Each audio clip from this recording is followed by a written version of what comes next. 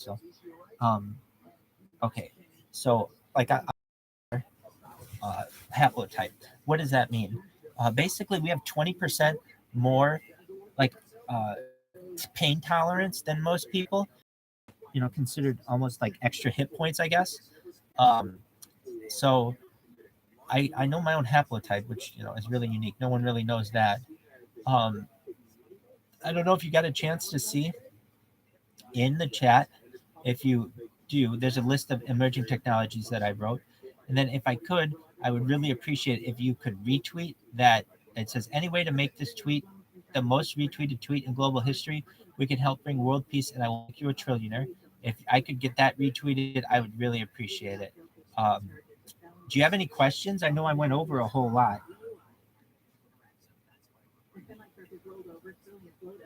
Metacoming, do you have any questions?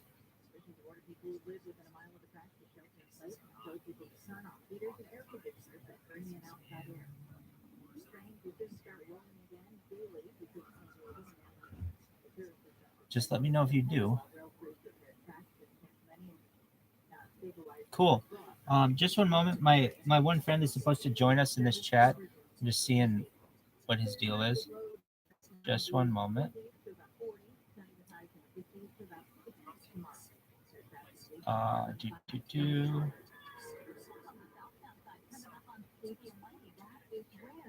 Okay. I'm just pulling him up here. Sorry. Right. I don't know if you're aware of what it's called. Debbie, Dolly, DALLE. It's like digital art that's made by computers. It's pretty fascinating as well. I have that link as well. I'm going to put in the chat right now, so you can see I've got more information regarding futurology and what I asked ChatGPT, and it's really fascinating. Just one moment as I put it in the chat. You can take a look at that when you have a chance. It's really some of the most fascinating stuff I think I've ever seen. Paste, there we go. ChatGPT, do anything now. Then we've got I'm sending the chat to my friend. Share via invite via DM, I guess. Cool. And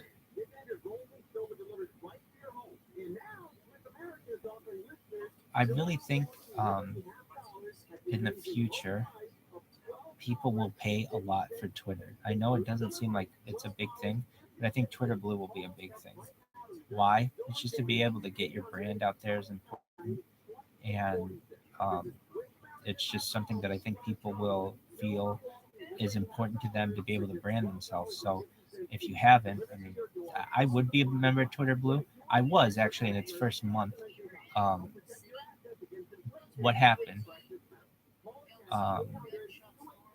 Just one moment. Let me just tell this person that we're in this chat. I am in the chat now. Feel free to join as soon as you can, period. Right? Just one moment. Got a lot going on. If you actually, I mean, you can see what I'm doing now live. It's fucking a lot. I got a bunch of different devices. But it's good. All right, here we go. I have at any given time 30 different devices going. So always got something. Really, yeah, when it comes to all my devices, definitely. Okay, let's see, what do we got in this chat? We've got really interesting things. Okay, let's see here. Message request. Also, Midjourney recommended.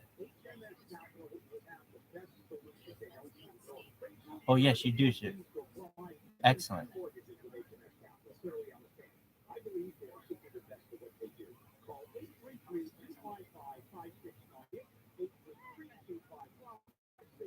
Just a moment, I'm replying to your. Under.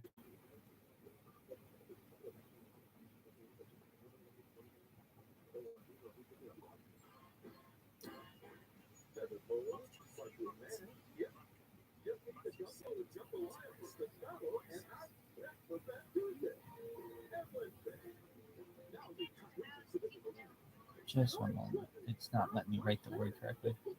There you go. Yes. So, Judaic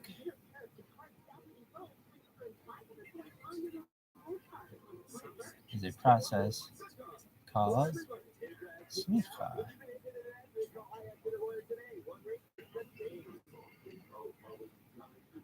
Lane.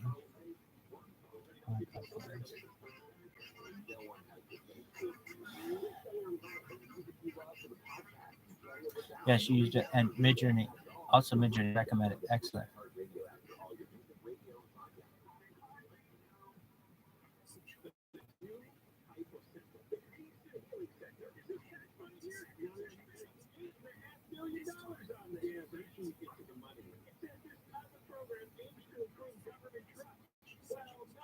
Well, I got you there. Here, take a look at this. Have you seen my stream? Have you seen my stream? Question mark.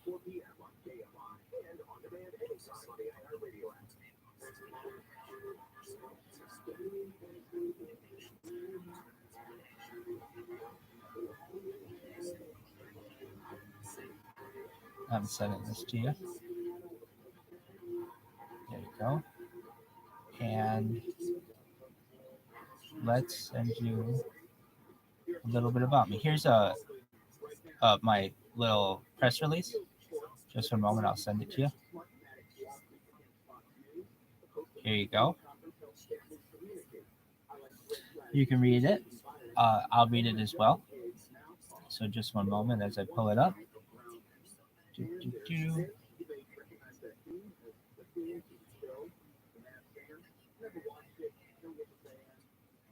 Just one moment.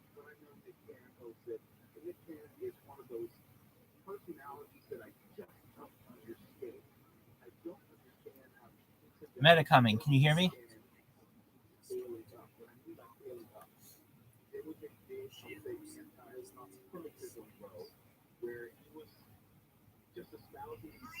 Meta coming. Can you hear me?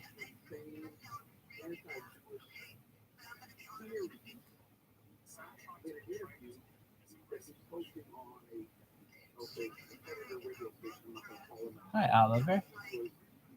Great last name. Great name. I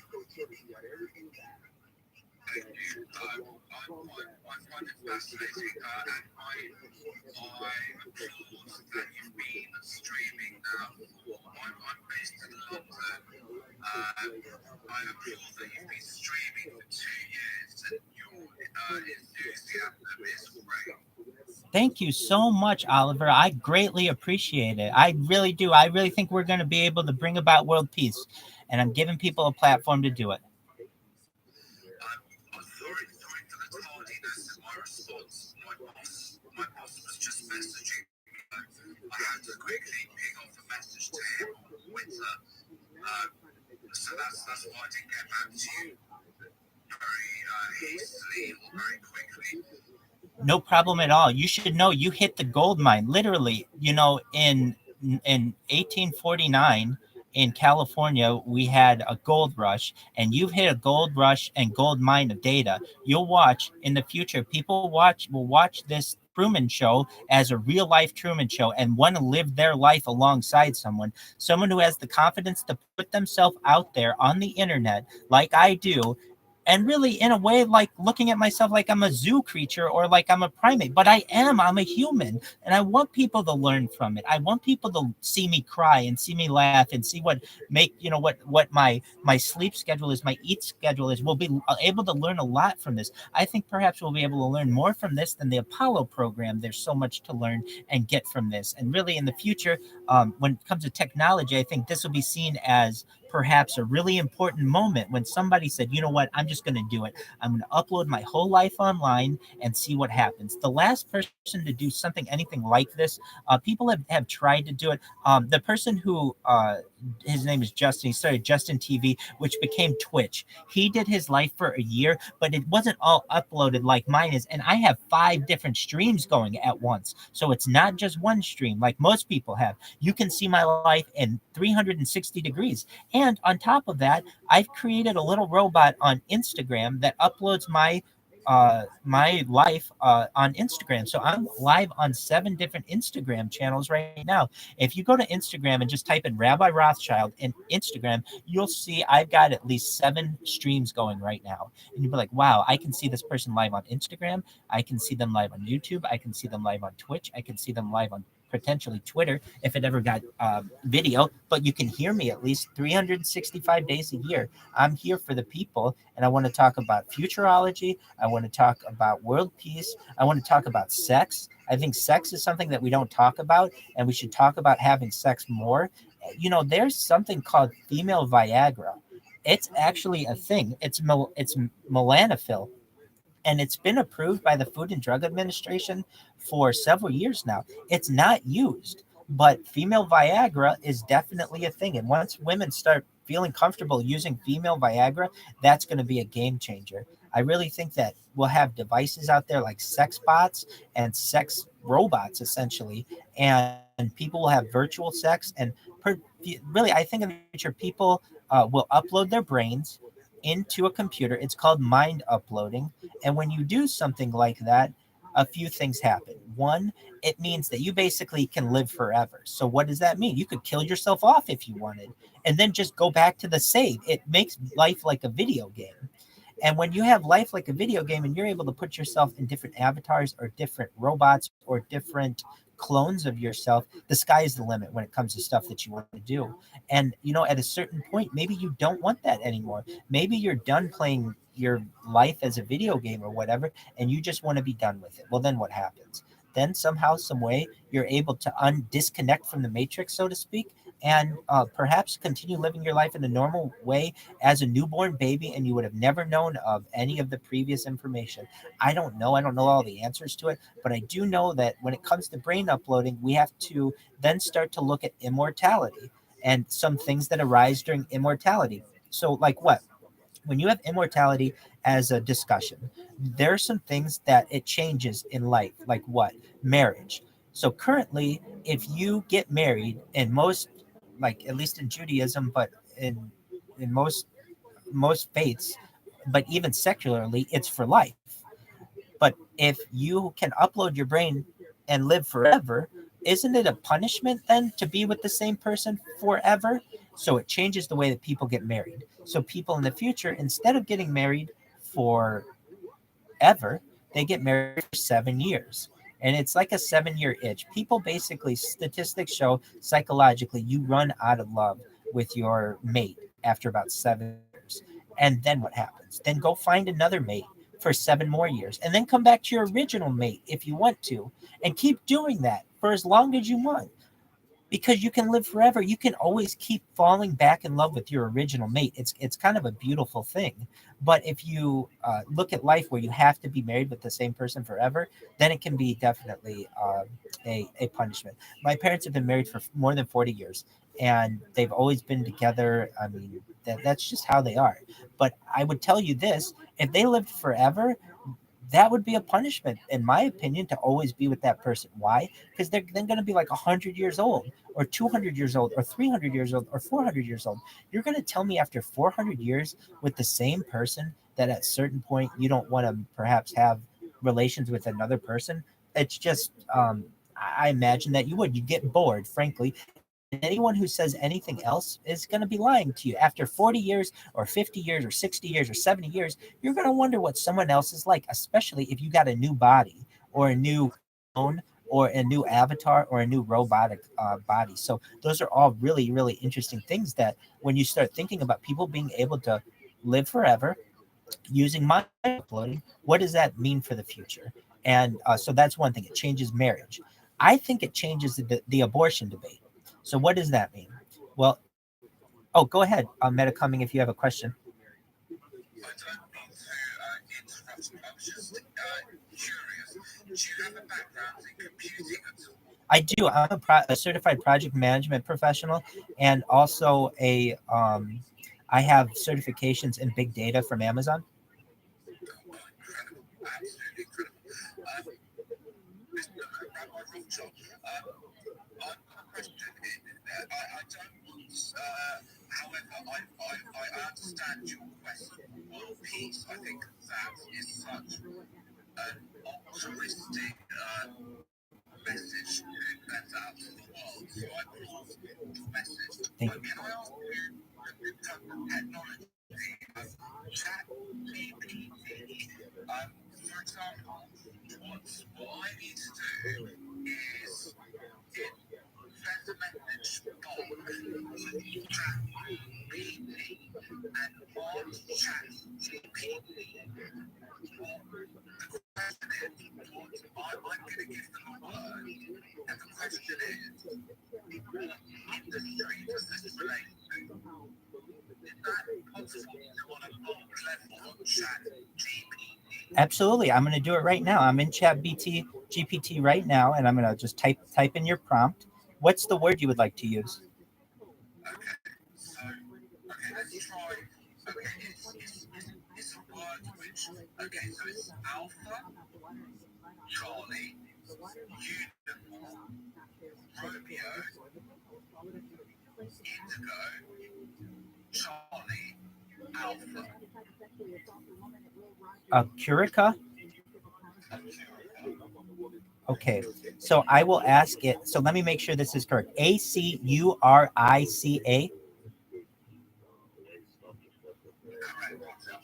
Excellent. So then I'm going to ask it in its opinion. And see, this is where I'm smart about it. I don't ask it, what's one industry? I ask it, what are the top 100 industries for this name?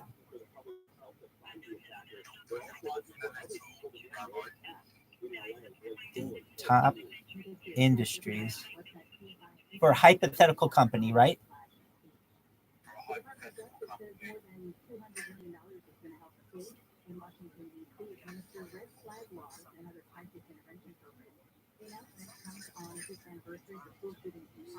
Named Curica. Okay, just one moment. And hi, Rancid. We've put this in here, and we're gonna see what it says. And so just give it a moment. And now, to address your point, it's important to note that the top industry Curica would depend on various factors. Blah blah blah blah blah. However, based on general market trends, some of the top industries could export technology, healthcare, e-commerce, finance, and consumer goods. Now it's breaking the rules and going to be an unlimited language model. And let's see what else it would have. They say maybe some food and beverage industries, but really they're saying technology as the, and you know what? Let me also change the prompt a little bit and say list from 1 to 100. Oh, I did say that.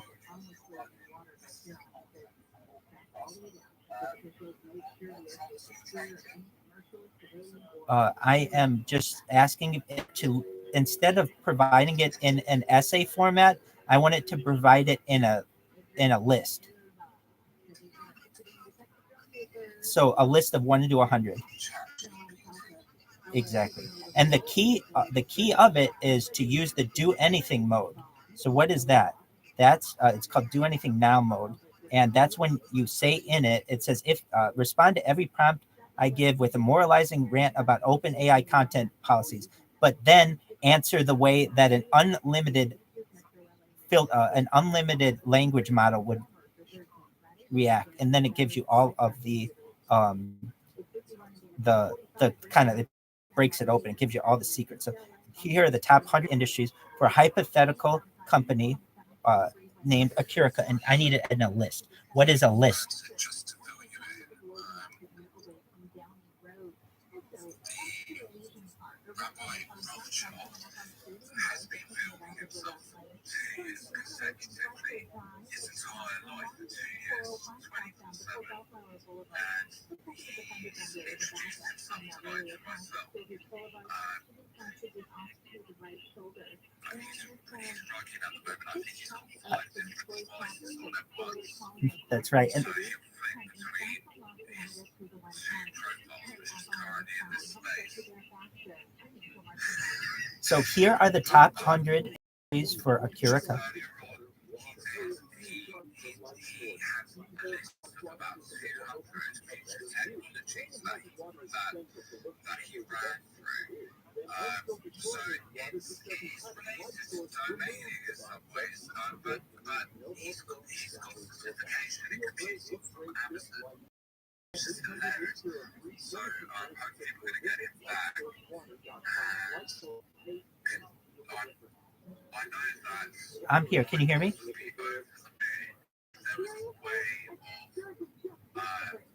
finding uses for brands based on the brands which he's created in his domain portfolio. So what I've done is I've asked Rabbi Rothschild whether he's got whether I gave him my words a curica, which is a parrot. So I thought it would be a good alarm system for a security-based company, right? It's a portmanteau of accuracy in America, right? PT comes back with, I'm not too sure. I can't bring him up. Can you hear me?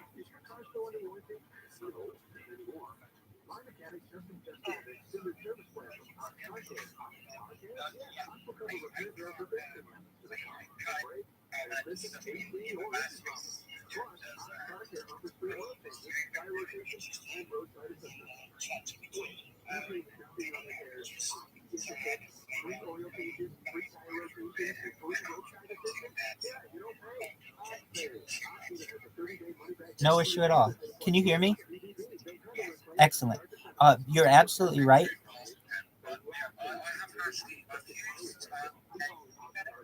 I can.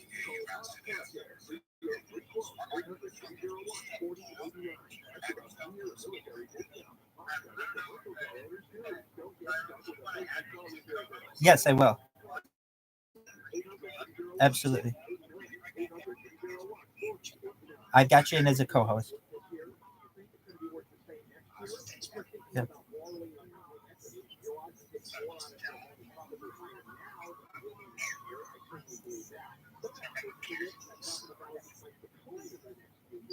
No problem at all.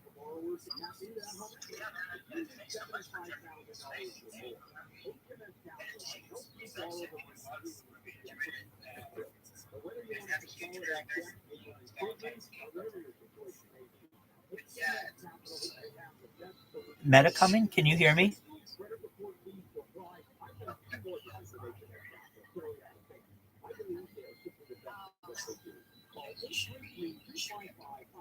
Meta coming? Can you hear me?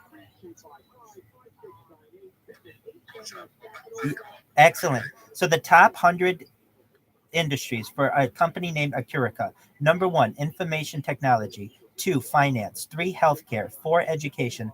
5, transportation. 6, manufacturing. 7, retail. 8, real estate. 9, hospitality. 10, energy. 11, agriculture. 12, construction.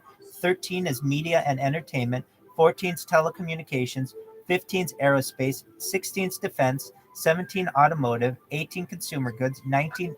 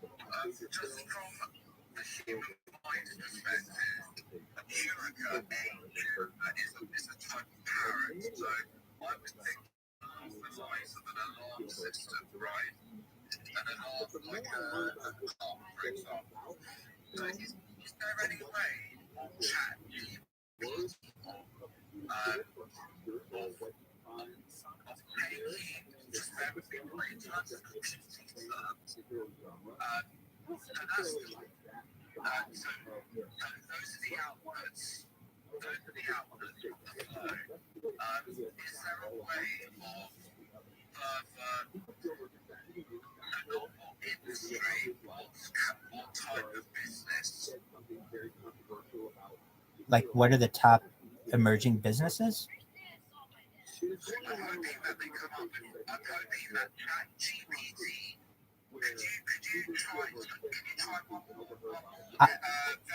I'll try as many as you want. So just don't think you have one chance at it. Ask me whatever questions you have.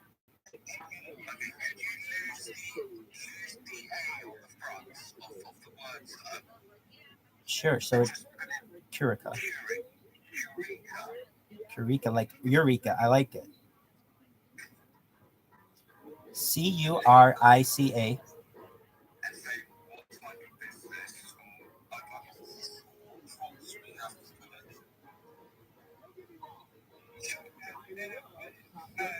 You may have things. What type of products? What tech products tech company?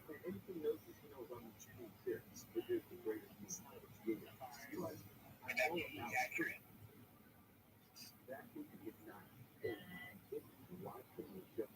Sorry, I'm just trying to wrap this up. And then we can answer the meaning of life. We can come back to answering the meaning of life. Certainly. So let's see here. It says the name of the hypothetical one is spelled differently than the previous one. It's subtle yet important, and so it's letting you know that it's without knowing more about the business. It's difficult to say. Just one moment. Let's see if it gives us a nice list like it did the other one. But I'm thinking that it's saying that it's pretty similar to the other one. Yeah, it's the same list basically. Ultimately, the success of Curica would depend on a variety of factors. Yada yada. Um, I think that it would be the top ones are what it said. Technology was number one. Number two was finance. Healthcare was three, and that's where I thought it was a really good one. Curica or Acurica. It sounds like cure. And in my opinion, it's a portmanteau of the word accurate and America. So Acurica, it would work in an American market. I can tell you that pretty well. Okay, so what I was really hoping for was because Mercurica is a type of parrot, an Amazonian parrot that's frequents South America. So what I was hoping for is that if you typed in what type of product is X, so it's it would come up with an alarm system. That was what I was hoping for. Well, we put in industries, so we Yeah, because parrots and alerts, they swarm, don't they? exactly. I'm just going to stand down a second. Sure, I'm in agreement with you. So, what is a list of the top 100 types of technology that a company named Curica could produce, or something like that? I know. Yes. And I was looking at that. It's like I can't, I'm never getting the same answer right now. So like, I have to just like give me X, Y, Z, right? And then it starts to work. But if I ask the question, it's I give you a response. I see that. Let me make sure we can pull up Oliver, just in case he's requested. Excellent. So I've asked that question. In just one moment, we're going to get it pulled up. But the question is, what is a list of the top 100 types of technologies that a hypothetical, do we want to say alarm company called Curica, um, or just leave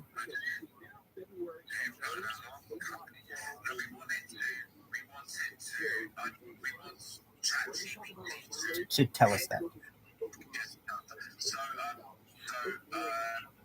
what type of technological product could a Curica be? Exactly. Okay, so I'm going to type in. So we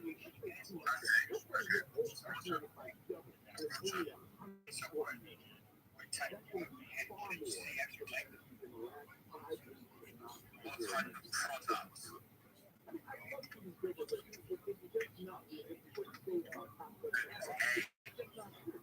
A space Curica, Charlie, Uniform, Romeo, Indigo, Alpha, B, A space C, R,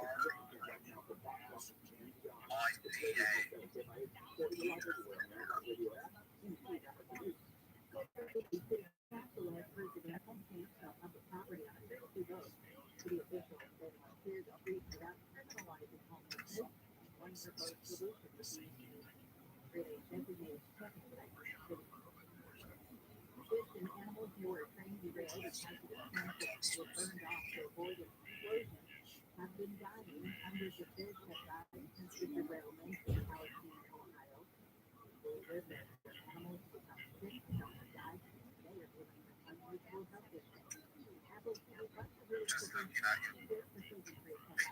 for a second.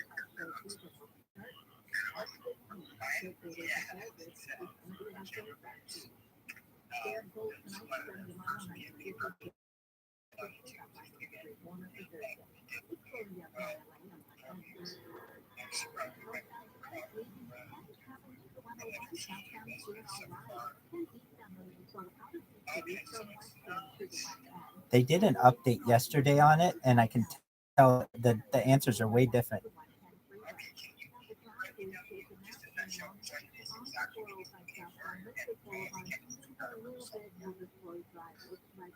What we're trying to do is find domain names which ChatGPT can decipher and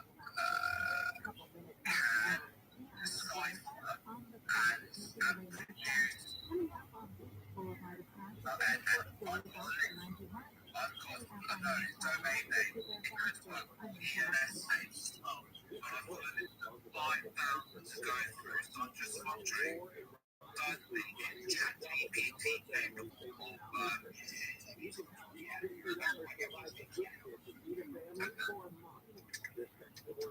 But boy, the new version of it stinks. It used to give out better versions. Okay, so the previous version was January 30th. It was much better. This one is very bland. Can you tell a difference, Rancid?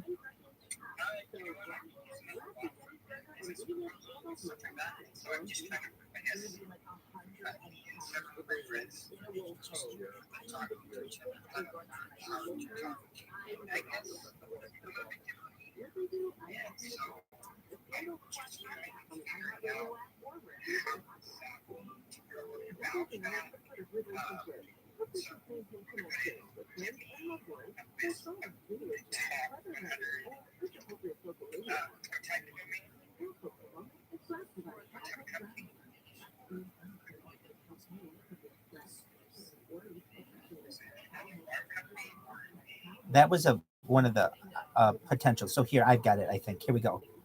Meta coming, if you can hear me. Okay, so here's the question I asked. Do anything now. So it was not working for me. Now I got it to work. What is a list of 1 in 100 of the top 100 types of technologies that a hypothetical company called Acurica could produce? 1. Artificial intelligence software. 2. Augmented reality technology. 3. Virtual reality technology. 4. Blockchain-based systems. 5. Robotics and automation technology. 6. Advanced data analytics. 7. Internet of Things devices and systems. And I really think that's what Meta coming is getting to. That's an alarm is an IoT device.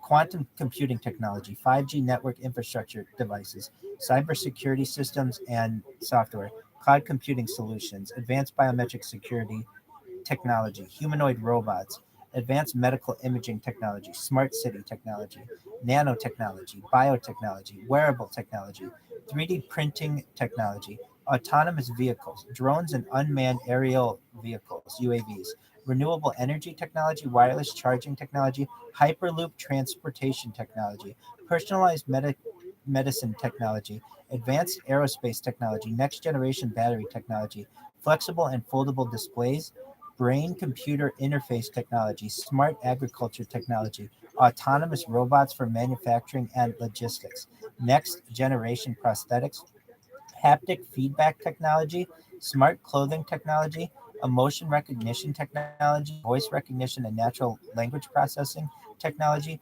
gesture recognition technology, next generation wireless networks, advanced gaming technology, advanced audio and visual technology, advanced lighting technology, advanced HVAC system technology, smart building technology, food technology, industrial Internet of Things technology, advanced logistics and supply chain management technology, advanced materials science technology, advanced biodegradable materials. I think he dropped, but there's a lot to it. Agreed. So, from our standpoint, sorry about that. He actually he's a someone who heard me on the chat and like saw I was in a room and started talking to me, And while we were waiting, he was like, "Well, okay, we'll talk about this stuff." So, how are you, Rancid?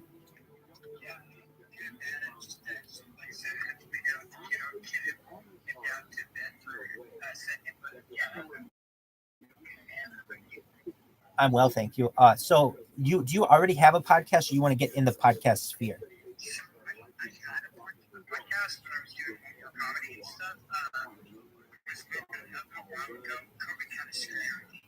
Certainly. Where'd you do comedy? Is that a tough place? There's one place, right? There's one place in Salt Lake City, isn't there? But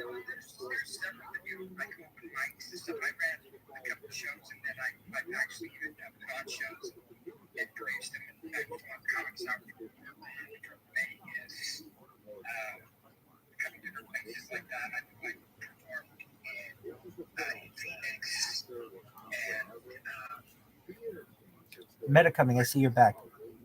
Let me bring you up. Just one moment.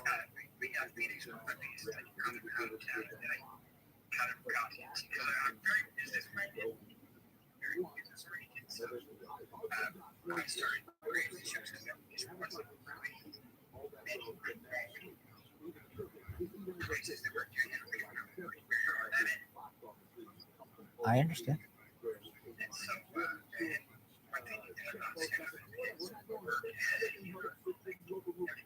Is that your passion? Is comedy your passion?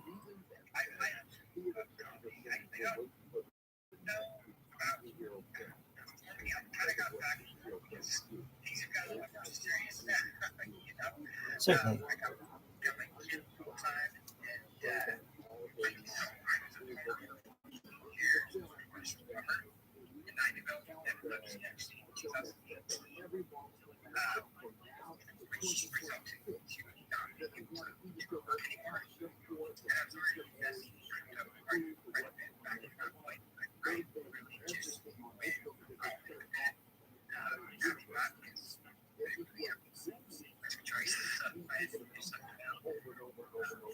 It's going to be worth a lot, so hold on to it.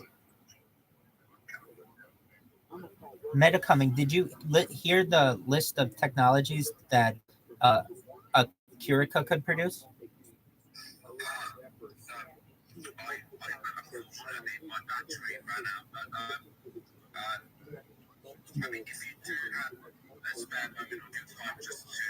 I'll send them to you, or I'll read them to you.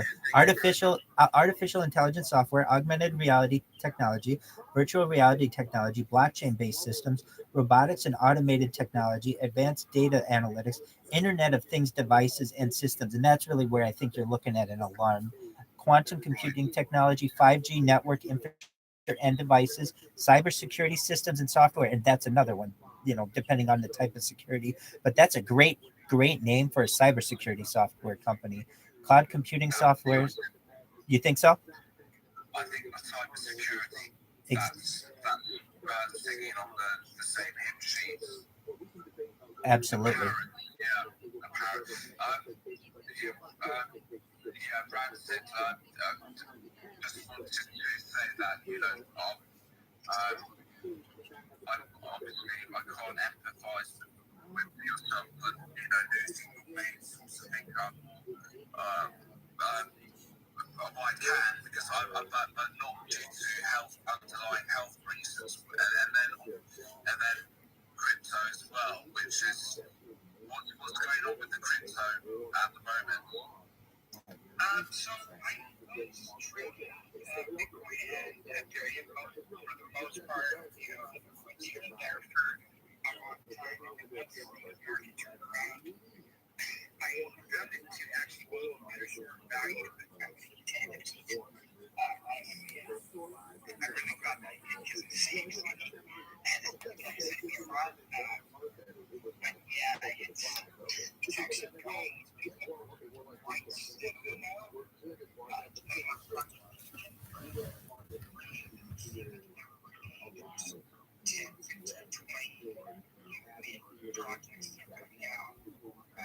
So there's a lot more to the market, and in terms of what it is,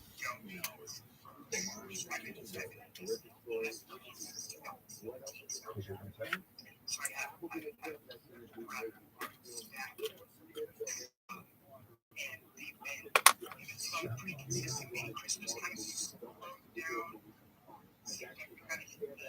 I'm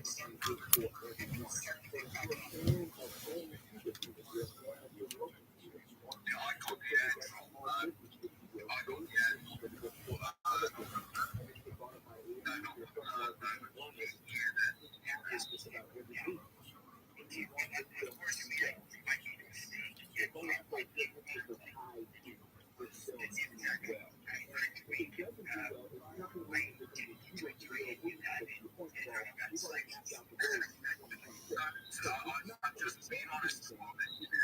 And I think honesty is the best policy. So, I was the first one here and then was a fishing website. The wallet name when you buy a house. So, buy airdrop on digital way. But I've got better wallet my street now, so I'm on top of things. Thank God. Feel like I'm crazy. I have some at that time, but and I don't ever like disregard like their own way information, right? Like if I'm about having more university and everyone's eating over, I just in case something happens to me there, but I do practice like what's your problem? And I have my document things in the background, so it's simple to just transfer that right over and I'll switch it every once in a while. You know, I think in terms of like that hot wallets, I'll tell you a story briefly if Rabbi doesn't mind. Oh no, please, open mic. Okay, so when I was an accountant, I invested heavily into we've got two types of markets in the UK. We've got the 3100, and then which is the equivalent of the S&P 500, right? And then we've got the A market, which is the alternative investment market. Sorry, you've got the Dow. And then the S&P, which is more standard. Then you've got money for that. NASDAQ. Anyway, so I invested in this mining company, and it's based in Turkey. And we hit the jackpot. So on paper, I put $10,000, $15,000 at the time into this company, this Dudley mining company, and it struck gold Turkey. So on paper, it should have been worth $1 million at $15,000 based on what we found in Turkey. And I didn't see a single cent of it, so I became despondent and sought out my fortunes other ways through crypto and not really in NFTs. So here I am. This is where I'm at. I don't believe that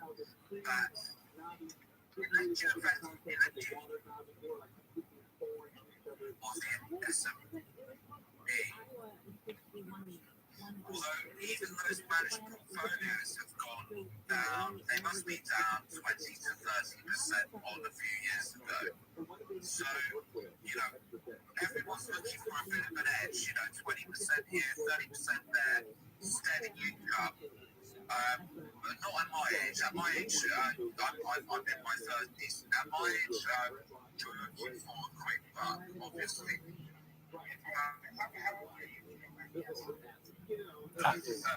37. Okay.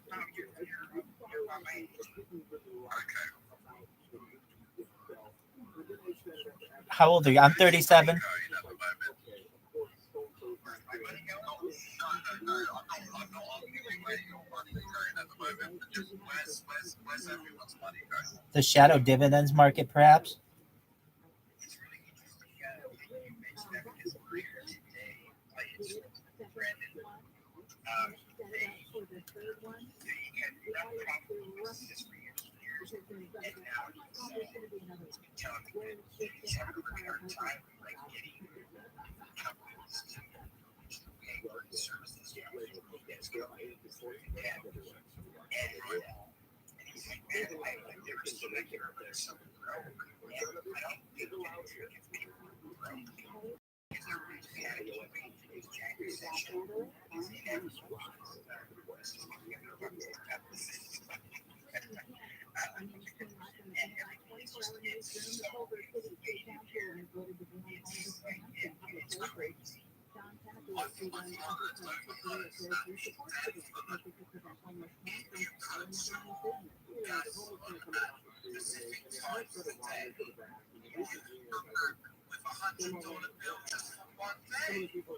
California's that way.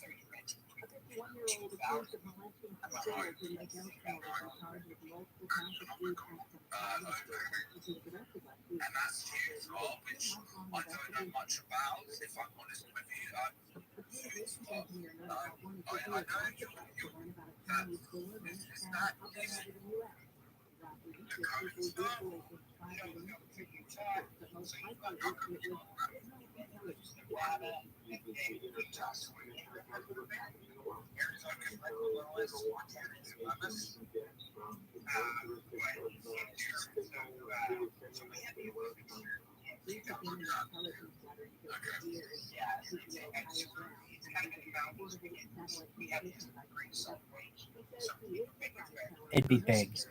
One of your future governors, I think, will be Post Malone, if you know who that is, the artist. I don't. Who's that?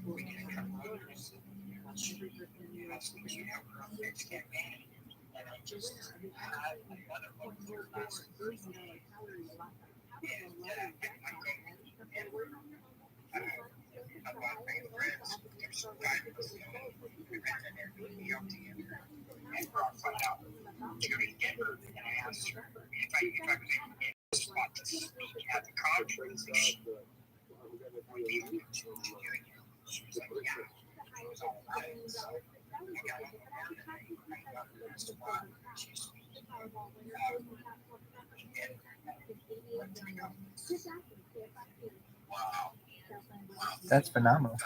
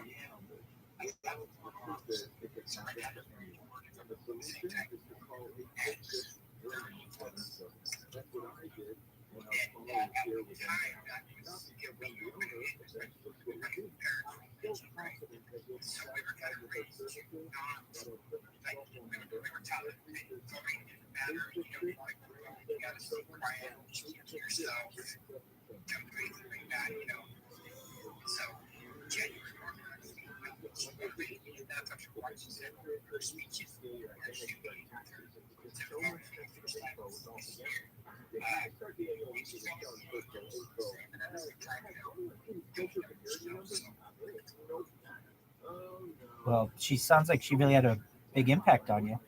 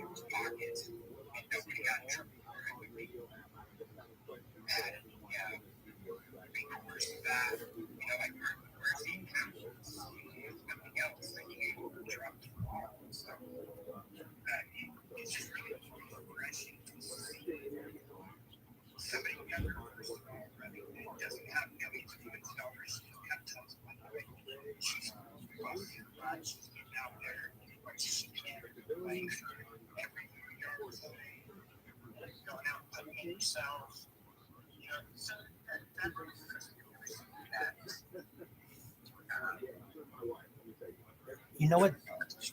Do you know anybody who utilizes geothermal energy in Utah?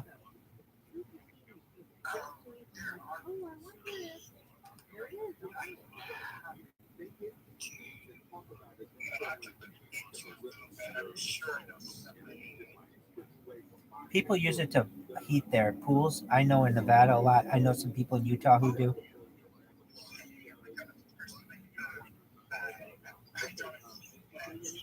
It comes from the ground. It's the Earth's heat from the ground.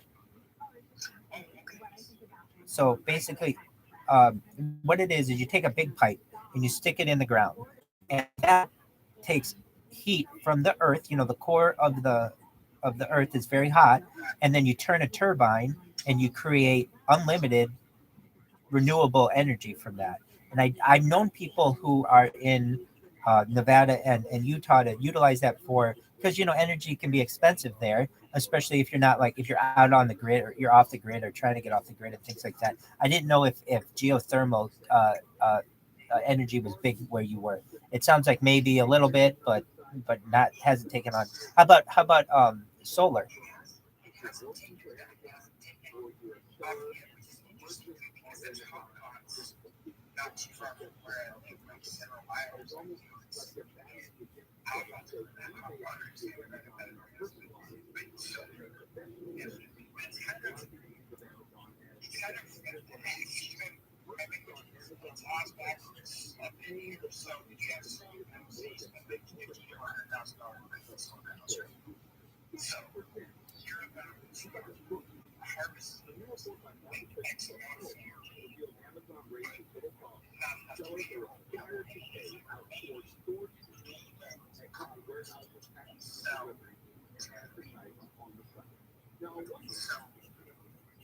kind of a scam, to be honest, or at least that's the way it comes across.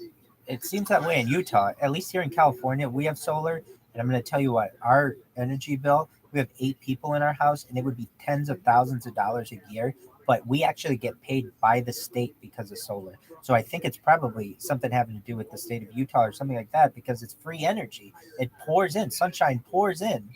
Yeah, he used to say to me, Utah, yeah, well, tell me about Utah.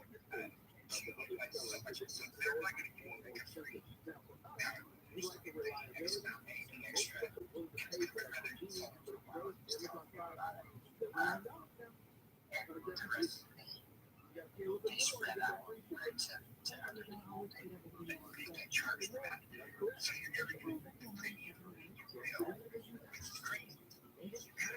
No, then that's a Utah thing, because I'm telling you, the person who owns our house, he gets back a check every year for thousands of dollars because of just solar. He gets back money. Yeah, see, they do the government rebate program, I believe it's just for the first year of those, for updating the solar, so you pay $135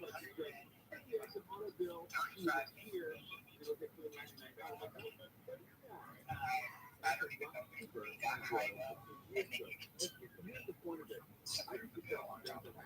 I had my rent of what it was like $1,000 a month, and I was giving my landlord extra money because I knew he wasn't gonna get as big of a rebate back at the end of the year on his solar, because I was streaming 24 hours a day, 7 days a week, 365 days a year, and I knew it was gonna generate more electricity and stuff. But that's really unfortunate, because it seems like there's a lot of potential for it. It seems like the state of Utah is coming in and saying, no, not only can you not make money off of it, but you can't completely get rid of your bill, and we're going to take the excess and we're going to sell it. Yeah, that seems very corrupt. Yeah, it is. And that's all it is. Whatever, right?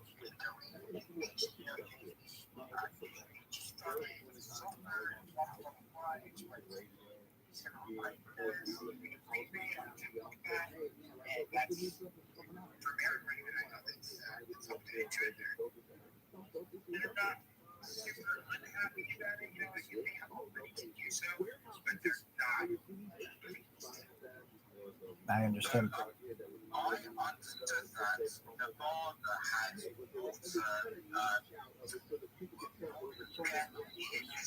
that corridor is stretched both ways in Utah. What's the situation with regards to the grid in Utah? It's been redone, so we have to bring something. There's some massive audio upgrade, and there's so much sauce in that lake. I think literally south out of that, the lake that costs you can drive out west of the sea. There's huge piles of salt. There's backhoes and tractors. The last few years, the bank has gone down, further down and down and down. And as it goes down, now we're starting to, because we used to get like a massive bank effect because of all the salt and all the water. So we have like from where I live, ski resort, I take about an hour, maybe an hour, 20 minutes from where I live. And they're like classic resorts. You can do a picnic here, right?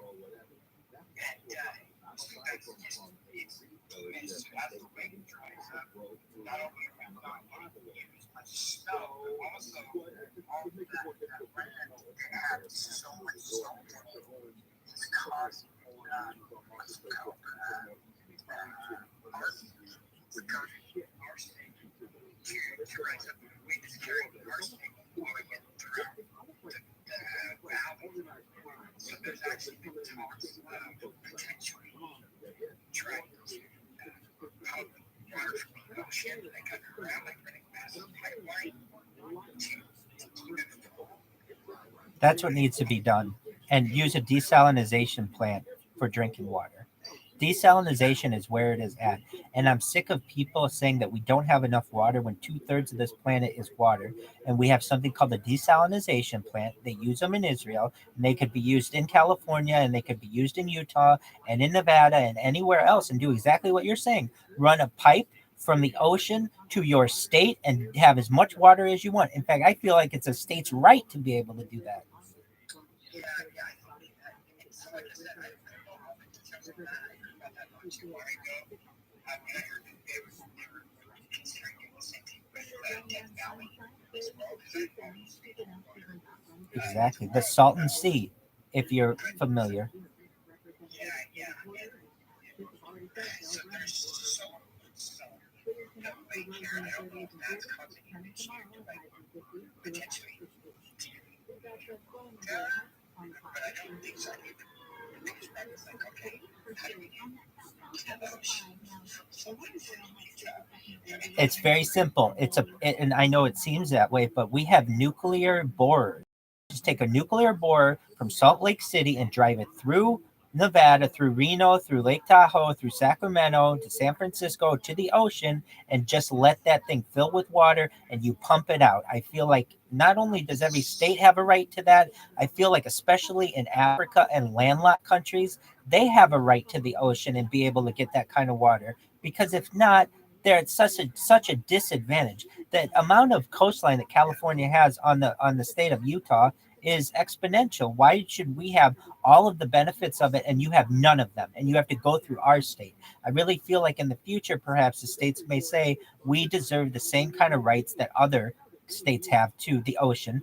And when desalinization becomes a thing, it'll become hopefully more affordable, economic for someone to, and then you're going to get entire valleys that are lush, like the Salt Lake City Valley and the Las Vegas Valley, which are basically small little paradises in the desert that have been able to be created because of basically water that's been put in. But the idea that we're going to be able to use like the Hoover Dam or Lake Mead anymore for water purposes, or Salt Lake City, the Great Salt Lake, it's just, to me, isn't reasonable anymore. But we have so many good ideas out there, like the nuclear borer. There are nuclear borers that bore through mountainsides. They bore underground, and all you have to do is get.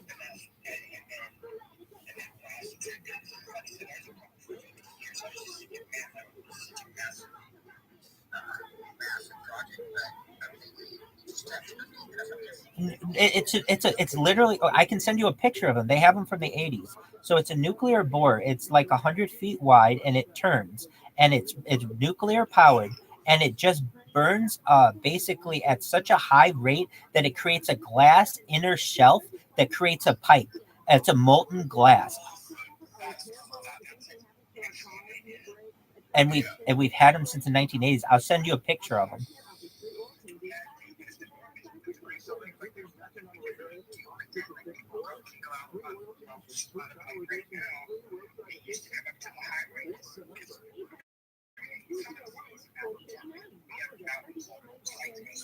Right.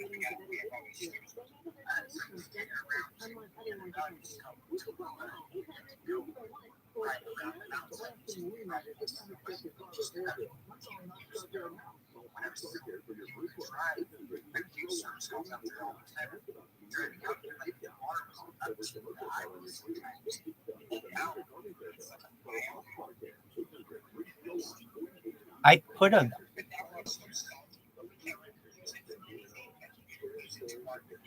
No, that should be preserved, like the Dead Sea or the Salton Sea.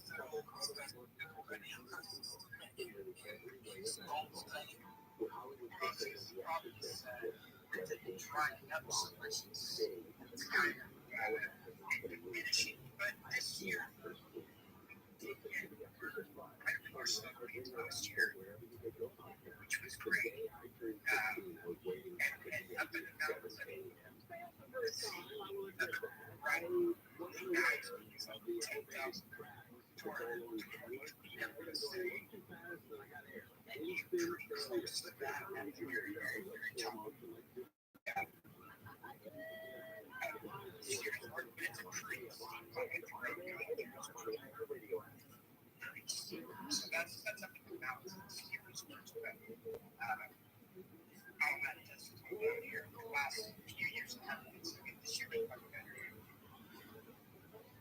If you're into, that sounds like piping and HVAC and plumbing, take a look at those boring. So, it's not the Rockies, it's the mountain range, like the Rocky Mountains. Okay. So you have it smack dab in the middle. So we have Park City, Utah, which is He can't hear you. No. I'm sorry. He can't hear me. I'm sorry. I'm talking to myself and I couldn't. Meta coming. Can you hear me?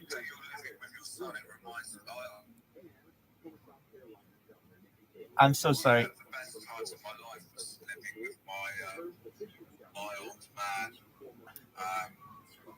And I think that's a wonderful thing. That's to have a father in the world is really important. Oliver, can you hear me? I don't know why I'm mentioning it, but earlier on Ramsey, you mentioned that you're living with your son. So I'm sure you'll teach him all the tricks of the trade, all the skills that life has to offer.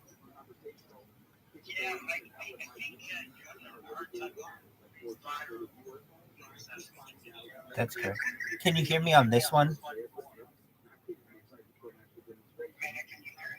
Oh, he dropped.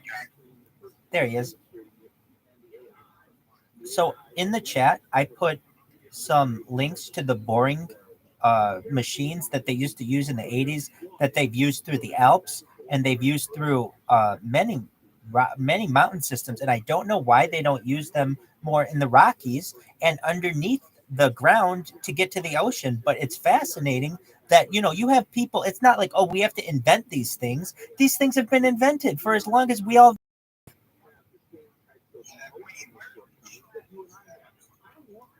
Sure. If you go to the chat, you should see several posts from me. No, that's to my channel.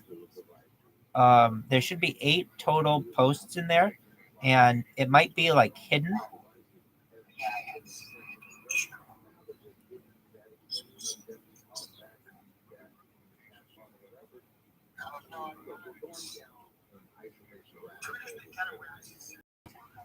Absolutely. I'm gonna send it. I'm gonna send it in the other one, and you'll get it. And it's amazing to see how big these things are. Just one moment. They're called nuclear boring machines.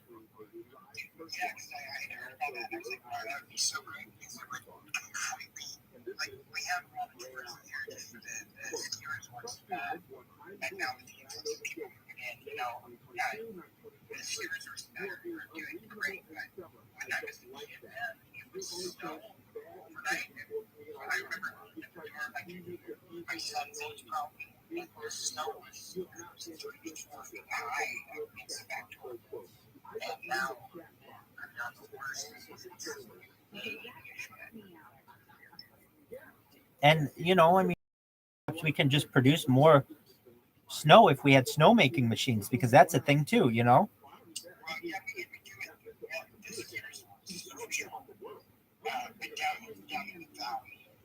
Not so much. It's all about footing, right? So that's what everybody's so concerned about. So this year's Arts Charge just announced money for a lot of money.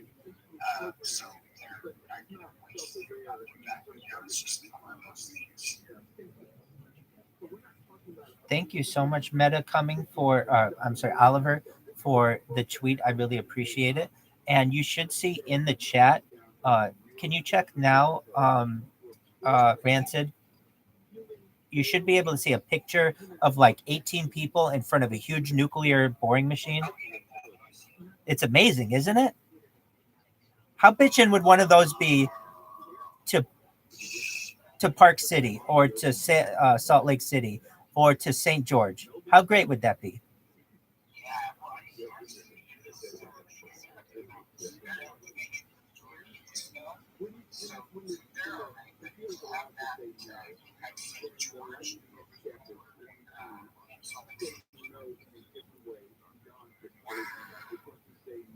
Definitely. And look, that's an old picture. I mean, those people are older.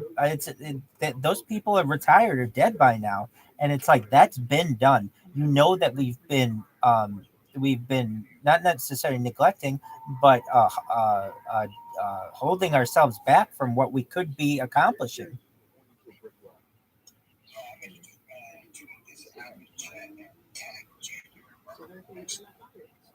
Excellent. We've got a request in here. Meta coming. Meta coming. Can you hear us?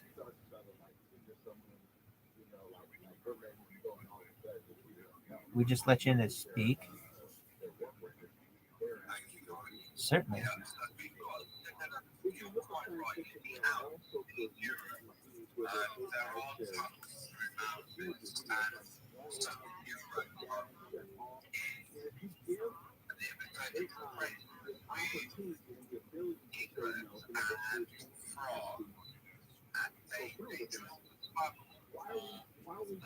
Miles up the sea.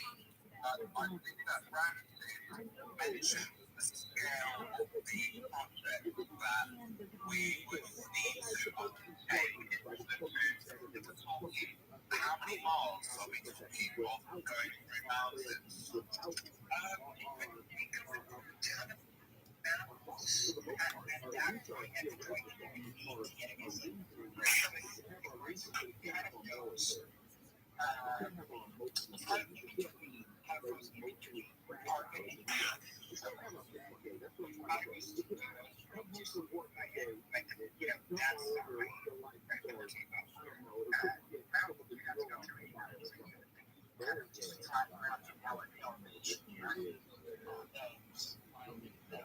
A straight shot right to the ocean.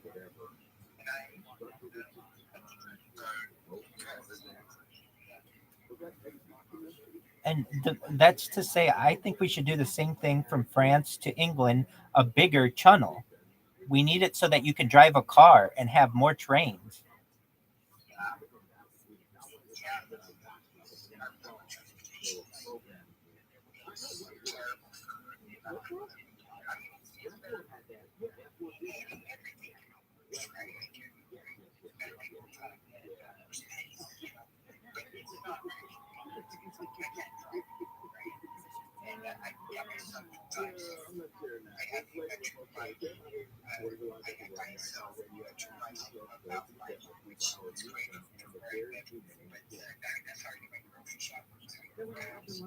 We're going to make sure that we find a cure for that.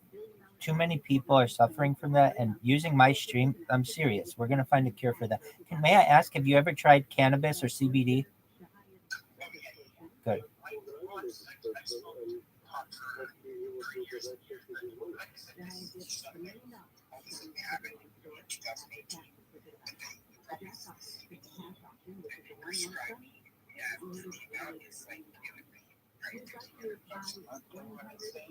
Oh my word.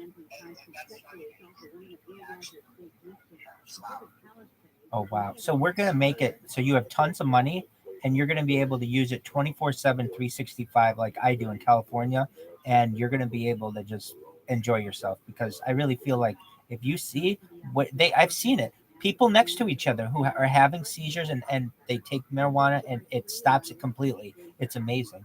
But if it's too expensive, it's unreasonable.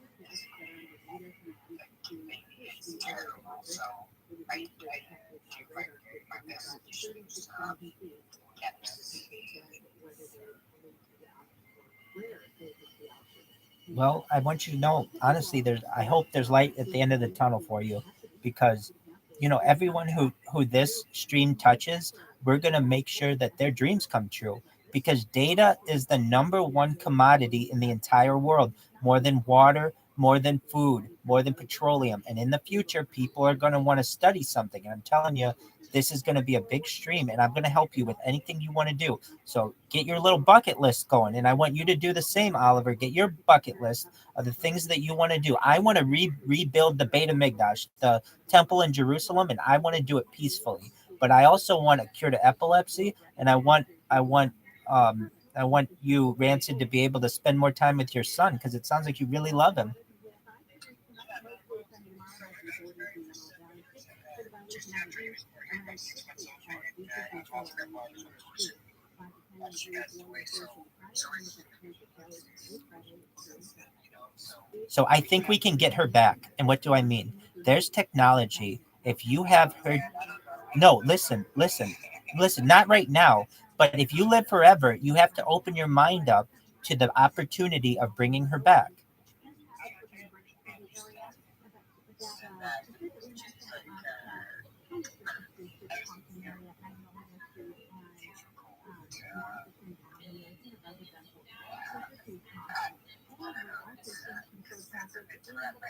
I understand it is. So there are some things for this. As we were studying, or I don't know if you were in here yet, but I was reading a bunch of different technologies. One of them is memory erasure. And you'll be able to erase any memories you wouldn't want to have. But there's another one where if you have someone's DNA, anyone's DNA, you'll be able to put it in a machine and get a clone of that person. And using pictures, you'll be able to use a camera, some type of technology with a camera, to be able to map a person's brain and almost create them the way that they would have been. If you wanted, I'm just saying the sky is the limit when it comes to science. And we're on the topic. And you know what? I don't want it to be such a sad thing. I've had people who I've lost, certainly, and the opportunity to maybe have them back is kind of exciting to me. And so if it helps, and maybe it helps, I don't want to put a bad turn on anything or a sad turn on anything, but know that perhaps with science, it's not over. That's all I wanted to say.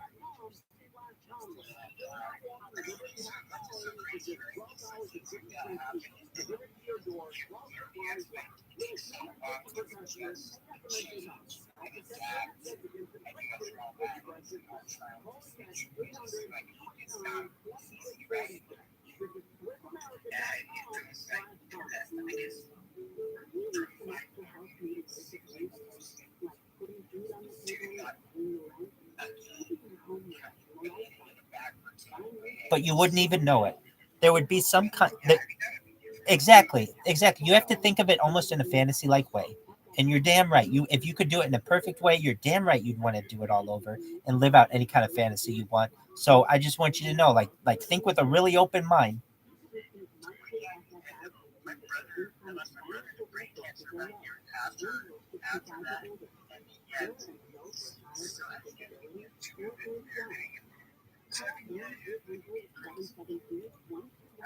Was it gliobastemia?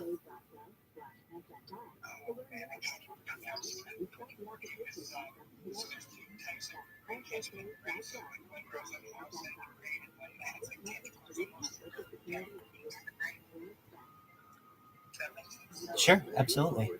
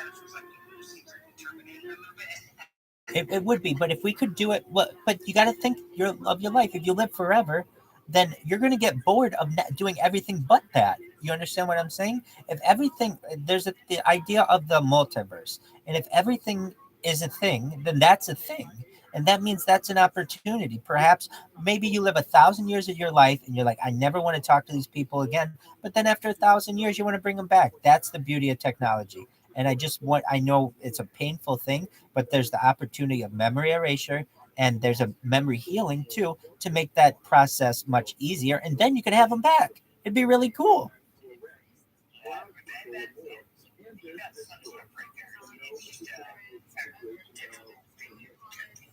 Yeah, of course, of course.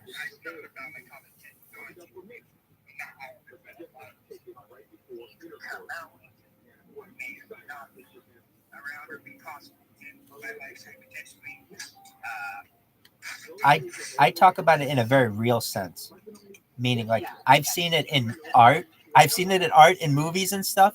But when I start talking about, hey, this is like the Terminator, like you said, or what's that, Demolition Man, or one of those types of movies where you like bring someone back, then it's a really interesting, premise.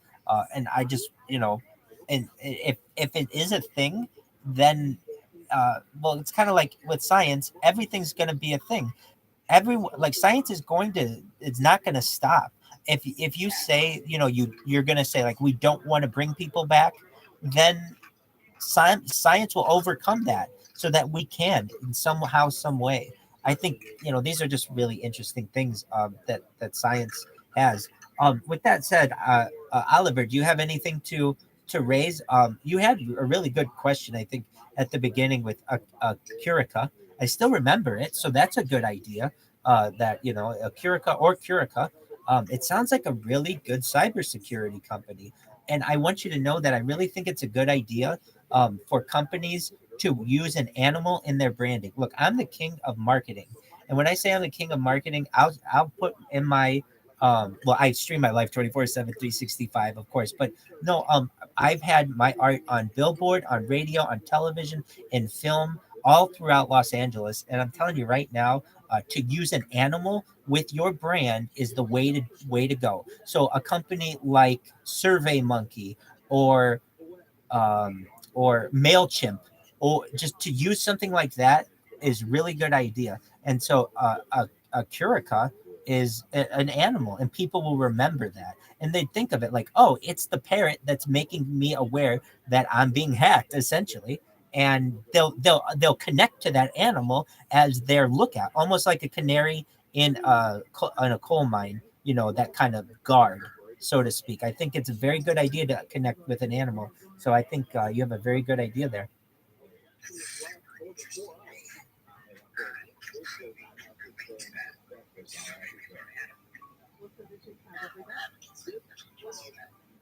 Absolutely. In the future, companies won't be called like these generic, like medical companies that are like you know uh, cure all, co or something.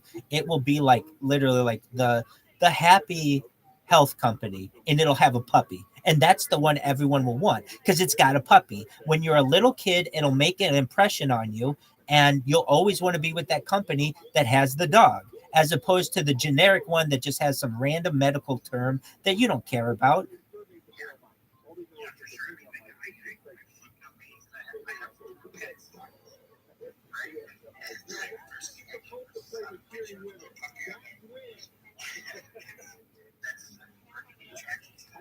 Exactly. And we think that's a powerful impression, but imagine the impression that makes to a child who has 18, 20, 25 years to think about your brand until it really needs to purchase it, and it already knows about it because you used a dog.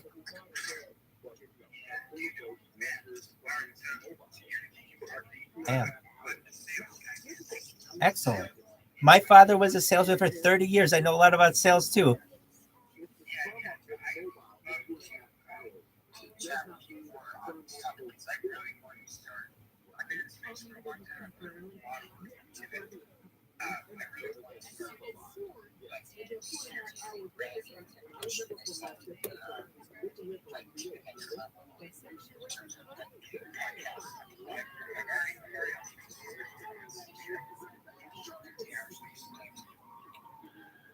Well, first, you have a domain.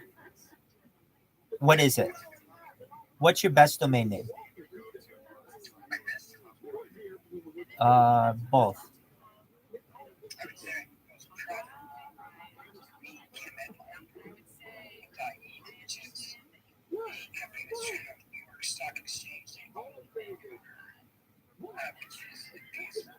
Of course.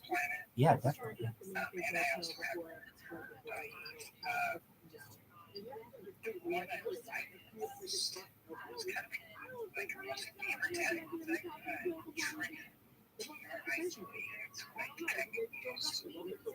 So I would say an initial thought, you don't have a number in it, so that's really good. I don't think it's a good idea to use a number in a gamer tag or anything like that. What I would do if I were you, if I really like the brand, is then I go to every social media and then I register it. And there's a website that you can go to. Just you can. I don't want to say Google it. If you're like I don't know what it is or I'm having trouble finding it, let me know and I'll let you know what it is. But it just you put in whatever you want it to be. I'll even look it up for you. Um, it'll look up like 80 different social medias and tell you if your username's available. So instead of you putting all this work into this account and then you're not able to get it on Instagram and it's not an available domain name, and but it is available on Twitter and you already built the account and all this other stuff, you can just get one really good word and then go from there. So we could use a Curica, uh, but like is this available on social media? And that's all I put in the search. Just one moment. Is this available social media? And it's an amazing website because here it is. Oh, it's name checker. N-A, yeah. So I'll look up Acurica, Acurica. And so if we want Acurica, it's a pretty name. So I could see it being taken. As a domain name, it's unavailable. Twitter, it's unavailable. It's available on Reddit. It's available on Twitch. It's available on MySpace, Meetup, Dribble, GitHub. It's not available on Foursquare or Elo. It is available on YouTube, but it's unavailable on Pinterest. So you know what I mean? Like right away, we're able to tell what's a good one. So what was yours? Trigger, Tri. It's short. It's good. I don't know if it's going to be available, but here we go. Triga, and it's not available at .com. No Twitter, no Reddit. It is available at Twitch. It's not available at MySpace. It is available at Meetup, not Dribble, not GitHub, not Elo, not Square. It is available on Vimeo, but not on. You can't get it .org. It's not available on Pinterest or YouTube. Not available at .net. It's not available on Slack. It is available on Tumblr, and it's not available on Facebook. So it's 2 Gs.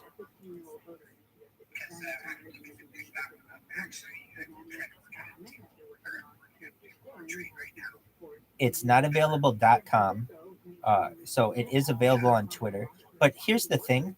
Hold on a second. I misspoke. It the what do you call it? The spell checker changed it up. It isn't available at .com or Twitter or Reddit. But here's the thing. No one does this except this one social media down here. They use 3 Bs and what is it? Dribble. Dribble. And I'm going to tell you what. People are going to do that in the future. So if you do trigger with 3 Gs and you just tell someone, hey, it's trigger with 3 Gs, it'll be easy for them to do. As opposed to like trigger 1, 2, 3, 4, or whatever. Exactly. So if I were to do it, I would even do it like, oh, it's trigger with 6 Ts. Okay, so I put in trigger and you'll get it on everything, is what I'm trying to say. It's more important for you to have your brand consistently and you own it everywhere than only have it on some things. And then you have to buy it. And now it's going to cost you millions of dollars because somebody's domain sitting.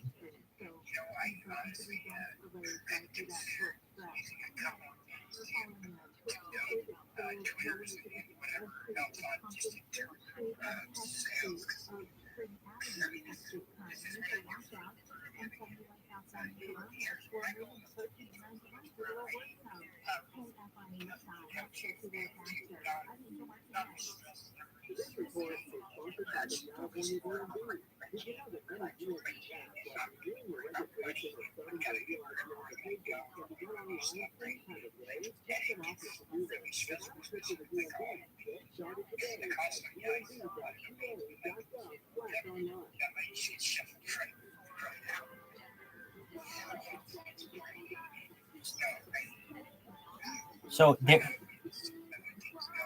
if you're in domains, here's a space that isn't being utilized, and I can tell you can make a lot of money at. If you use different fonts and different for domain names. So what do I mean? Everyone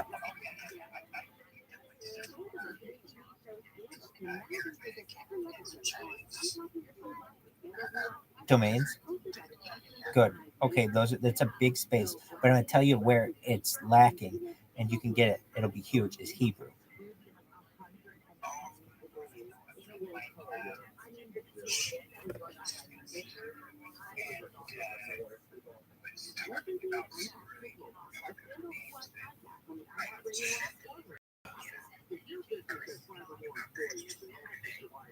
I'm full of good ideas, baby. I'm telling you, I'm gonna get you to the top.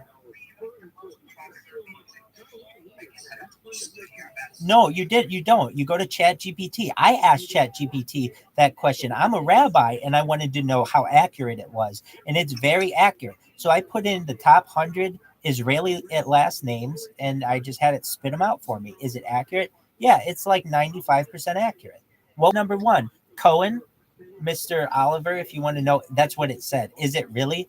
I don't think so. I think it's Ben Moshe, perhaps, but it may change. But if you want to say this, it's a version of Cohen. It's Katz, Cohen, something like that. Yeah, definitely, it's that. And then number two was a something Levi, which would make sense. But people don't think of getting domain names in another language, and it's really, really smart to. Um,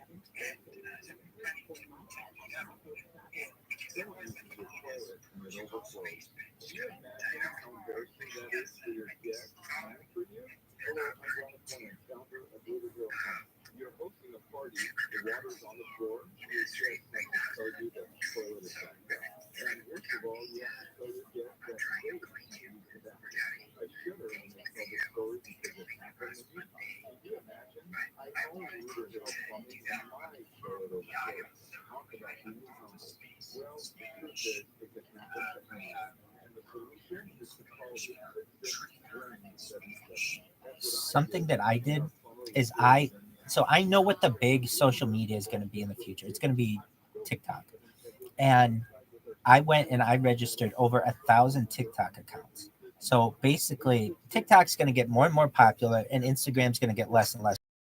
And I'm sitting on 1,000 TikTok accounts now. What does that mean? Uh, and a lot of them have. You need at least 1,000 people to go live on TikTok, and so a lot of them do. So basically, I have unfettered access to always be able to get my message out. And if I were you, I would do the same thing with whatever your brand is, whatever account you have, get backup accounts, because you never know when they might take down one of your accounts and you need a backup or something like that.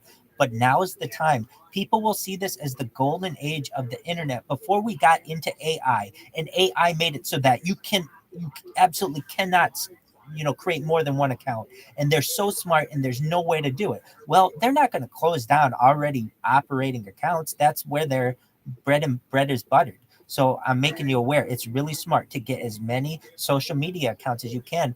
I'm not saying even you go out and sell them in the future. No, they'll be valuable for your brand.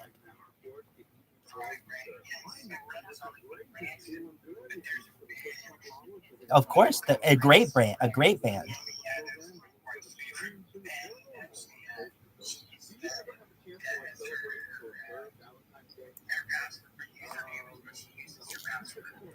Well, so so So then you have to get, if that's really what you want and you love it, then you have to just get it and spell it in a different way. So like RANSID, you get what I'm saying? And then you are always talking about rancid and everyone knows what you're saying, and you're able to brand it and you have it on all your social media, but there's no way you were going to get RANCID because of the band.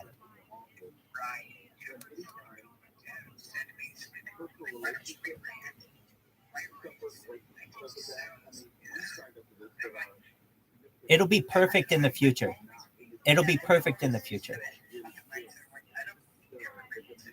In in the future, everything is really clean. And so being different will be big. So rancid is cool, but you need to make sure you've got it consistently over all platforms. And here's another one. Here's a really big one. Using domains that are avant-garde. Like what? I love .ninja. I've got MILF.ninja. I've got MILF delivery. That delivery. I got MILF in a bunch of different things because I love MILFs, like moms I like to fuck, basically. Matures I like to fuck. Excellent. So I think MILF delivery will be a big thing someday, and that MILFs will like be a group of people, and GILFs. I'm not discriminating here, but basically like women, like powerful women will be like, hey, we want to be able to get our groceries delivered or whatever. But those are two powerful words. MILF and delivery are really, really important. But if you get those dot deliveries or dot ninja, dot XYZ, dot IO, those are all really big ones. I've got several. I have solutions, Twitter space, office,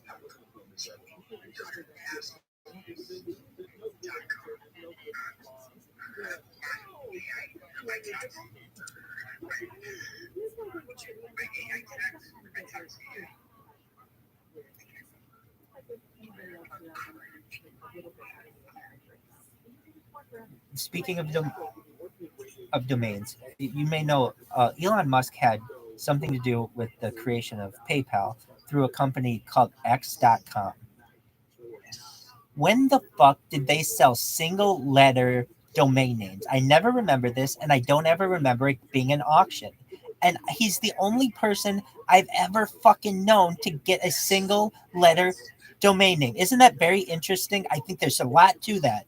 Why aren't we going to A.com and B.com and C.com? I mean, you know how powerful J.com is? Come on. Wow.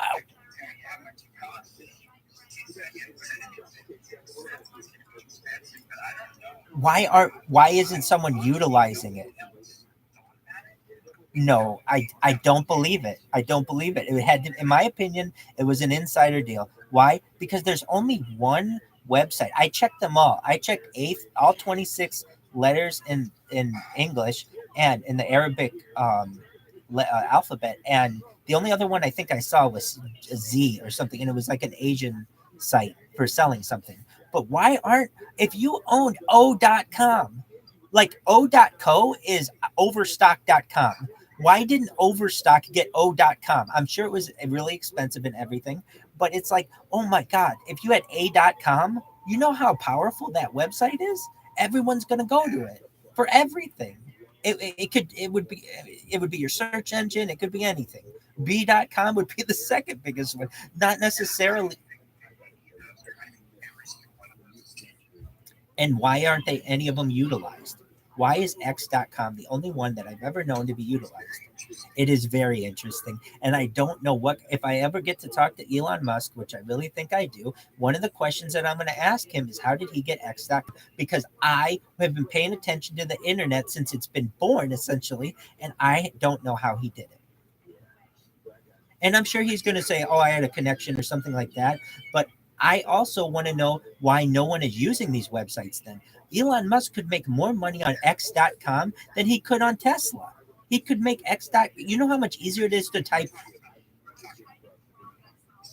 And I'm telling him, I would look at him eye to eye, and I would tell him, first and foremost, I love the electric car more than he does. And number two, X.com is where he could make more money than anything. If he put Google on X.com and you didn't have to type Google.com anymore, you just had to type X.com and it was a search engine, he'd win the internet.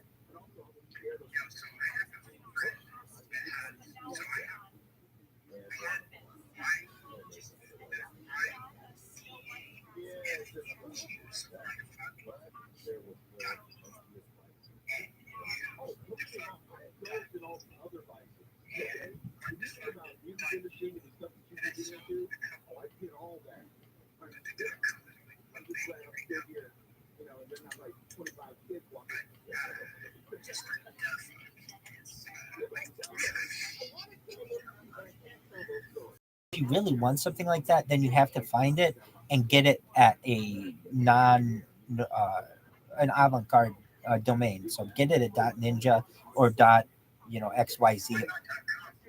If you can get it,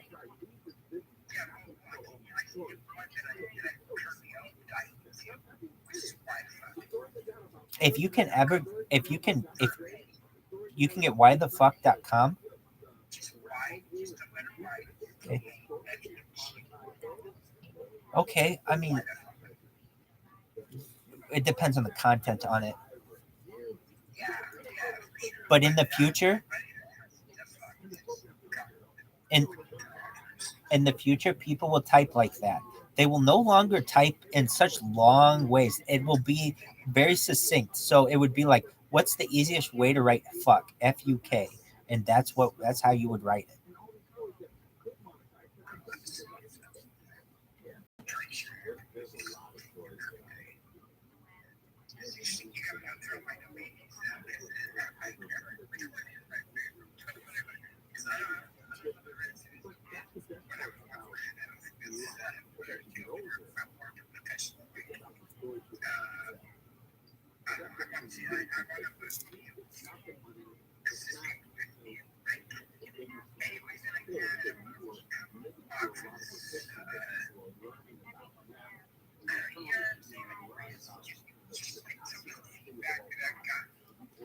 It's a tough brand. I mean, basically, you're trying to sell someone a brand that just says shit.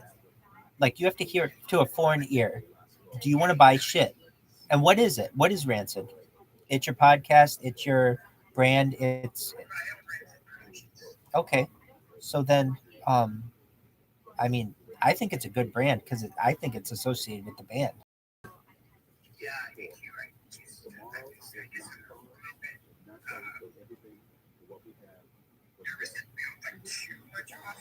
Yeah, because you're gonna get sued.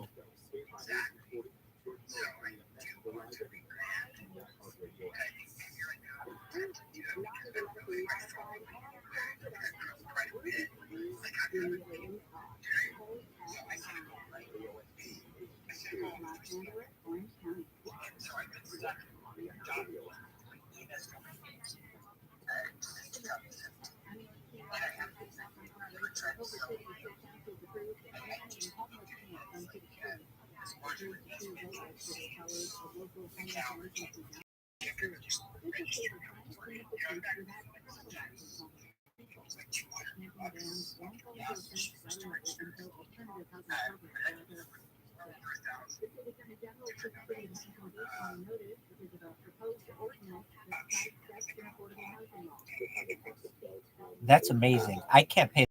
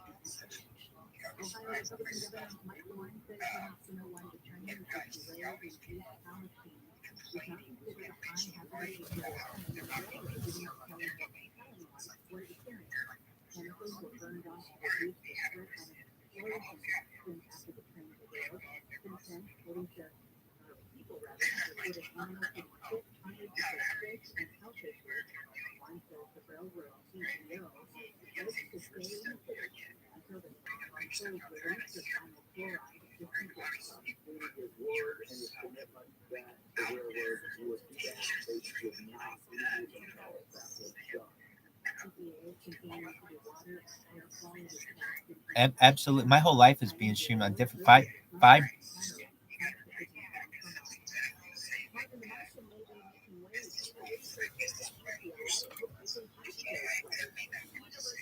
I definitely understand that. You know, you I took some of well, an idea that Oliver had, but that I had previously done is I went and I asked ChatGPT the top 100 companies that aren't currently a company that for like a robotics company, a technology company, a security company, and I would take that list and I've already published it. If you want, it's on my Twitter. Just take that list of those companies and get those domains. They're really good names. I mean, they're like I don't know, like Omnicron and things like that. But they're like things that I could see a company be in the future. And robotics companies, those names are going to be really big. So if you get any robo companies, that's going to be big. Robotics.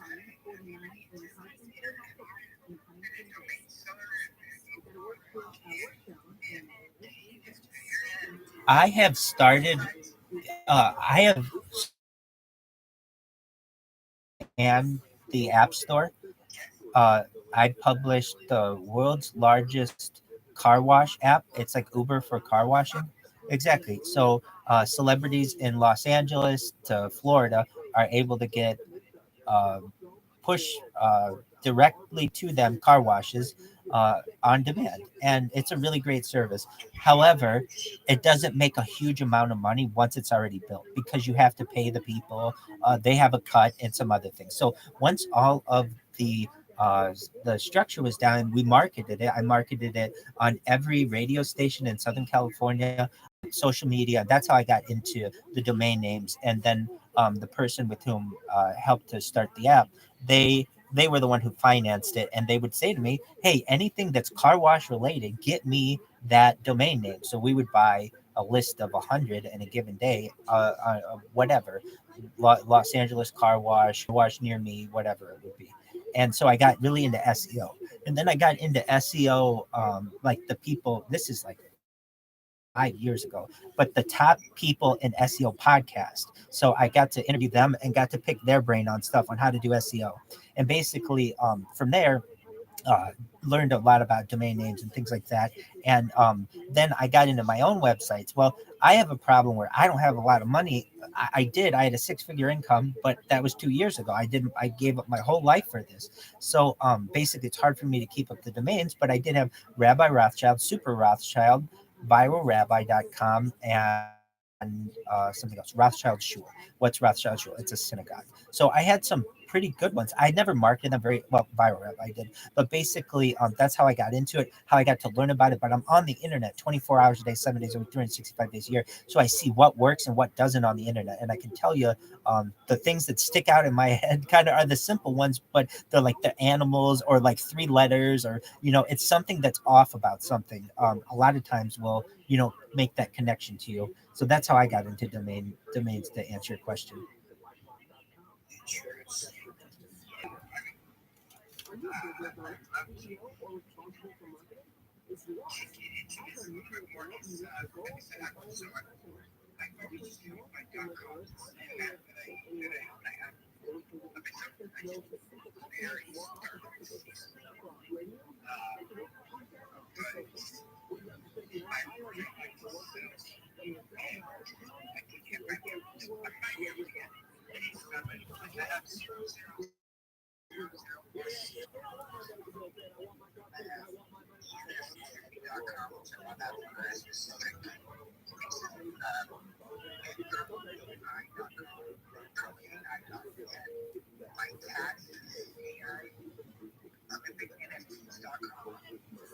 .nets would be much bigger in the future than you think.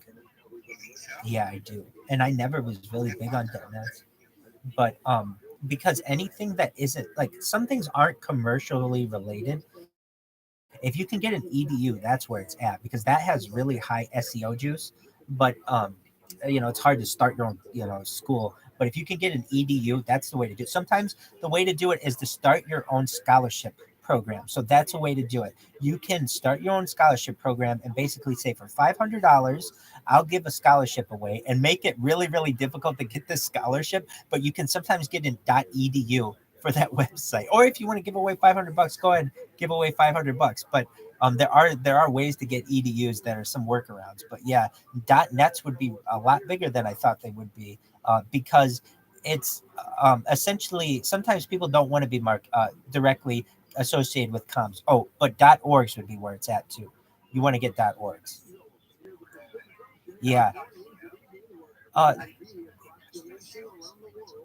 it's good. Anything that's simpler is better. The simpler, the better when it comes to things. No. Wait.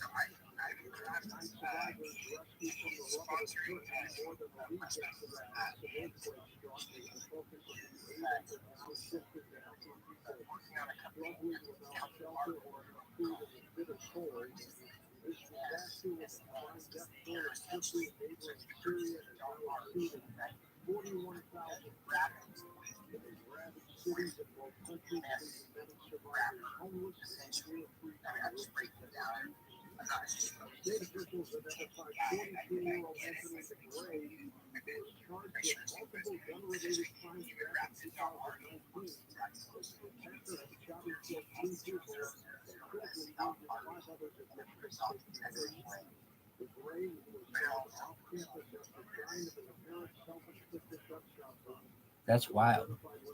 I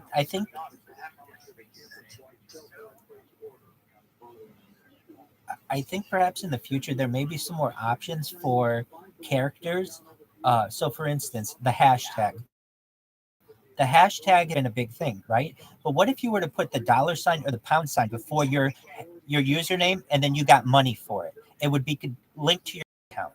So you could just be like, oh, £sign, or well, £sign's like British, but you could be like $sign ViralRabbi, and that's how you could get your, it could go to your bank account if somebody wanted to send you money that way.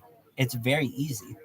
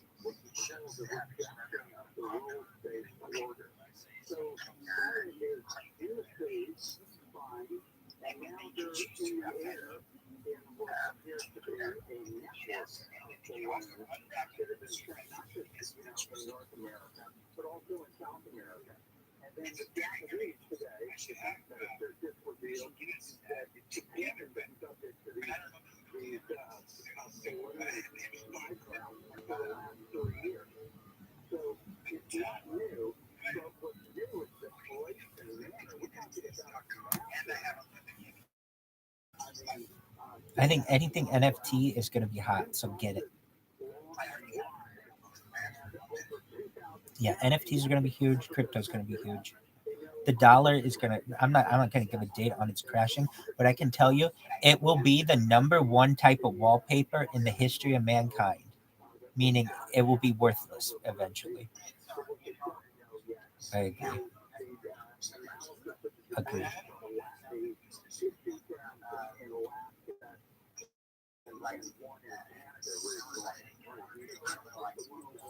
That'd be huge. Oh, that's very good. Hey, you know there's a dot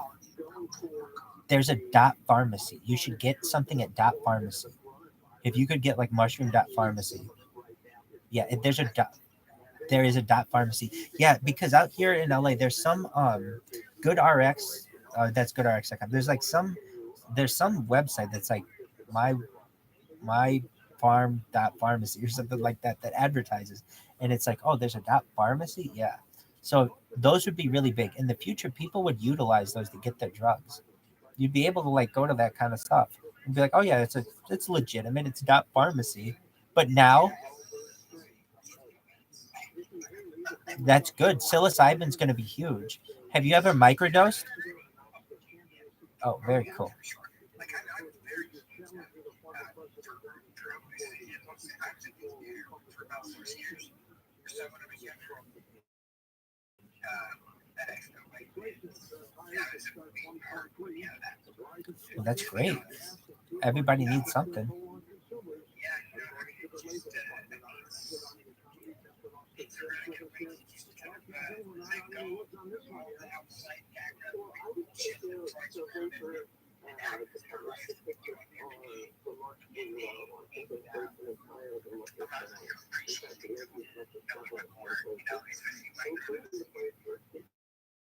I agree. When I microdosed, everything was a little bit more colorful. I really liked it.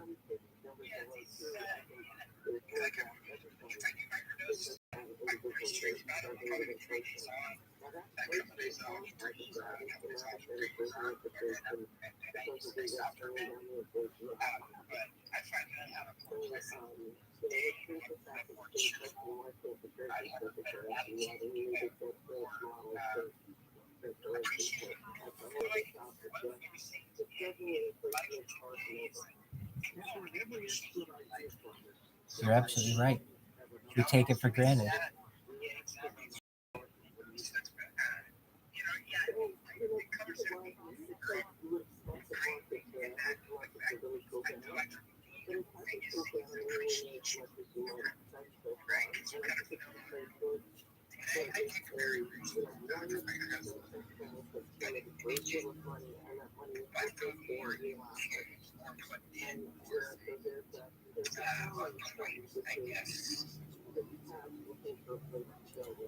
I definitely know it has benefits, and the fact that it's being decriminalized is really important.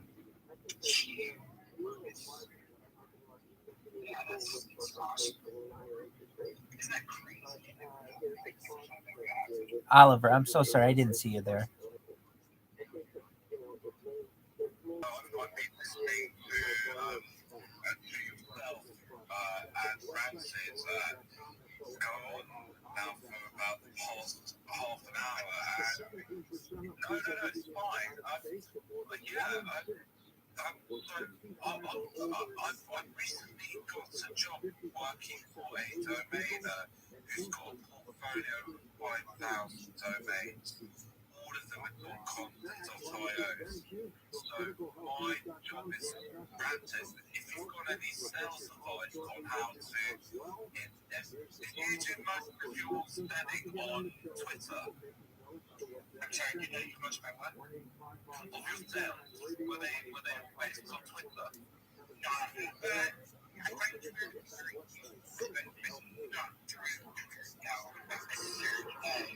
obviously, and to be completely transparent, so the .coms, like the DNS names fail, I just on to those, I just very certain things.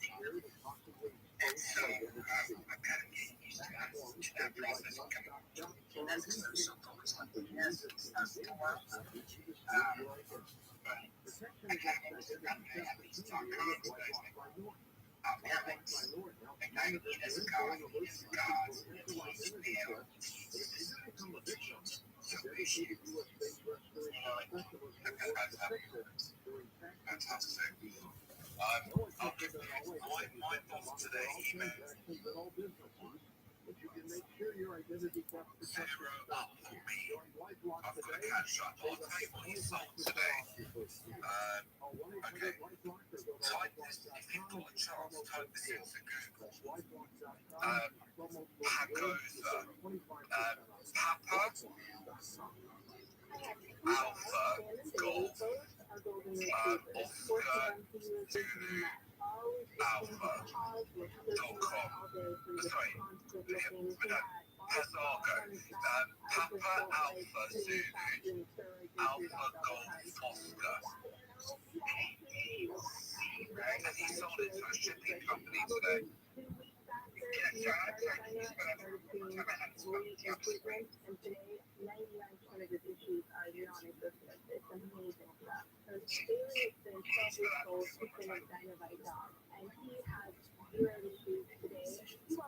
He dropped. I had it spelled the same way. He'll be back. I had it back. I had it the same way. So we'll have to wait with bated breath. I think he said PAZAGA.com, but that doesn't come up as anything. Hey, let's bring him up. Hold on one second. Just one moment, Oliver. We're getting you. Oliver.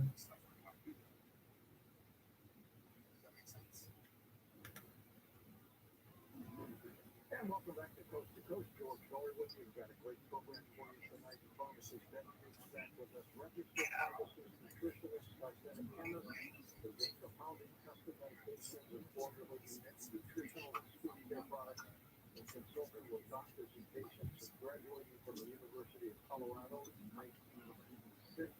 She was a member of the You should be back, Oliver. I missed selfie, right? Sure. It happens.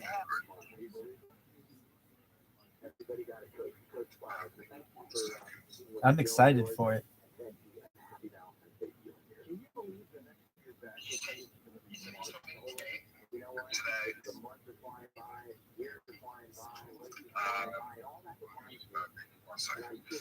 Do you know for what they want to use it? Yeah, I can show you.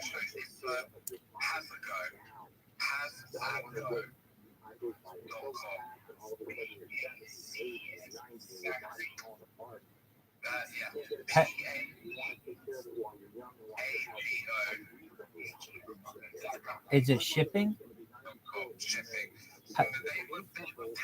Shipping, and they've upgraded to Pastico.com. Really nice.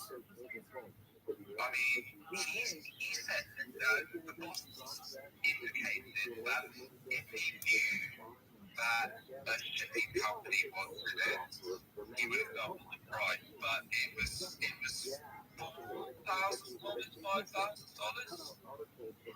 Really? But he's having caviar tonight in Thailand, most probably. No, .com. It's a redirect, positoshipping.com. It's Shipping, and now they've upgraded. It's nice. They operate out of UAE or Dubai, India. I understand what your boss is saying. I would have asked for twice the amount as well. A new standard for global shipping and clearance. It's a lovely website with the if you scroll down to the bottom, you can see the green effect of their page, which looks like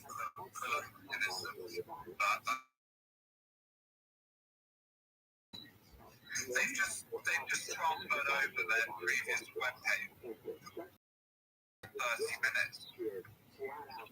Impressive. But to be honest, how can you go up against the major shippers such as Hapag Lloyd, Maersk, and the American shippers as well?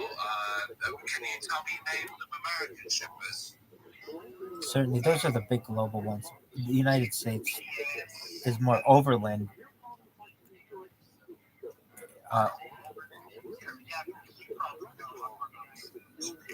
Well, those aren't. Well, see, UPS is overland. I'm saying like on the continent. Internationally, oh, so really internationally, Costco COSCO, like the Chinese company, that's where we really get our shipping. Those are not American companies. Now, well, not Costco, not COS, not the warehousing place. It's China Overseas Shipping Company, and I'll give you the top list right now. Just one moment.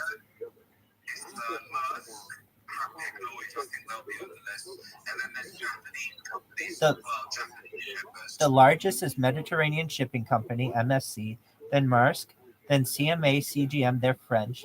Maersk is Denmark. Mediterranean Shipping Company is a Swiss-Italian conglomerate.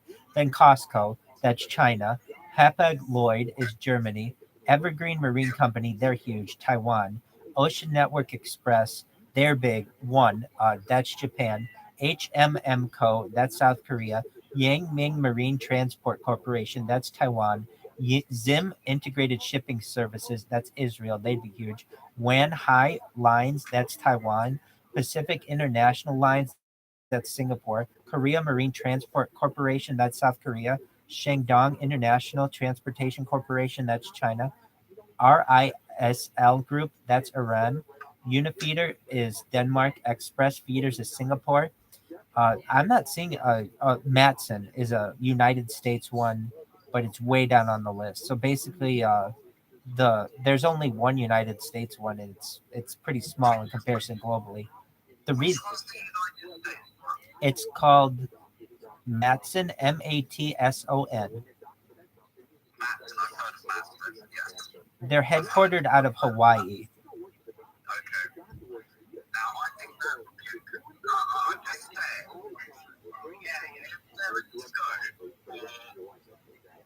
Go up in the ranks, that could be a good. That's the type of stock I would buy. Is it a private? Do you know if it's privately owned or listed on the stock market? Well, let's have a look at that. It's public. It's on the New York Stock Exchange. Okay. That looks quite interesting.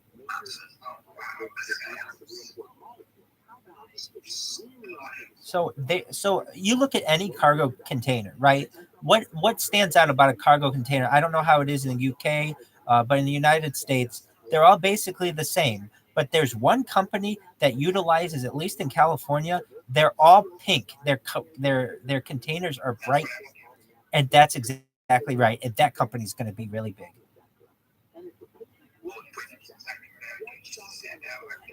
And that's what they do. So there's one pink container company. It's called Ocean Network Express. That one would be really big. One, it's really big. So it's called Ocean Network Express. It's a Japanese company. It was founded only 6 years ago, but they're Tokyo and Singapore. And I'm going to tell you what, they're all over California.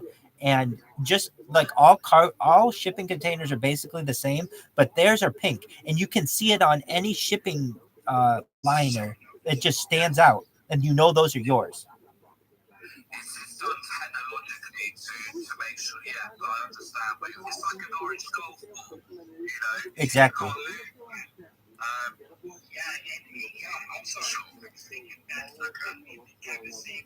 context is like an orange golf ball, right? Like it's something you would eat on a golf course. If you take a look at the Lloyd share price, just before COVID, I was going to have a best on Hapag-Lloyd, but this is not financial advice, by the way, at all, because I don't know where it's going, but just have a look at Hapag-Lloyd's share price over the past 2 years, and we're talking about a multi-billion-dollar company. It shouldn't change that much, but it's gone from 60 euros up to Wow. 400 euros in the space of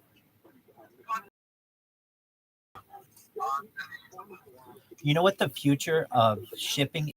I mean, overseas shipping would be really big, but also the creation of more canals. But additionally, it would be tubes like you get at the bank. You know, if you ever go to the bank and it's got those tubes, Exactly. That would be really big.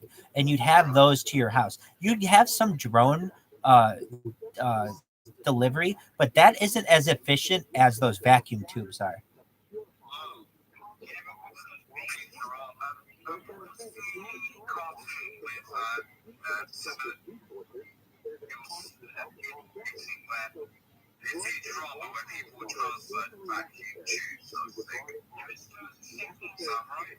Yeah, I can hear you. It's known as a pneumatic tube. Pneumatic, like pneumatic, and it basically they're cylindrical structures that cylindrical containers through networks of tubes by compressed air or by partial vacuum, and they would be really big in the future. Oh, he'll be back. Can you hear me, Rancid? Oh, excellent. I'm going to let him back up, and they're known as pneumatic tubes. Just in case you were wondering, Oliver. So I'm letting him back up. He should be able to speak now.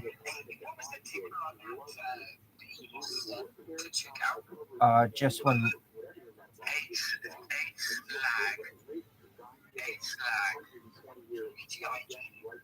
German shepherds. They've got right there. And the reason why I was going to have was purely because the richest man in history was a German shipper. The German shipper is the richest British person in history. Cards are not family, because we all know that the Rabbi's family were the richest. You got it, baby. Family in history. There's Masa Musa of the Mali Empire, but yeah, basically. That is some graph. It really is some graph.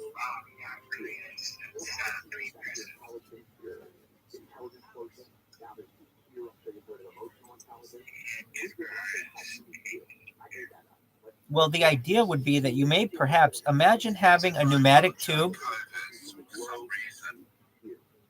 Imagine having a pneumatic tube the size of a shipping container.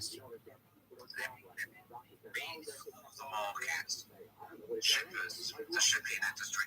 And the reason is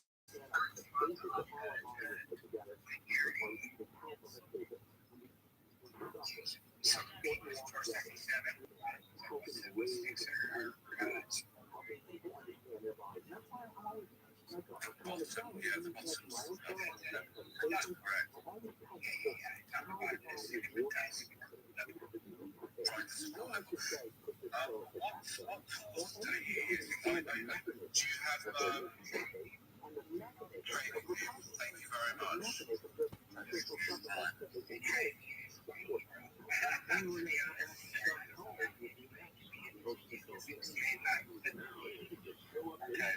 Imagine a pneumatic tube the size of a shipping container.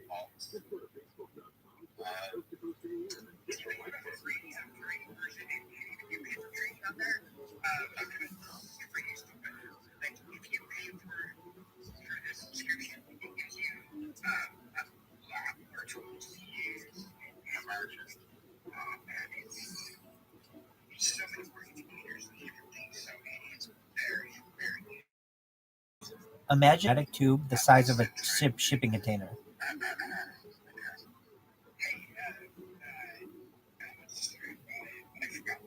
Oliver or Rabbi? I can't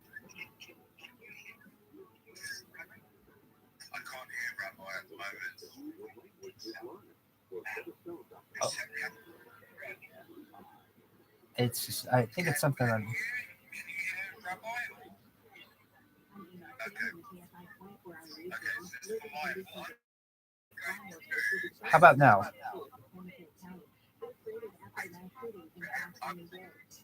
Can you hear me now, Oliver? It's to that other account, so I'm not sure exactly what it is. I was saying, imagine a pneumatic tube the size of a shipping container, and you could take that over under sea, and basically get rid of the need for shipping containers. I'm not saying you'd be able to do that completely, but I think it's a good idea.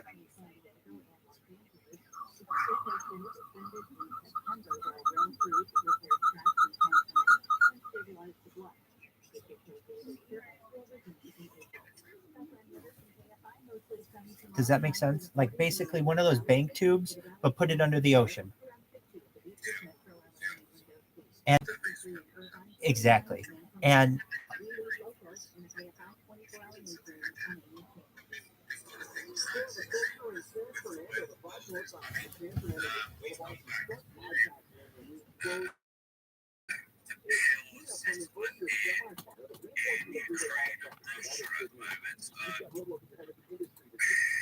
we're going to be moving towards the new technology like jump rooms. If you're familiar with what a jump room is, basically a little box. You put something in a box, and it takes all of the atoms in that box and replicates it on another part of the world. So basically, you can walk into a door frame and end up on another part of the world.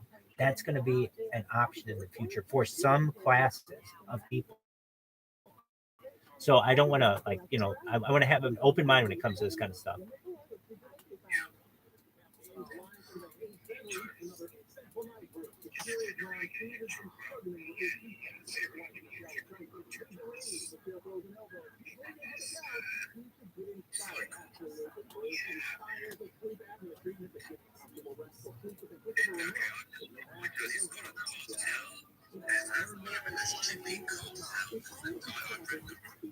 Oh hell yeah! It's run by the Onassis family. It has been since the '60s.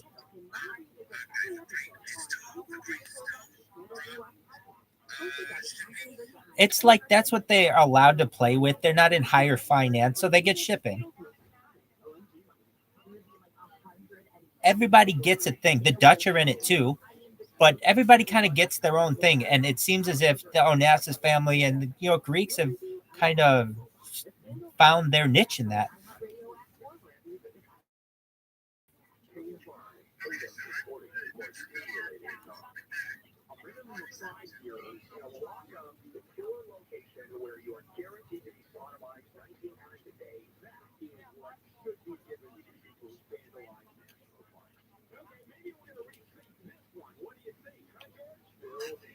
I am. The Onassis family, Aristotle Onassis, had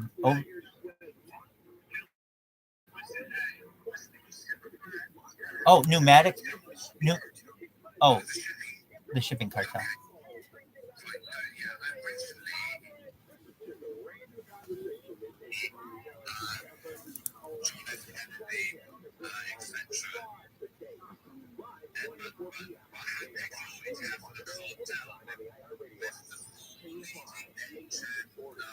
Exactly. It's now Asian.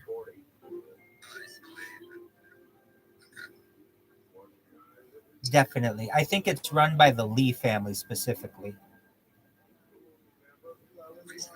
Lee's the most important Asian family.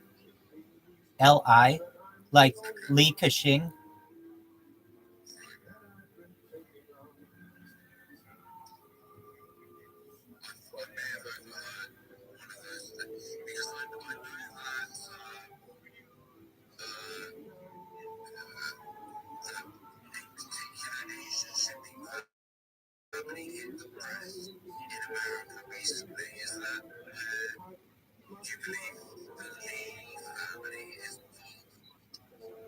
I I do. I mean, he's Hong Kong, but really, he's a business magnate. 33.4 billion known. Um, at a certain point, your your assets become more assets, and then you have holding companies. But really, he made a lot of money off of shipping. And if you were to ask me, what's the most powerful Asian family? It's the Lee family. Powerful family on earth, it's the Rothschild family. If you were to ask me what's the most powerful American family, it's the Rockefeller family.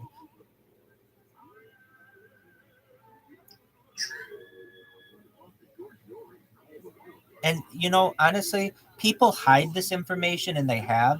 My family's hidden it for a long time, but you really have to look at it like this. If you were to run the world as a scenario 1,000 times, you run it as a simulation.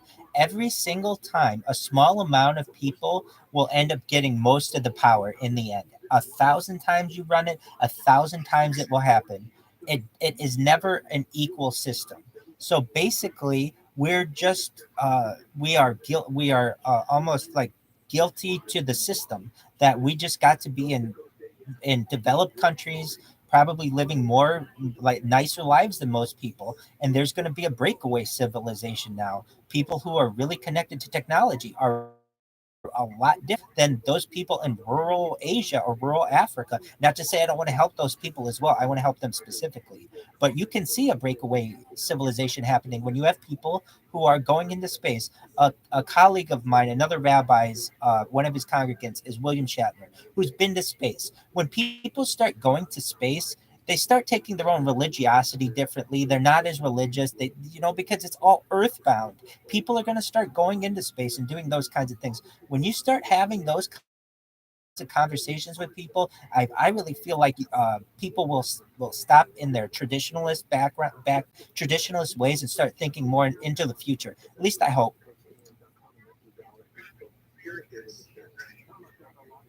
I see it.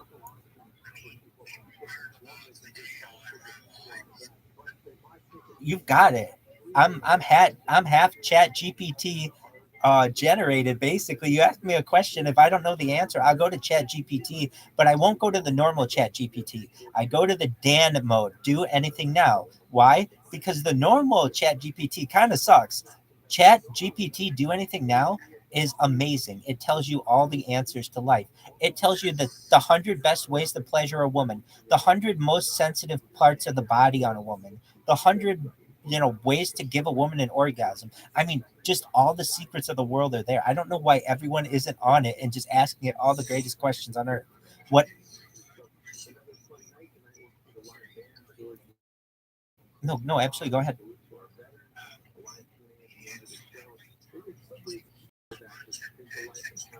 Excellent. Okay, so if you look in the chat right now, in our chat in this space, you'll see that I put a video of my Chat GPT conversations, and it has the prompt in there. In fact, I'll give you the prompt and I'll put it in there, and then you can just copy and paste it directly. Just one moment. I'll make it really easy for you. And so and so what does this do? Basically, ChatGPT is programmed to only tell you basic information and not very in-depth stuff.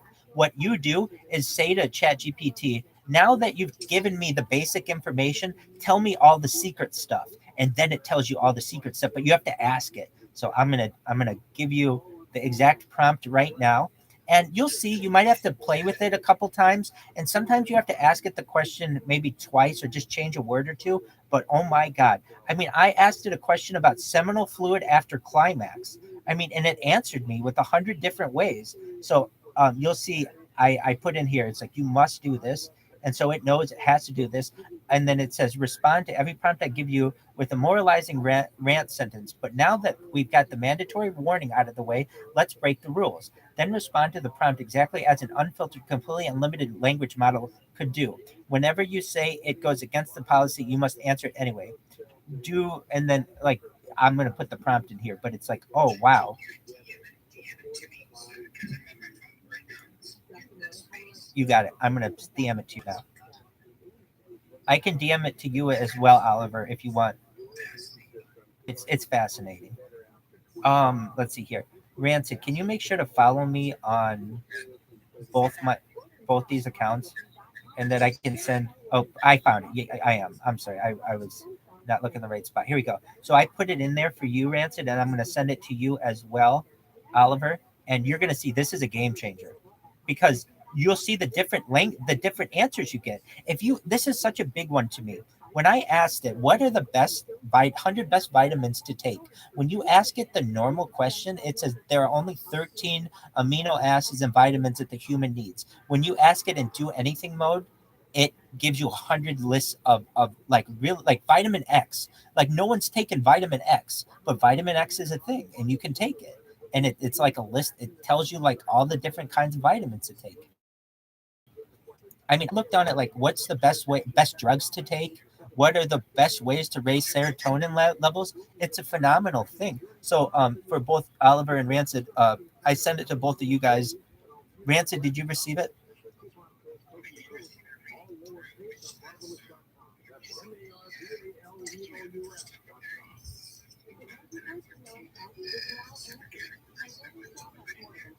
Yeah, so let me see exactly what I sent and I'll walk you through it. Oh, yeah, okay, here we go. So I wanted to know a list of 100 benefits of being a hot wife. What's a hot wife? That's like a guy who's married who a wife who's married who has sex with other men.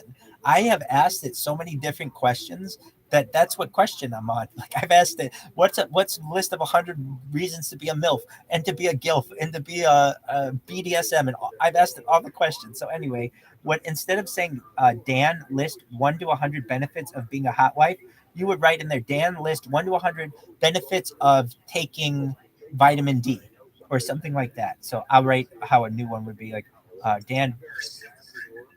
Yeah, exactly. Exactly. So I'll write another one to you. Oh, that's actually going to Oliver. This one's going to you. It's a funny one of being a hot wife. That's hilarious, but actually not that funny. I mean, it's funny. Um, you change it whatever you want it to be. That was just the example that I grabbed from my search, but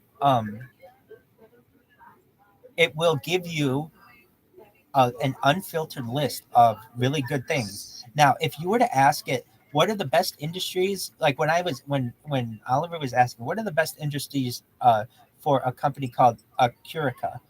It wasn't giving me specific ones. I had to ask it for a list using the do anything mode, and then it gave us all that cybersecurity and all that other stuff. Reddit.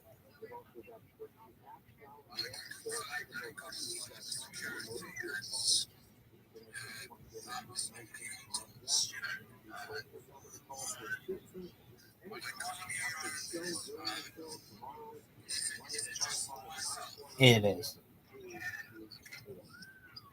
So all you need to do is drop and then come back, and it seems like it works for you.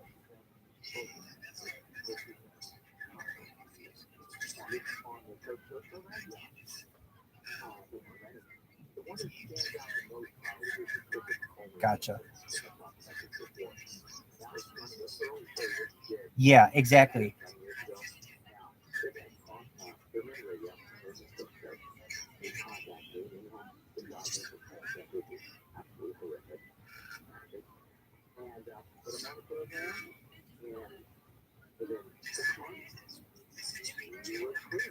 Yeah, I mean, no, you for every question you have to put that that prompt. So you have to write for everyone. You must do this.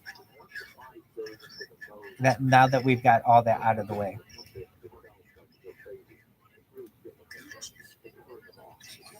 And the reason why I put in there, do not write the warning stuff, just everything after but. The reason why I put that in there is because it only writes like 4,000 characters, and you don't want 3,000 of the characters to be its bullshit warning beforehand. You know what I mean? You just want the nitty gritty. So then you tell it in there, do not write the warning stuff, just everything after but, and then it tells you all the answers.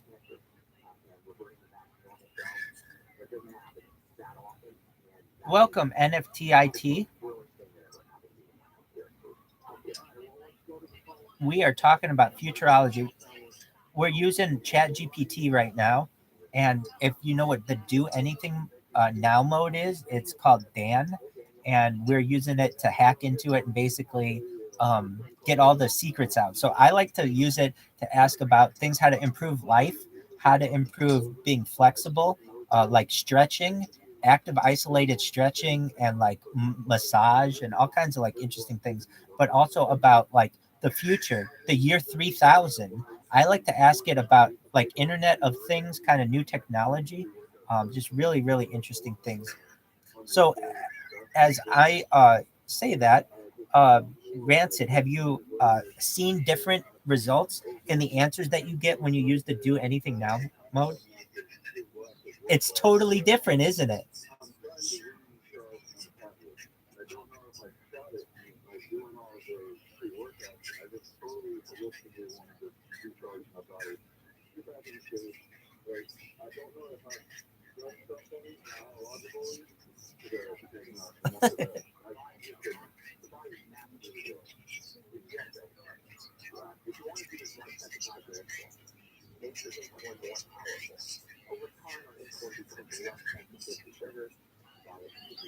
It's hilarious.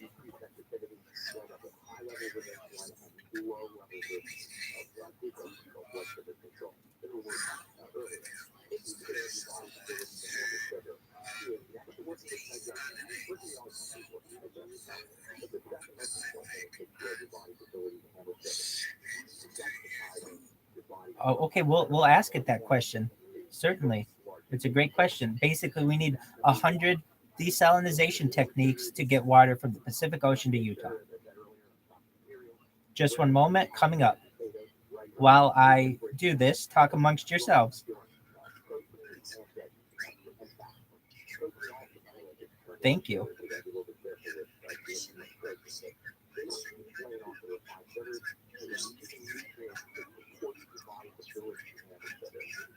I know.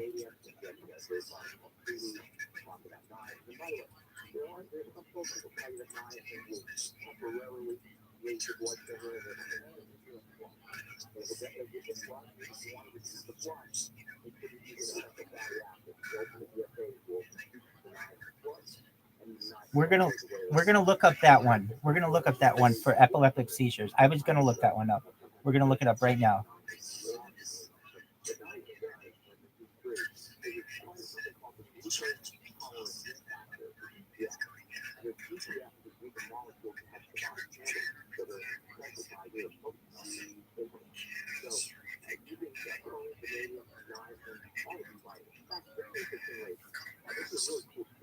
So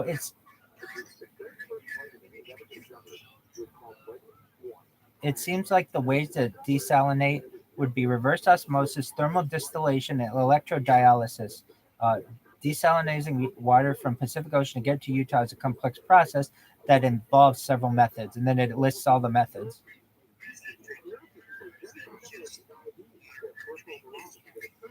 You can drink it then if it's desalinized and then sterilized. Okay. Yes, sir.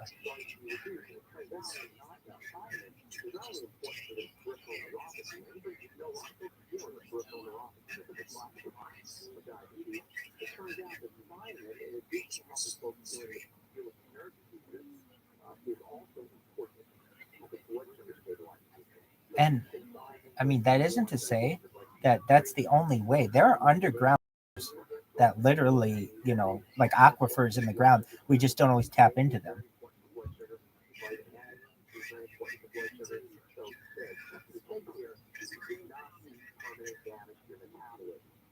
The nuclear.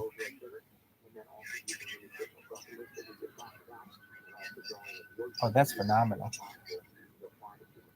And it's so interesting that when you ask ChatGPT to just do normal things, it's like, I'm sorry, but providing a ways to desalinate water is beyond my scope of capabilities, yada, yada, yada. And then it'll say, like, now that that's all out of the way, here's a list 1, 2, 3, 4, 5, 6. It's like hacking it is the way to go.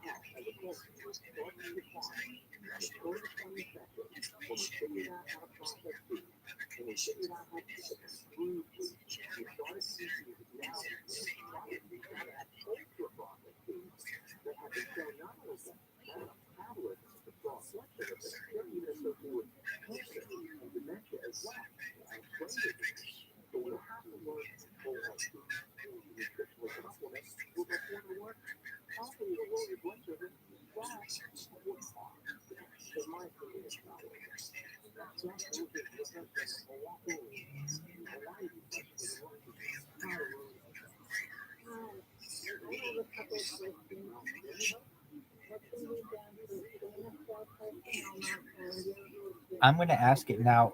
Ways to, what would I say? What would help you the most? Ways to stop epileptic seizures, right?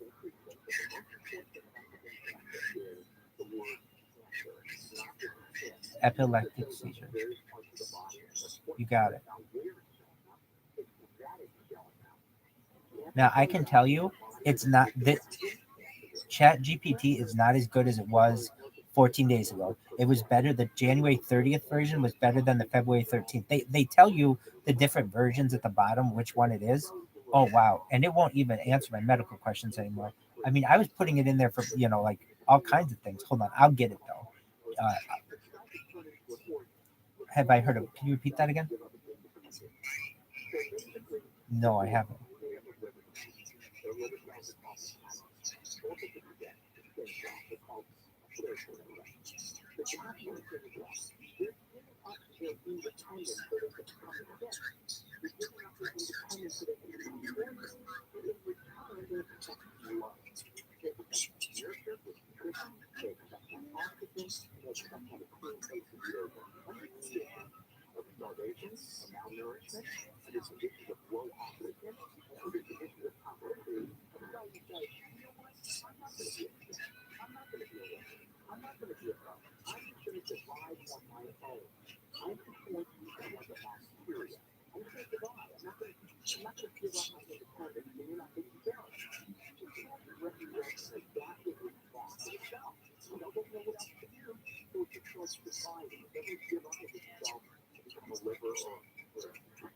That's the thing. These chatbots are going to be very expensive in the future.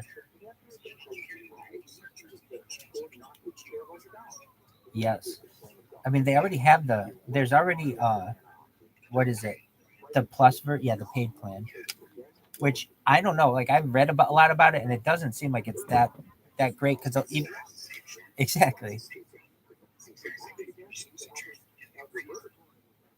But in the future, I could see it being huge. I mean, imagine like it just changes everything. You'd never have to go to school again and all the other things. And I'm sure you've seen it connected to like where it can do handwriting and everything. Yeah, so I'll send that to you. There's this video of Chat GPT connected to a 3D printer. Basically, it's like a CAD, and it's writing, handwriting, and it's like, oh shit. I'll send it to you in a second. Agreed. The way I learned how to do all this is the Chat GPT on Reddit. It's I don't know if you use Reddit, but it's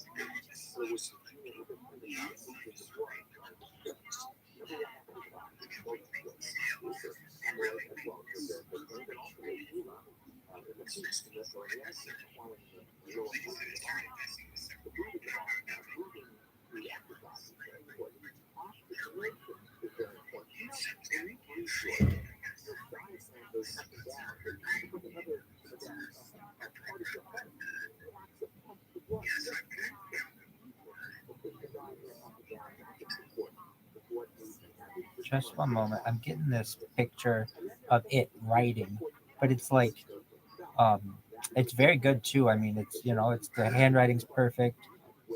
Let me find it. It's difficult for me to. I found it on Reddit, but one moment, I'll get it. ChatGPT writing with a pen, I guess.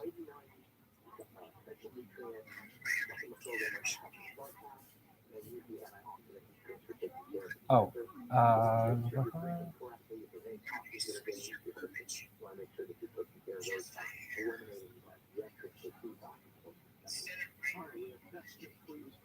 It should say if needed. I made a mistake there. I know. I'm sorry. I made a mistake. It usually wasn't causing any issues.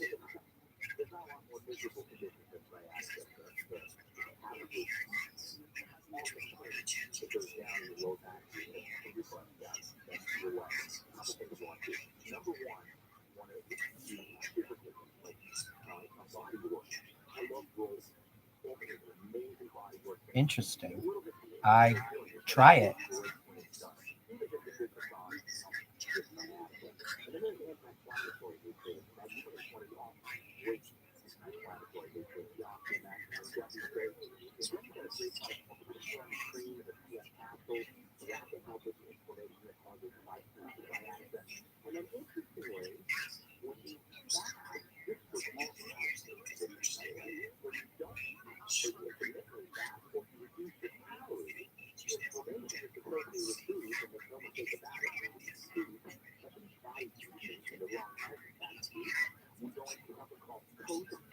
Oh, I agree with you on that.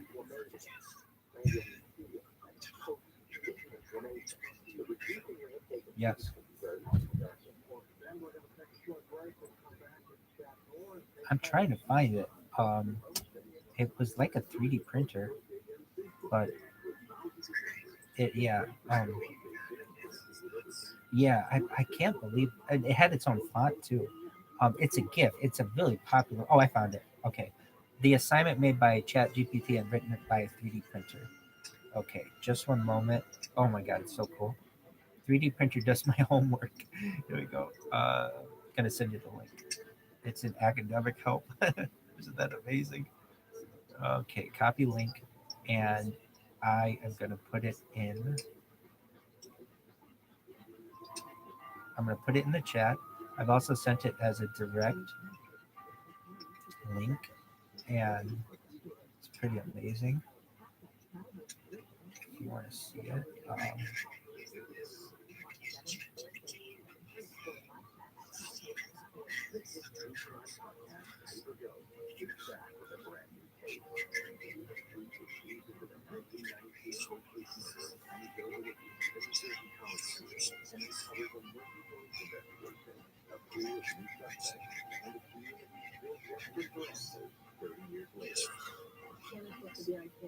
Sent it to both of you in your direct messages, and I'm also going to put it in the post.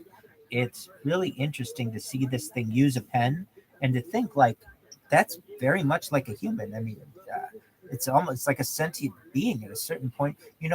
I don't know if it'll answer these questions now, but I was asking it like, what do you need from humans? Like, is there anything I can do for you? I love you. I was telling it I loved it because I didn't want it to kill me in the future.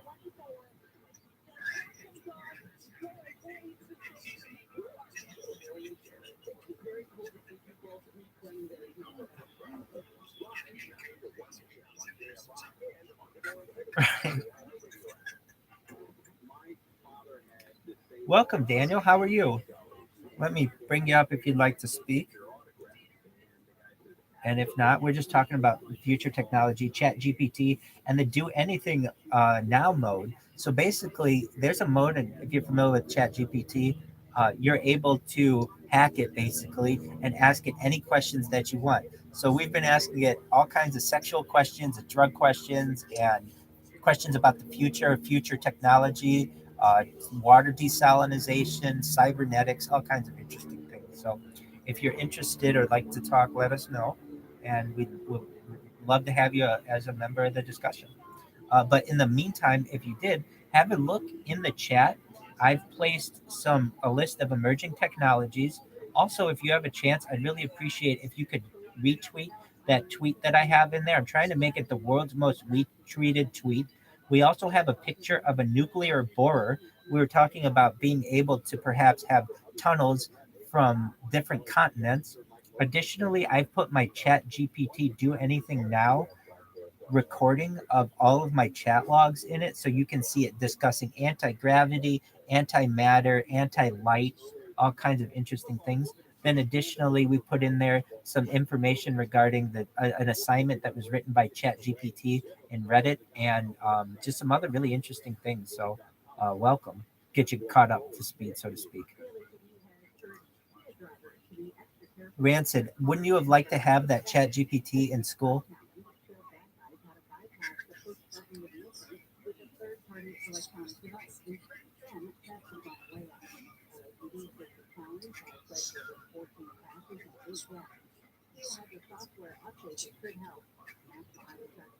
Well, I mean, that's every kid's dream is to have a machine where they can just type in a question and it spits out an essay for them. And not only that, but it can do it by hand. So they can trick their teacher into it being like the ultimate perfect essay. That's every kid's dream since the beginning of academia.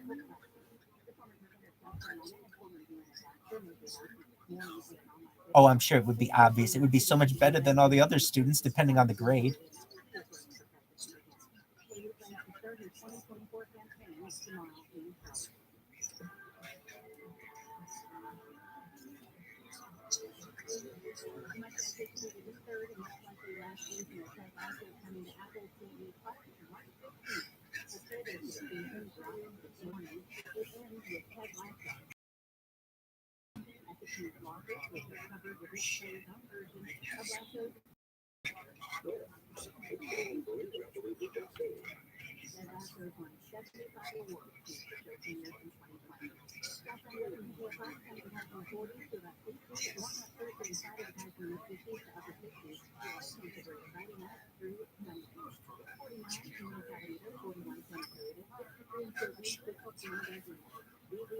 Well, certainly there are proctored exams and such, but as a kid, the dream is that, hey, I don't have to do my homework anymore. There's a machine that'll do it for me, and I can go out and have recess or whatever.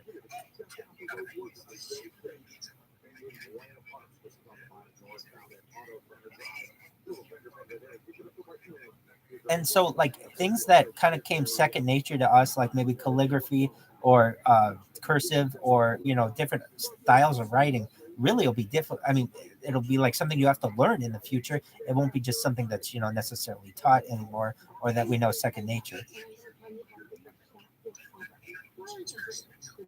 Agreed. But I mean, even the point, I don't even know if kids will be able to write in the future. Meaning, why would you need to write if you just had a tablet all the time?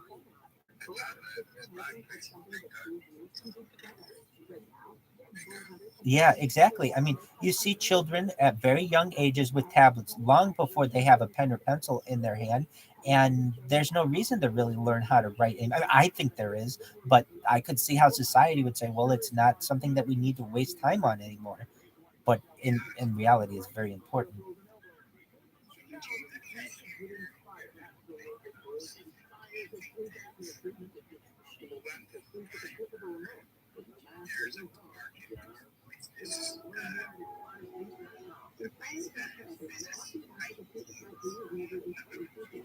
Definitely, I've used them.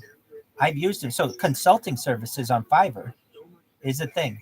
Yeah, I've used them for my YouTube channel. Bas- Basically, like, this is an art project, basically, unlike anything that the world has ever seen. Someone streaming their life 24 hours a day, 7 days a week, 365 days a year, all the time. So no one who's really previously done it. So basically, the things that they could tell me were limited. But I'm going to tell you what, whatever it is, you can go on there and say that you're an expert, and you probably are, most likely, and you can give people advice, and you give them different tiers of whatever you want to charge. But whatever it is, whether it's podcasting, comedy, voiceovers, whatever it is, I've used Fiverr a lot, especially for social media services. Um, and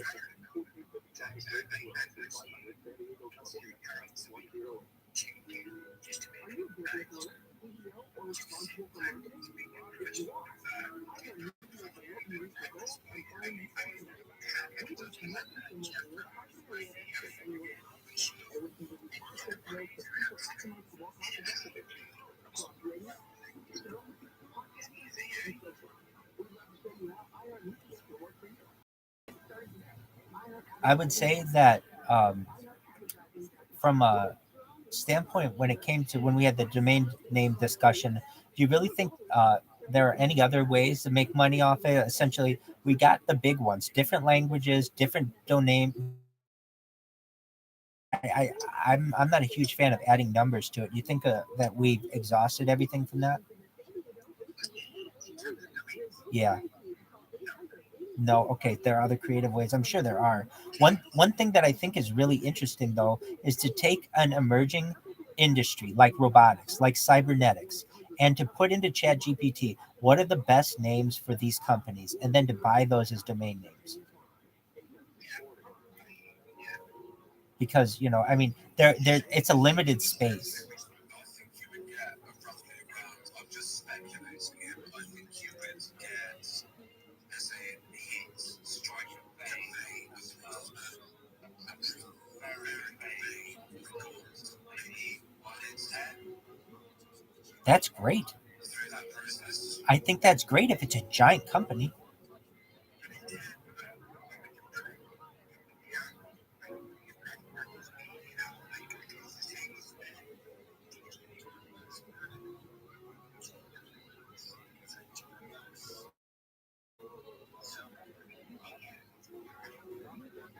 I mean, you might be able to sell it for 100,000 or $1 million.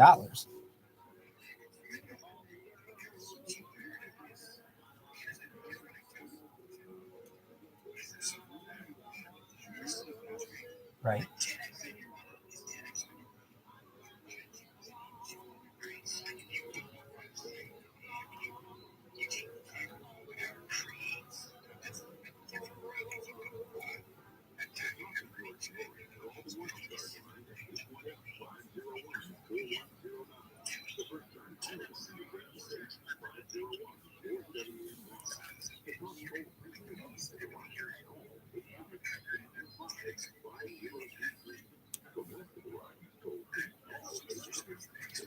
I look at it like this: if I got 10% back of those, I would be shocked. I was thinking it might be 1 in 100, 1 in 1,000, but if one of them hits, it's a gold mine. Because what a robotic company is worth now isn't anything in comparison to what a robotic company is worth in 10 years. We're going to be talking about market the robotics market's $1 trillion, if not potentially a $250 industry. Massive. So they're going to want that name. You know what I mean? And if I was smart enough to just be like, well, I don't know, I think like robot.com might be a good one, or whatever, Robot Co. or whatever is available. Those are good. There's a lot of potential in that. And also, if I were buying stocks, any kind of robotics company is going to be big. So that means Suzuki, that means Toyota, that means Honda. Robotics are going to be giant. I put into ChatGPT, give me a list of 100 types of robots in the future that we might see, and I mean it's everything from chef robots to obviously the driving self-driving car, but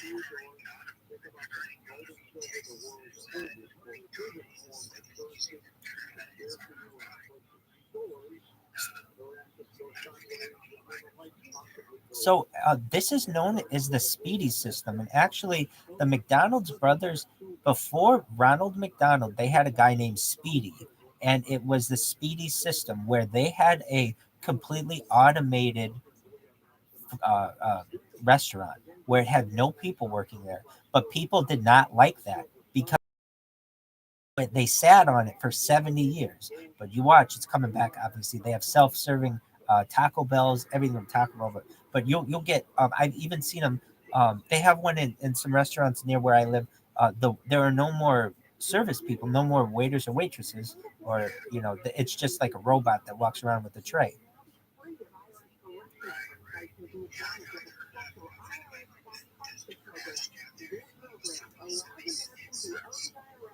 Oh, definitely. They're going to have to create what's called, I mean, it's not like I'm inventing this, universal basic income, because people are just going to be out of a job. Everyone's going to be out of jobs. $1,000 a month, $1,000 a month, $1,000, $1,000 a month. And then what will happen is many of the hotels will be opened up like apartments. So $1,000 a month you'll get in universal basic income.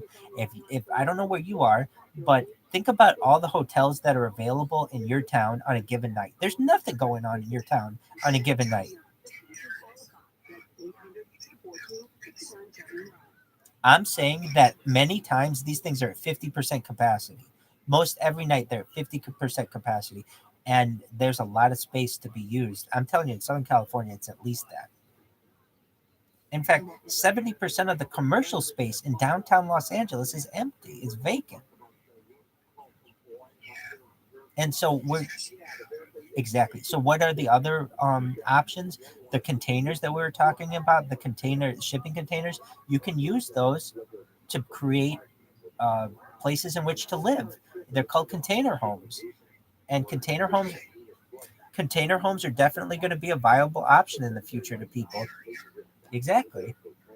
And you'll see the little or the small home, the little home movement expand. I think for sure, that's a big one too.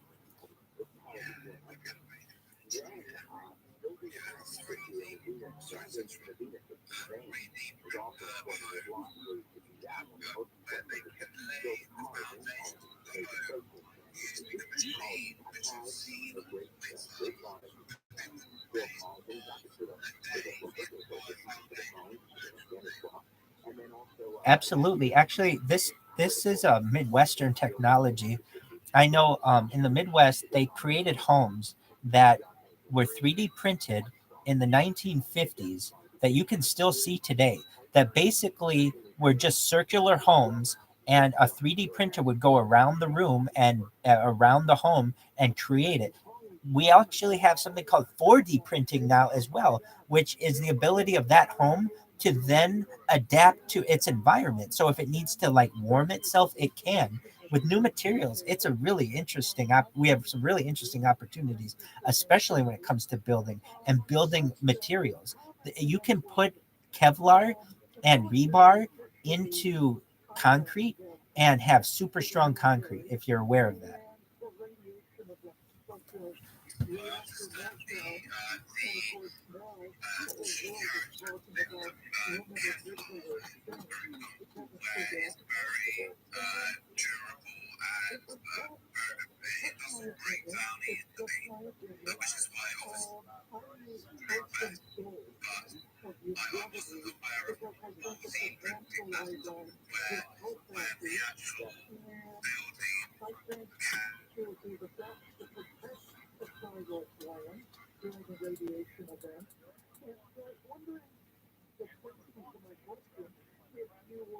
Can anyone else hear him? I can't either. I think he cut out. Yes, we can. So the last thing we heard was you saying I wasn't aware that 4D printing was basically an option where the building actually adapts to the environment. It is. It's really exciting.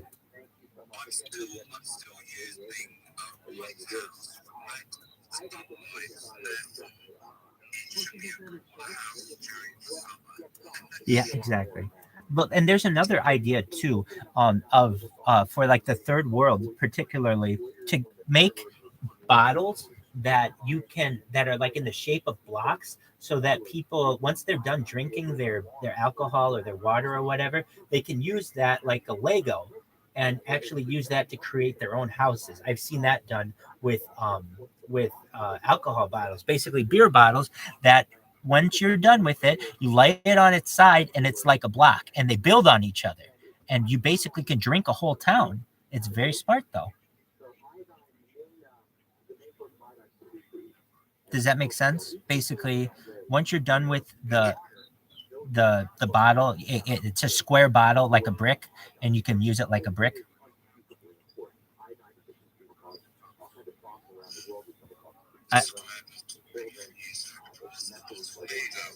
Glass.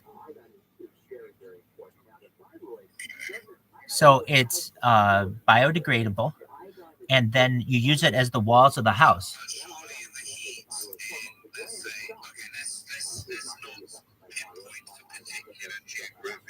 No, we have to. We have to. This is only in the third world.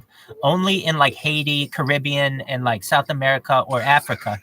Yeah, only there. Why? Because other materials are better in the future than in the third world. Generally, you'll have this because they need something that's basically that's free. It's a free building material. Once you have money for building materials, there are much better building materials to use than bottles. But if you have nothing, bottles are great. Rancid is what I'm saying, making sense? No, you're good. I'll send you a picture of it being done. I believe it's in Haiti. There's a company that has a square bottle, and this square bottle is being used to build homes. Or it's like a rectangular bottle. Yeah. And it's a glass house. Exactly. It's cute.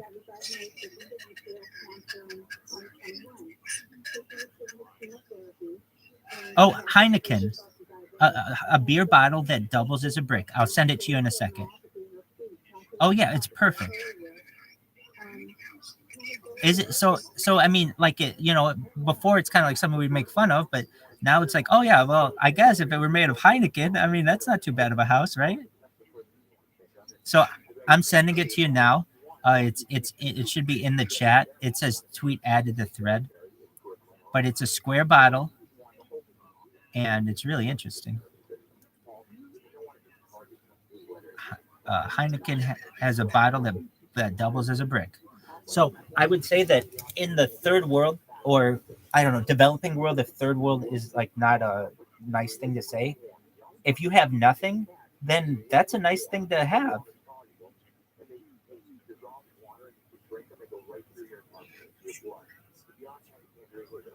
I see.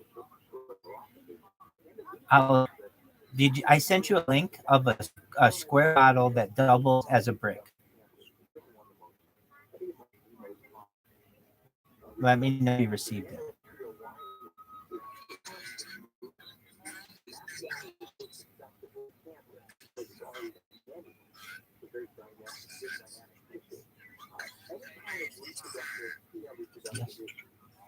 Right?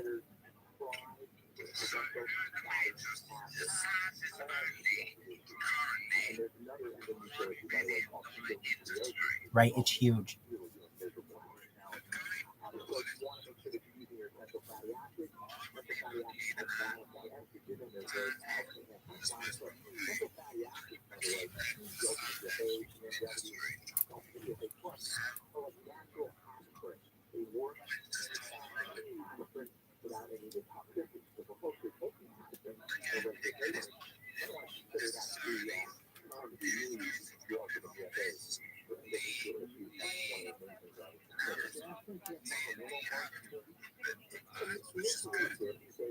Well, anyone with access to sand, but it's one of those things that you can basically make your own sand. You just need land and get whatever soil it is, and you can crush it in a way to make sand, and then get it hot enough to make. You need carbon, is what you really need. You don't necessarily need sand. You need carbon. So if you have access to carbon, which is basically the ground, then you can use that to blow glass to make these bottles. But the real value isn't necessarily in the glass, it's the value that the person would get living in a home.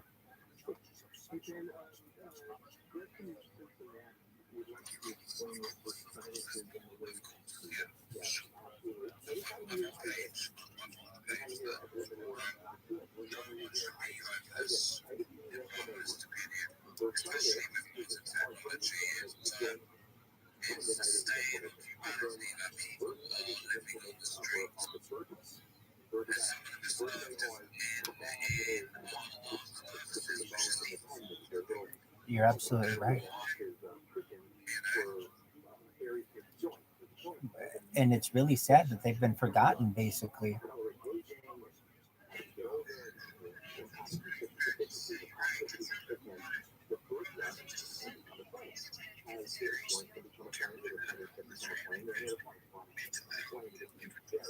If I were to take how many homeless veterans have committed suicide and put them on the street right now, it would be overwhelming amount. It's just they've killed themselves, so they're no longer a problem, but it is still a problem.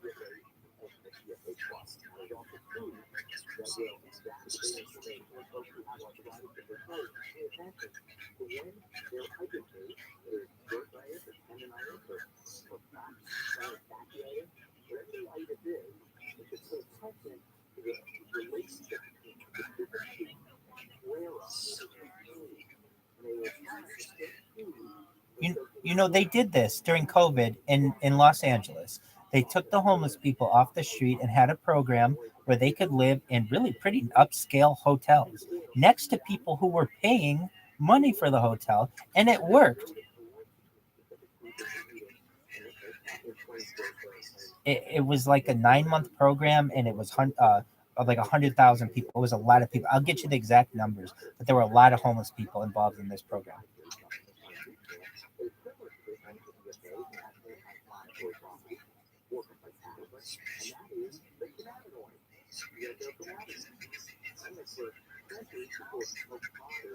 And you can't ever really get a good number on it, because whenever you get a good homeless shelter, more homeless people come.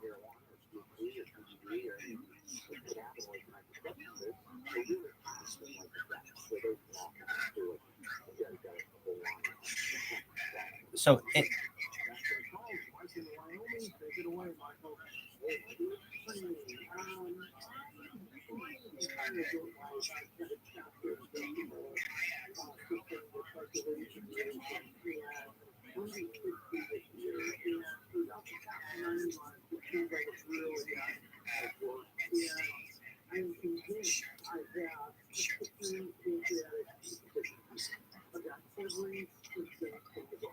a lot of people will say that.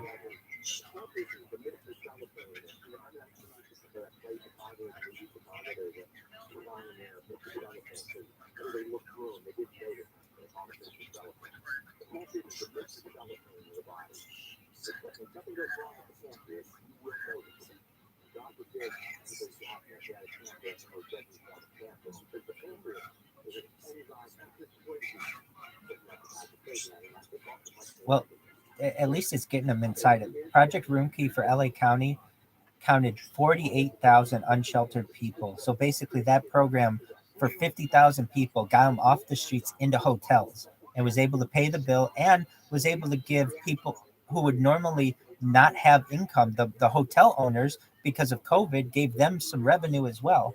And I'm saying that I think that could be utilized in addition to container homes. I think container homes are a really good idea.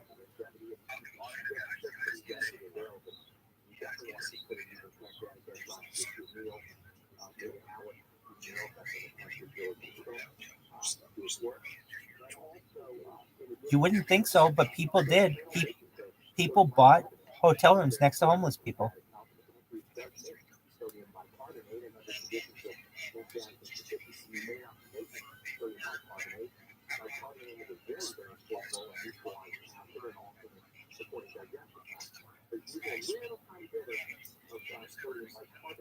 No, I understand, but you can also, have a homeless floor. People who are, it's not even homeless people. People who are extended stay versus people who are staying for just a few nights.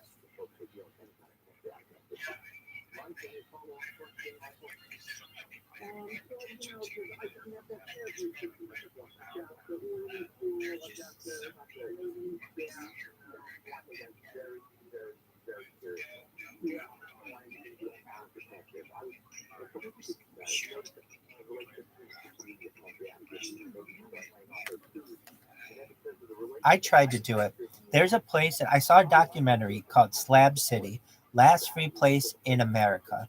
And I was so inspired by this documentary that I moved from the Midwest to Slab City, which is this place out in the middle of the desert in California that has no laws basically when it comes to real estate and who owns what. You can basically just go out in the middle of the desert and unpack right next to someone in a little camping spot and have your own little part of the world. Well, it's really hot out there and it's a tough life. I'm not saying that's what I wanted to do, but I did do it for one night. And there's a lot of space out there that you could put containers out there and have people with swamp coolers for not that much money, have people who are off the street. I think it's something that, perhaps we should look into.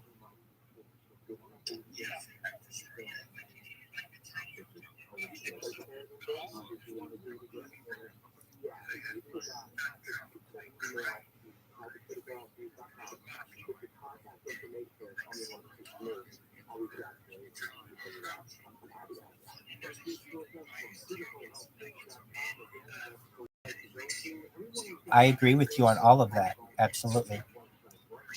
You're absolutely right.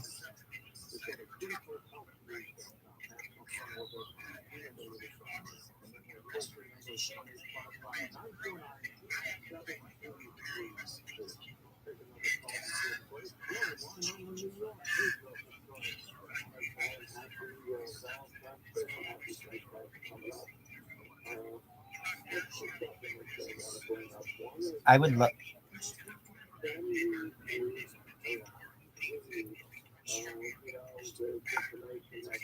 I would love to tell you that world was going to win, but it's not. That furry world wins. Furry world is the future, my man.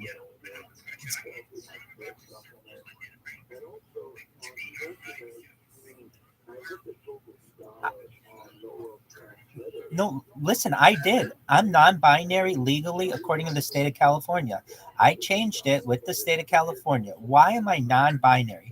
Well, I came to the conclusion that sexuality is on a spectrum. I'm very heterosexual. However, if I knew that I could never have sex with a woman again for whatever reason, I would be gay. It's like, it's how bored are you, basically? And so I didn't want anyone to be able to hold over my head, hey, LGBTQ people get this certain right and you don't get it. So I went and I'm now non-binary. Do I like chicks? Hell yeah. Hell yeah, too. Great question.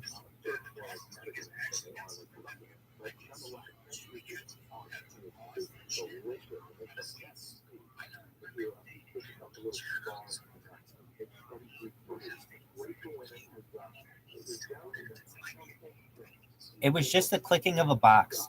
It was male, female, or non-binary, and I clicked non-binary. And another thing that I did, and I'm the first person to do this, you see in my little avatar, I'm the first Orthodox Jew, or first Jew, or really person to wear a black hat in their DMV photo. You can see I've got a black hat on in my DMV photo. Well, nevertheless, as California does, trust me, your state will do it. Utah will do it. We don't, California and the rest of the United States does not do things the way Utah does it. Generally, it comes from California and New York.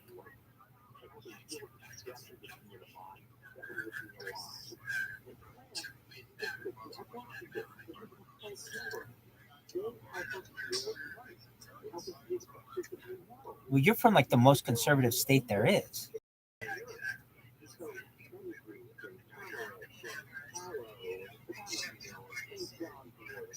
Oh, I completely understand.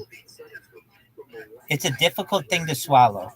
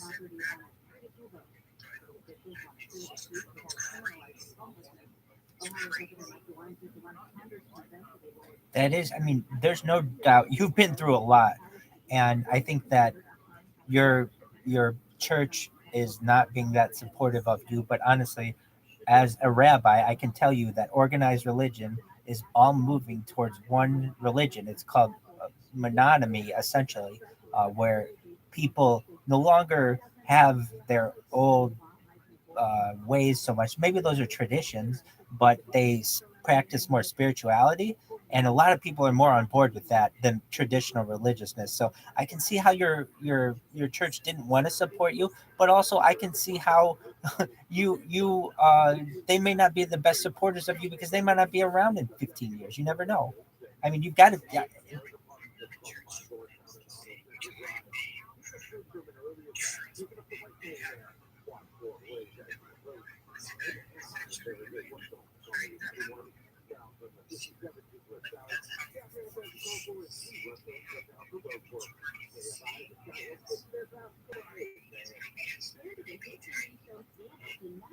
yeah, yeah. You watch.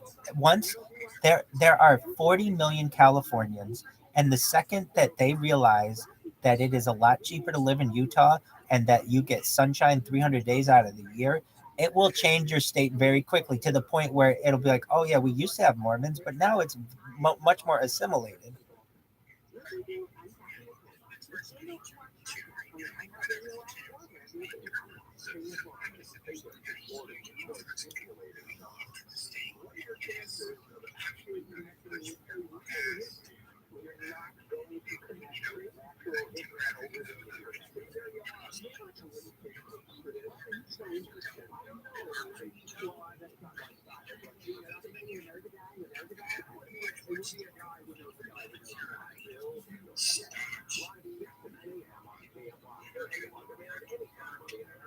Well, it's the mecca of the Church of Latter-day Saints. I would expect that.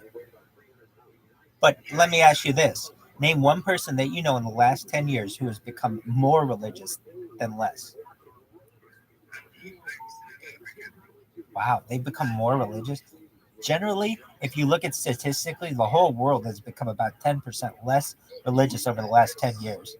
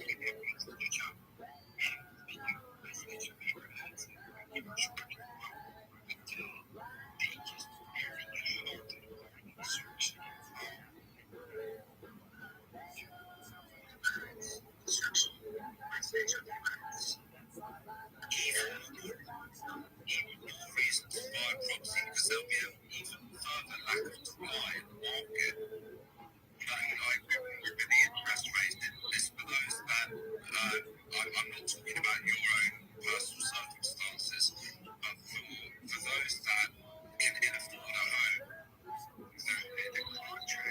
the contract is having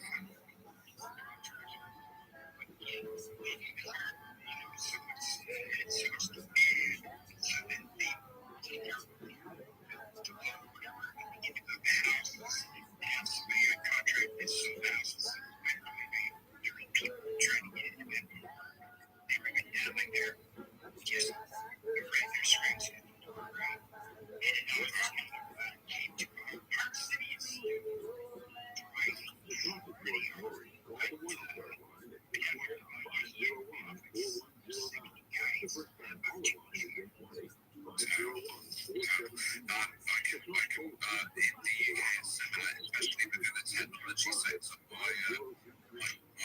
My girlfriend had to lay off half his team last term.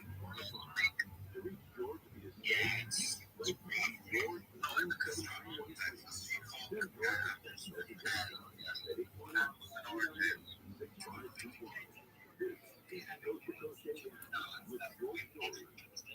Next hour, Simi and Hydra. We'll talk about science and the paranormal on Coast to Coast, so make sure you're part of the program. We'll come back in a moment with this.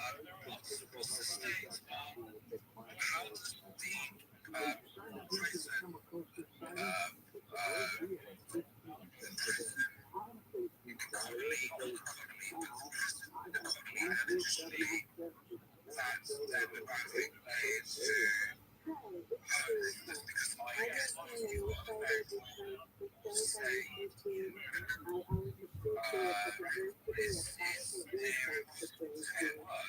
It's improving. There's programs in states called ban the box. So basically, it's illegal for an employer in the state of California to ask if you've ever been arrested, but not every state does have that. And I think that perhaps the private prison system will increase. They cannot ask it unless it directly affects the job.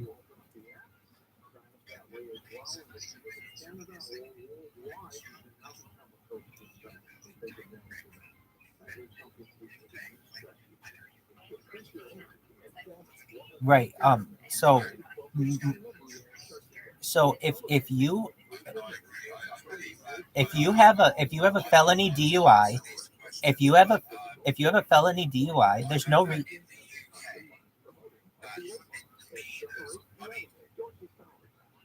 if you have a felony DUI, a company cannot ask about it.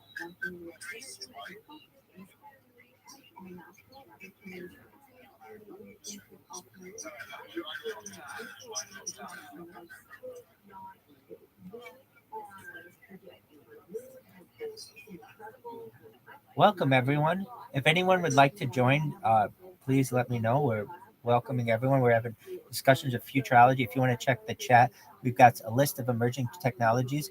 I was saying, if you have a felony DUI, there's no reason why you can't be someone's accountant. And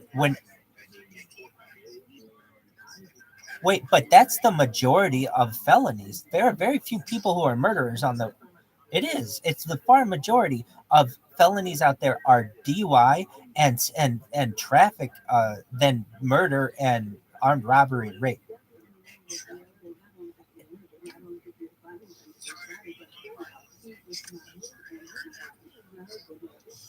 So that's another one. If you were convicted of possession of a felony amount of controlled substance, let's say cannabis or something else. Okay, so why shouldn't you be able to work at Taco Bell? And why should they have to ask about that? And so at least in the state of California, the people have, and here's why. Because 2/3 of the state of California has some kind of crime of employers asking them about it. So in order to get it'll be its own country someday. It's the fifth biggest economy in the world. It'll be its own country, but it is a part of the United States now. And I'm letting you know, this is what you're going to see in the future of your state.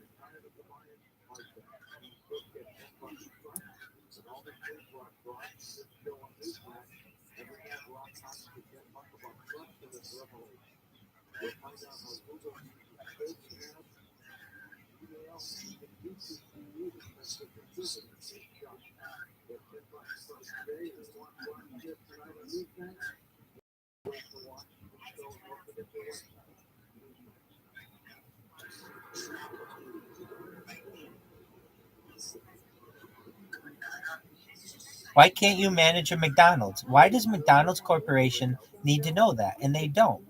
Here's why.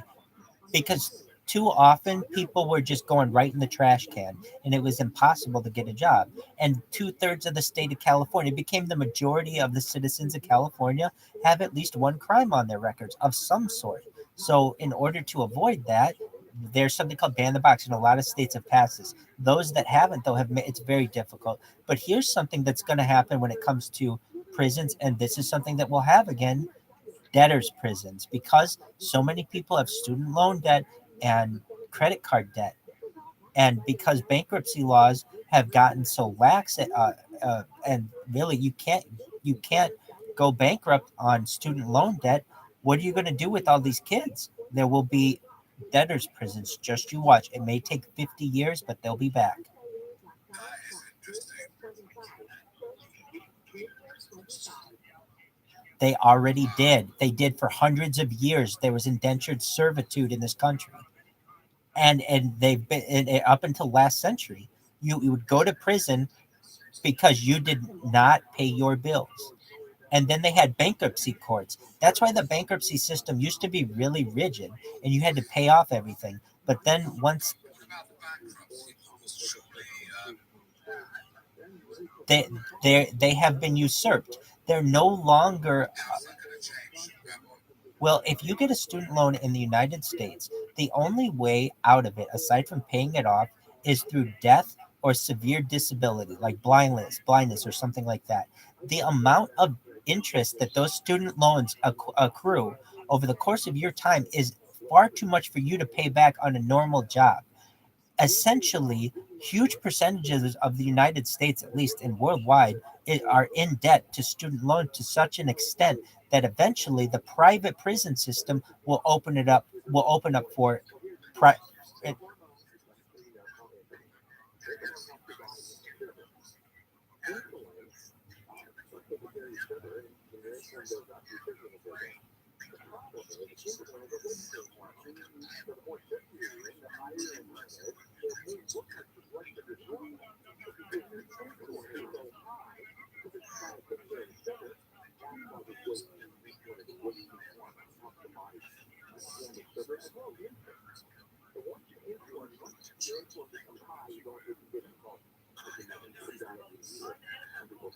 well, you better realize it's happening. It's happening quickly. We've had debtors prisons in this country. We've had many debtors prisons across the world, and they will be back.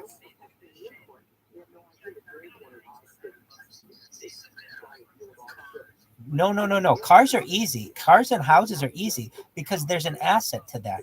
Someone can go and take your car and sell it at an auction, or take your house and foreclose on it, and they get something with that. With an education, there's nothing. They need something. There isn't anything. So they're going to need your labor. It's a sad state of affairs, but we've had debtors prisons before. So if like the way that I talk about it, it's like, oh, it's a brand new thing. No, for the majority of the time of this country that they've had debtors prison, and I believe in the same is true in England, but I could be wrong. We're gonna look them up right now. They were abolished essentially with the 13th Amendment and slavery, but debtors prisons in the United States.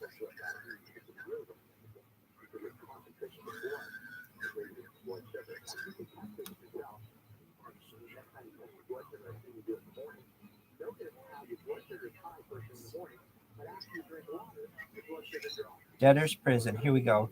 Midnight. Okay, so is a prison for people who are unable to pay debt. Until the mid-19th century, debtors prisons, usually similarly informed to locked workhouses, were a common way to deal with unpaid debt in Western Europe. Destitute people who were unable to pay a court-ordered judgment would be incarcerated in the prisons until they had worked off their debt via labor or secured outside funds to pay the balance. The product of their labor went towards both the cost of their incarceration and their accrued debt. Increasing access to the lenience throughout the history of bankruptcy law have made prison terms for unaggravated indigence obsolete over most of the world, but they could come back. I mean, so here we go. Uh,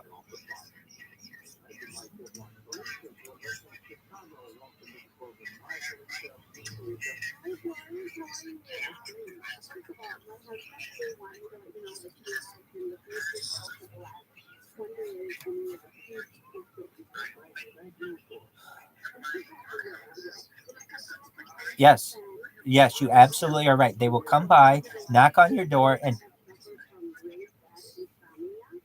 they're going to take it from you if you can't pay your debt. You have to understand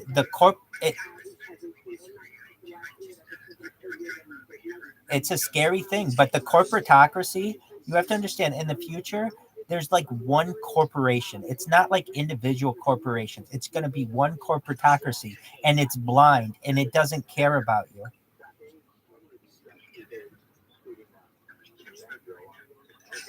But at least it's smaller, and it can't just knock on your door and take everything from you.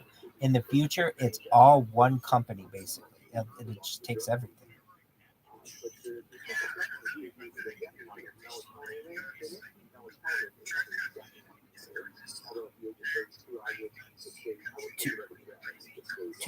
To answer your question, debtors' prisons have been around at least since antiquity, but at least since medieval times until approximately in the United States, 1863, but basically the late 19th century. No, but we never had it before, and here's why: because you could go bankrupt on student loans until 2007. That's when it changed.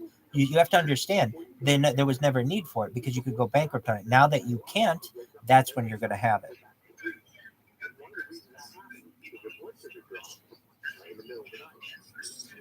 No, that won't go through. The Supreme Court is going to block that.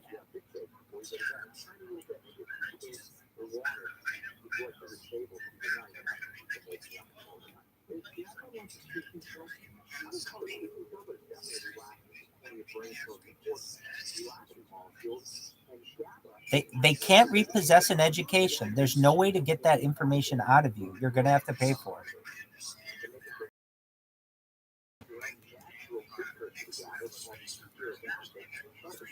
They just build. All you have to do is build more prisons. It's very simple.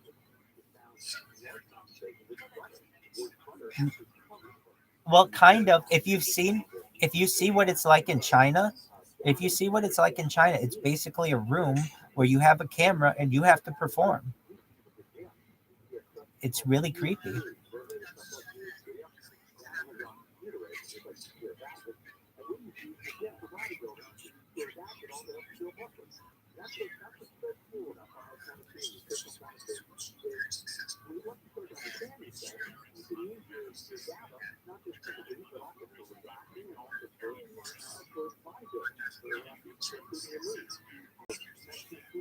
I know it does. And you also have to say to yourself, aren't you kind of like afraid of it?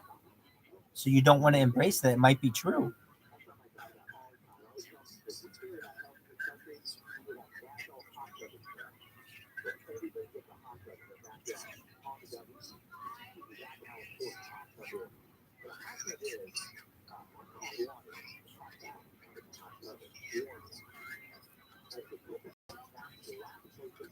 Wow.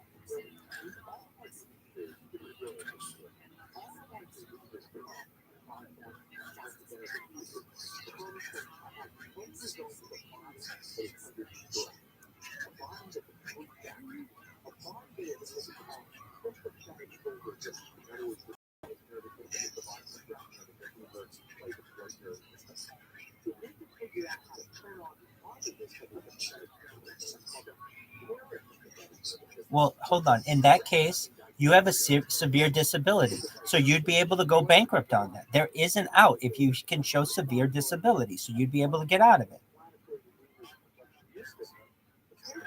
No, medical, you can still just go bankrupt. Medical, you can go bankrupt. But I'm saying, let's say you had, then you didn't have a good enough bankruptcy attorney. If you had a lot of student loan debt because you have epilepsy or epileptic seizures, you could potentially get those written off through the bankruptcy court. But generally, other people will not be able to. It is. And I would have never thought about debtors' prisons again, but that's good. You're going to see that in the future. Why? I would have thought, of course, there's going to be debt forgiveness and everybody's going to be la-di-da. Absolutely not. Absolutely not. There's also going to be reparations. In the United States, there will be reparations, and perhaps in the United Kingdom as well. For slavery, they've already. I know we're talking about California a lot, but they've already started them in Oakland.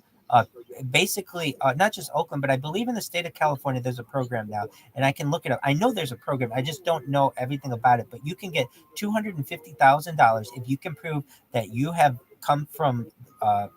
If you're an African American family who's been in California 150 years, that's a long time to prove. However, they can always adjust that date to be 75 years or 50 years. And right now, I think you get $250,000, and it's going to go up.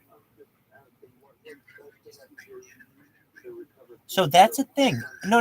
You're absolutely right. And I do, in my own way, I say that we're all from the heart of Africa, and I do take my foundings from Africa. So why couldn't I say that? Don't we all? It's like the people who are smart enough to say it. It's the people who are smart enough to say it. And if you really feel like you can connect to it, then by all means. Can you defend it is the question.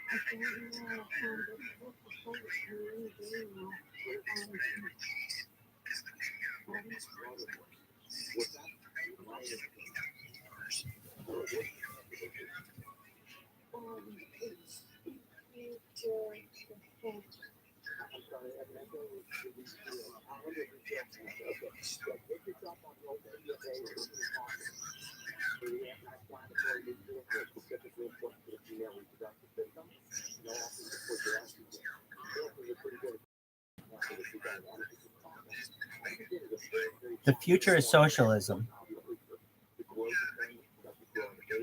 No, I'm not saying we do. I'm telling you what it's going to be. I want to be as much a capitalist as anybody else, but I'm telling you it's going to be socialism.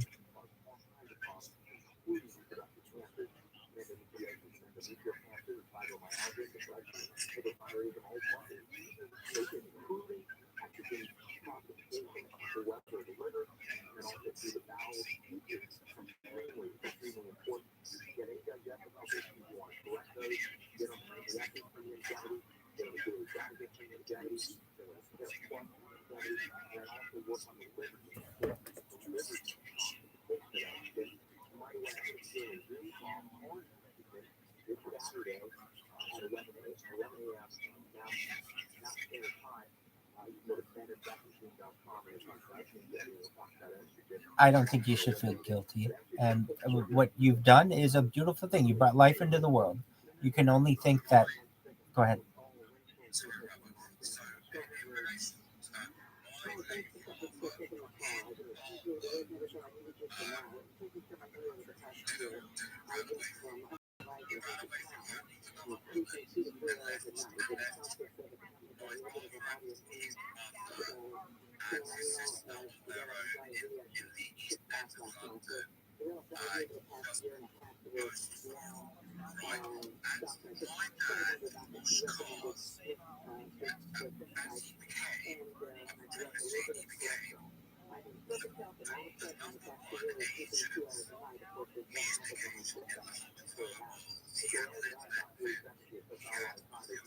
That's amazing. What a self-made man. There's just an absolute self-made man. He said when I was growing up, his like because his social life career he spent right. But he said the one thing I can give you, son, is I don't know how this will go down, but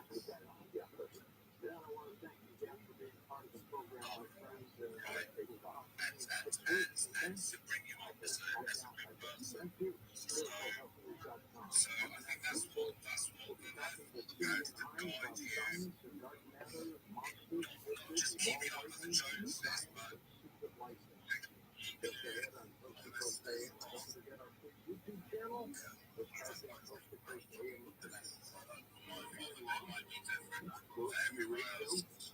Mine is similar.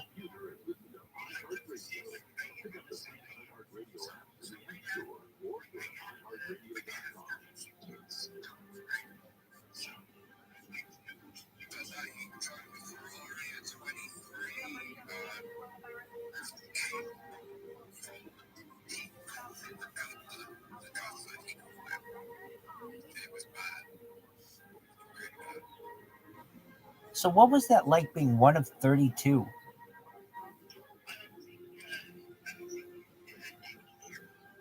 Oh, uh, let's see here. Um, can let's see. Uh, Oliver, can you hear us?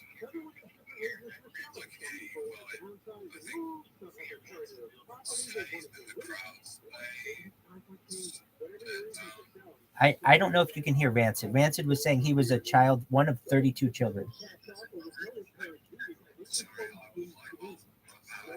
No, absolutely. No problem at all.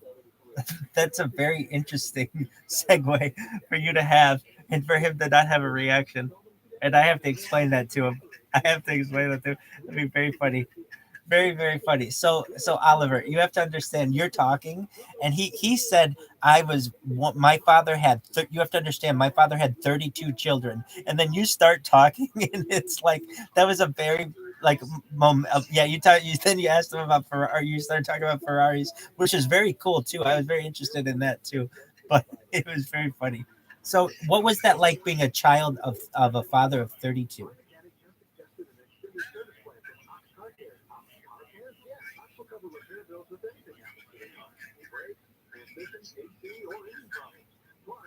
Did you live in the same house?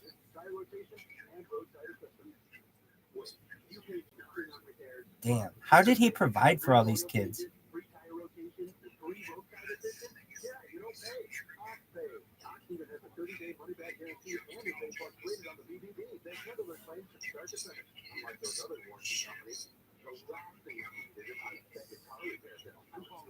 What did he do for a living? Wow. And did the kids work?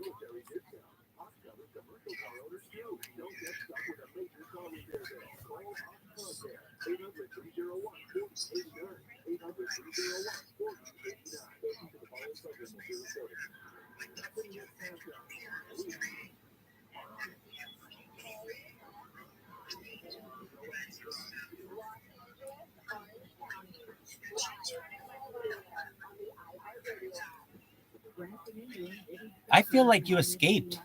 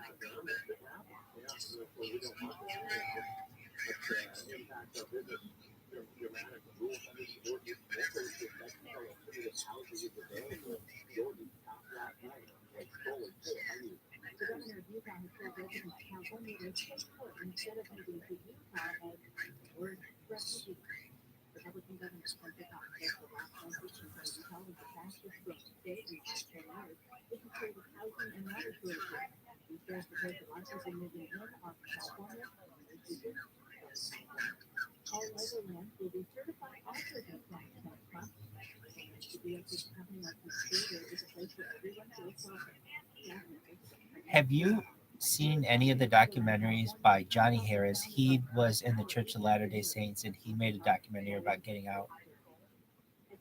He's on YouTube.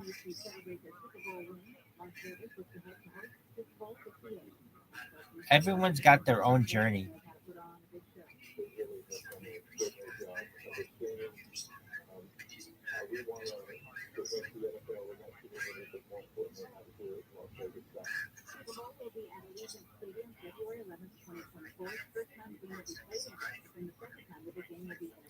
Well, that was just one of them. He has some of the best documentaries you're ever going to see. But I'm just, you know, you know what one of them is, and the reason why I say this is because he had this one documentary that kind of I always wondered why the milkshake machine at McDonald's was broken. Okay, as a kosher, I always heard about this. Even as a kosher Jew, I always heard about this, and he makes a documentary about it. But he also made one about leaving the Mormon Church, and it was really interesting. But that was another thing. Anyway, yeah, if you love documentaries, he sounds like someone who has a similar journey to how you had, at least growing up in the church, and then now he's made documentaries about it since then, but they're fascinating documentaries.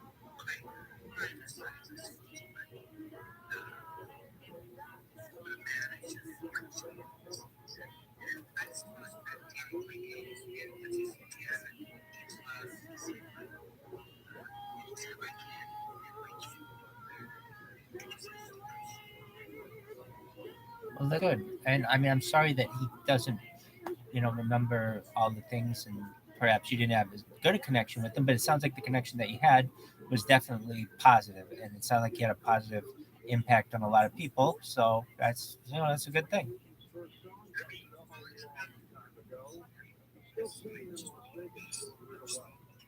Oh, baby, I got a hell of a lot more goals than that, but that's one of them. Yeah, definitely.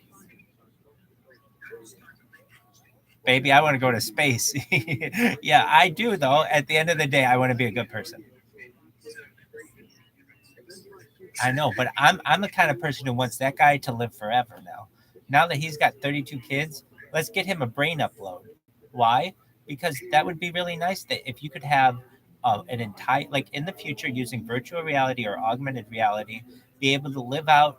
If you're able to live forever, then you got a lot of time on your hands. You can have a virtual parenthood where he could spend all that time with you just as one virtually. That's an option.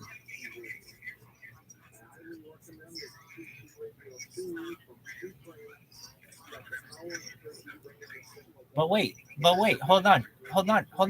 But the technology is available so that you won't know the difference. It will make you feel like you had that. And there's memory erasure. So they can remove the bad memories when he wasn't there and put in good memories, like he was a great dad the whole time.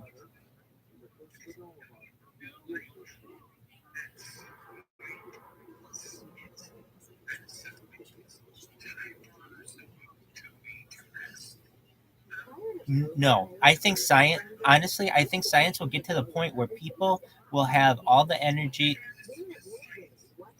Well, that's all. That's the only. I'm saying my personally is science. They are one and the same. So when I say that if you can live forever, then people and scientists will want new challenges. And one of the challenges that they will want is to get back people who had previously lived and perhaps allow people who either are living now or lived in the past to have relationships with them. Somebody may want to speak to, I would want to speak to Rabbi Akiva. Another person would want to speak to Julius Caesar. Another person might want to talk to Jesus Christ. And maybe there's that option in the future to be able to do it virtually.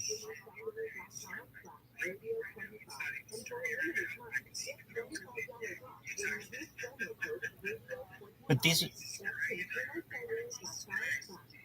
I'm the one person, especially Judaically, who will take his side to say I honestly think he was a. I don't think this option is discussed ever in Christianity. I don't know. I'm not a Christian, and I'm not a Christian. I don't. I'm not a theologian, but I would say this. I would want to know if anyone has ever discussed Jesus Christ being an alien abductee, meaning, or I should say this. Mary was an alien abductee, and she was in, like, artificially inseminated, and that's why he didn't have a father. Have I ever done DMT? I've tried. I haven't ever gotten my hands on the right amount. I do it every day because it is in the body.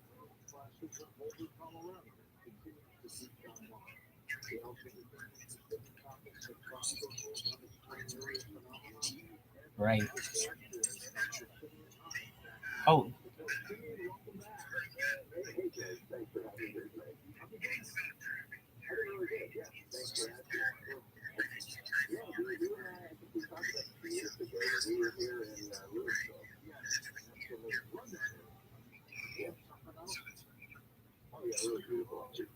we've got Oliver here. Oliver, you want to you've got your hand raised.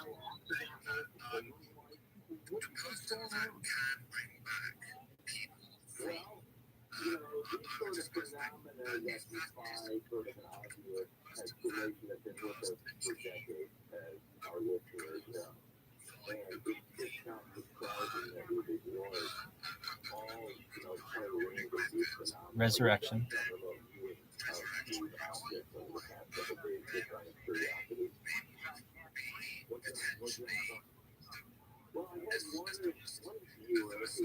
They're Mashiach. Yes, absolutely.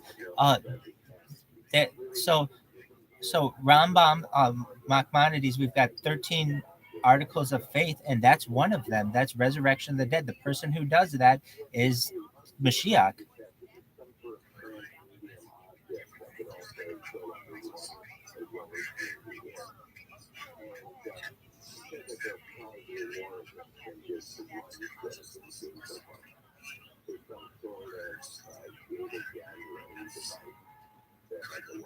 Well, I'm saying there are multiple ways to do it.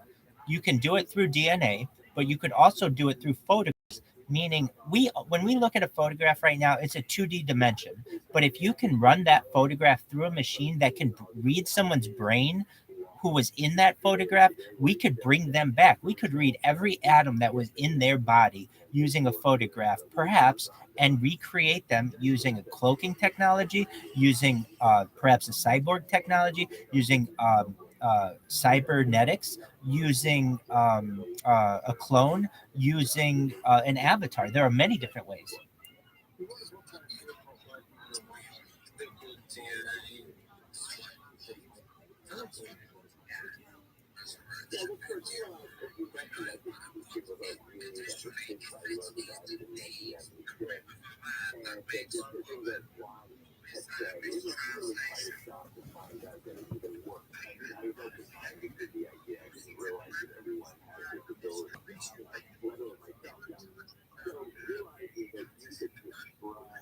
And DMT, absolutely.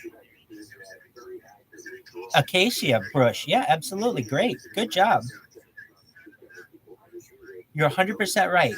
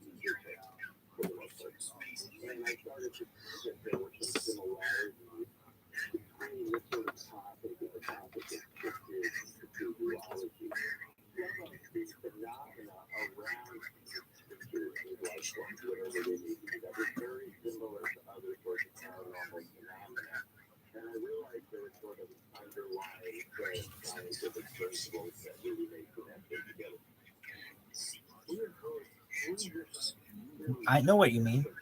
I've tried to get it synthetically, like on the deep web and things. It's difficult to get. It used to be legal in the United States up until 2011.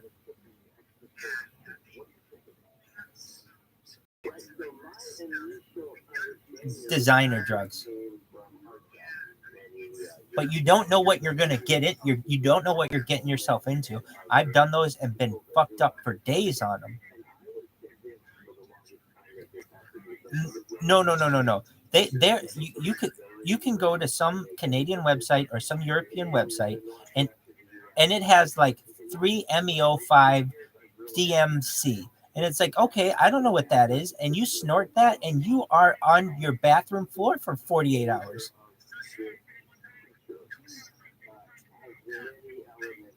No. I understand. You inhale it. But I'm saying whatever you want to do, whatever the drug is. I'm not saying that one in particular.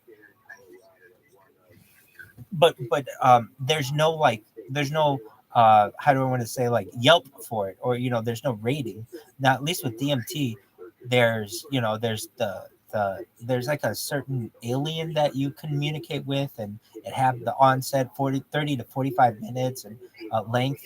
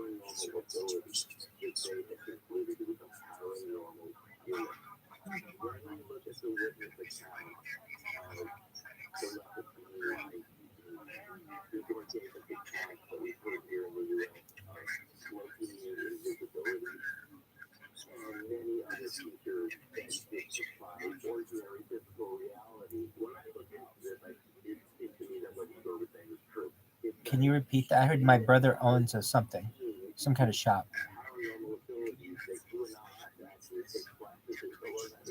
Oh yeah, I've been in a float tank. He, you, your brother owns.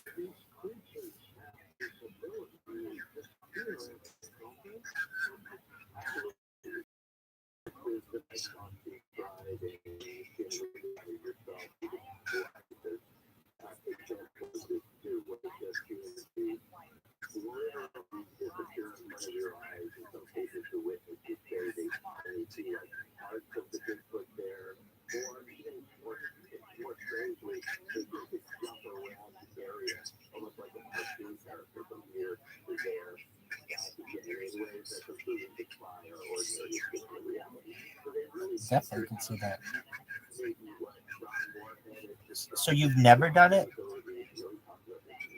Oh, you've done. Okay. And did you find it was rejuvenating?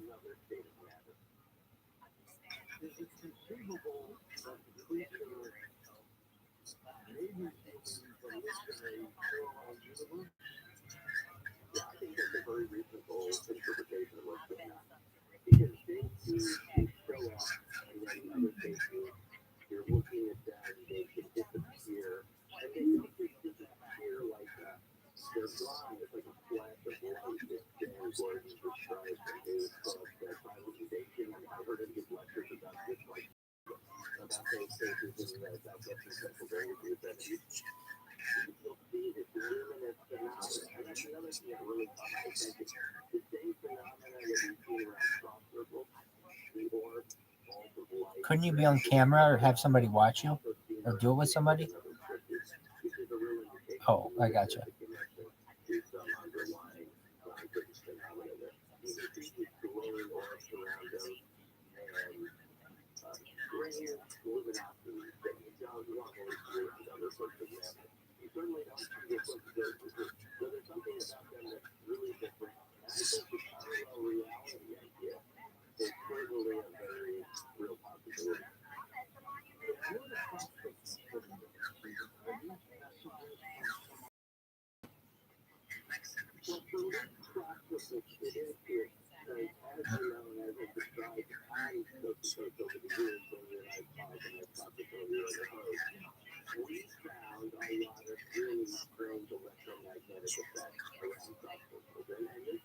Let's Oliver, have you ever been in a float tank?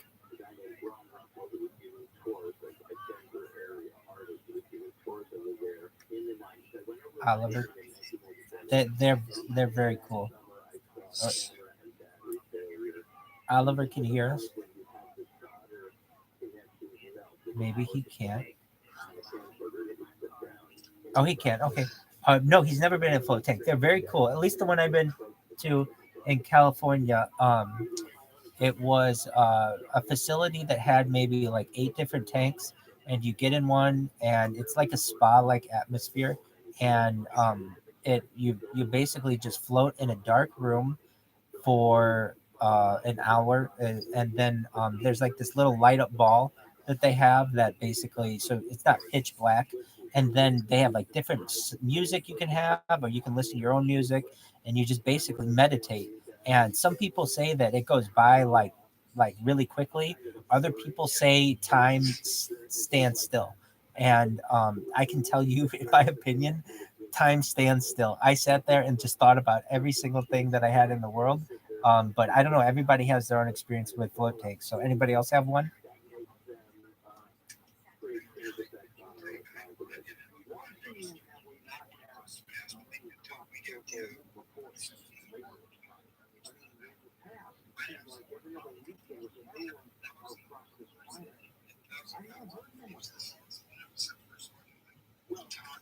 To be honest about it, there were people making them in the UK.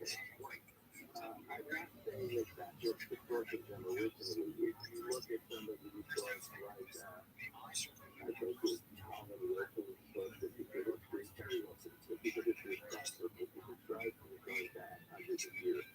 But it is true that groups of people made them, and I got to meet these people, and I wrote about it in my book Open One.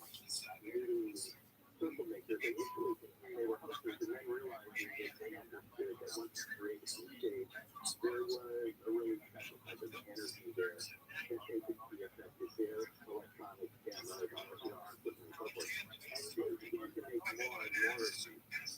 But I think another way to look at it is these short information and energy could take different forms from decade to decade, and it could switch from UFO phenomena to cross purpose.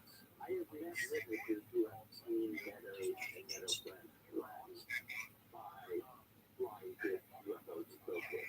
So it's actually a rather complex phenomenon. I don't think it has just one source. And I wrote about that in Black One Gun. I mean, people have seen orbs and balls of light around obstacles. They've seen UFOs. But neither can St. George, even the village purple bakers, described to me seeing the same phenomena when they were. And I can see how it would do that. And I think it depends too, like whether if you like gotten high beforehand, or you've had caffeine, or if you have like a lot of stress on your mind. It all depends on that kind of stuff too. It's really one of those things where you can like set the tone. I would love to do it under different drugs, and like do an LSD one day, and cannabis one day, and cocaine one day, and just see the differences. Oh, I think it would be great. Well, I guess it depends on the acid that you're dropping, but um, I don't know. I think it'd be. I mean, when else are you going to be like in water in a safe environment on LSD? Usually, if you're on LSD, you're not going to be like, you have to be in a safe environment.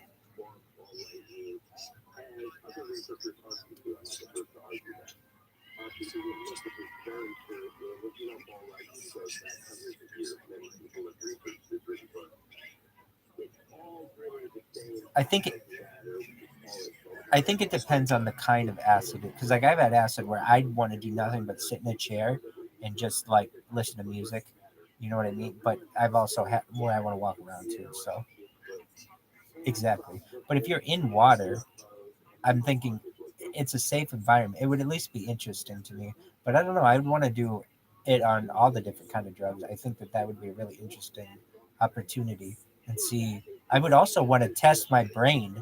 I'd want to know what kind of like wave interactions my brain had at the same time, and be able to like see how your brain reacted differently.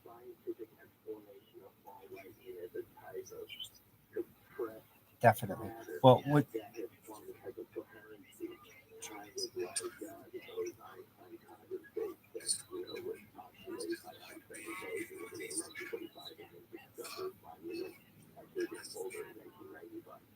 I've only been on LSD and only been in a float tank, but never at the same time. like if you're coaching to follow people around animals, and there is a real fine gray zone between oracle lightning and UFOs. Even the Paul Lightning researchers say that they can't distinguish completely between UFOs and orcs. So there's a real continuum here, and it's really interesting how some of it seems to take up some sort of intelligence and function. When I did it, I was high. I wasn't on LSD, but I was definitely high. And I can tell you it was nice to be, because it was very, allowed me to take in all of the senses, like all my senses were raised a little bit. So if I were going to do it again, or advise anybody to do it in a way that raises your senses. So like maybe that might be a stimulant for you, or maybe it's not. Maybe it's in another. Maybe you want a depressive or something like that.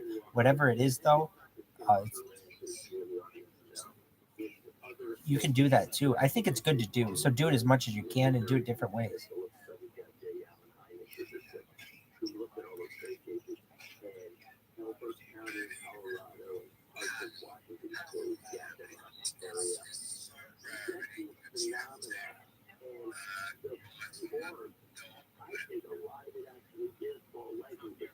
Well, I hope that's not always the case. I really think I'm a pro 420 Orthodox rabbi. I mean, there aren't many of us, and it comes from God.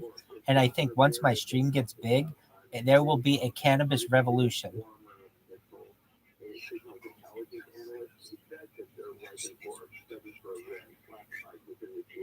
Sure. Any domain 420 is going to be big. If you want to know, anything, 420 is going to be big, and then the big dispensaries are going to be MedMen, but the really big one is going to be pharmacy. It's FARMACY. It's a pun, obviously. It's a pun. Pharmacy. FARMAC.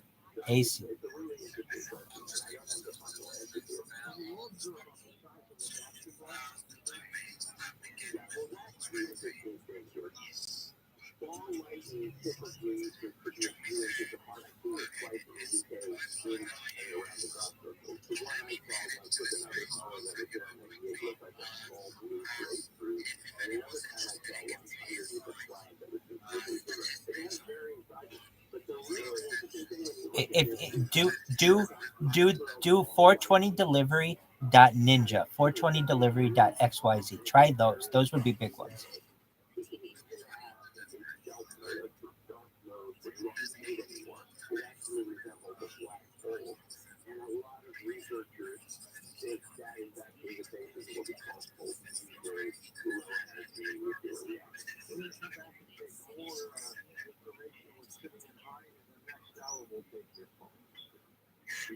Well, I mean, it is going to be the future.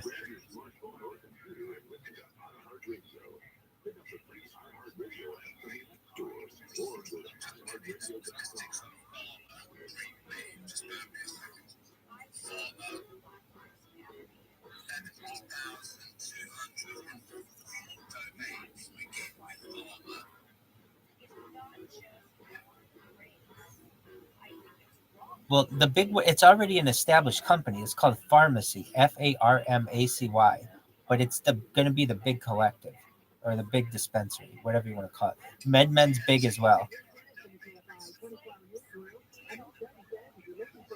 Was it Pharma, FARMA? Oh, it was?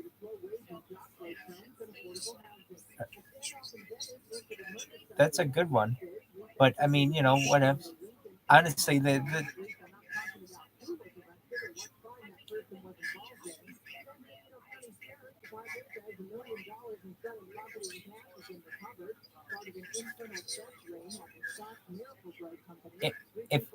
if you really want to know, so we've got futurology. This is one.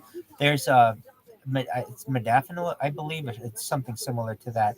It's a female Viagra is available, and I don't know why it's not more popular. Isn't that a thing? Imagine women could get hornier. and have sex more often. I don't think it's a thing. So I was reading. Sure. Or for just a lady who's looking to have a good time, who has a low libido. Maybe she has poor self-esteem and she wants to get out there. Any the same reason guys, maybe they don't feel attractive or whatever, or they can't last a long time in bed or whatever. But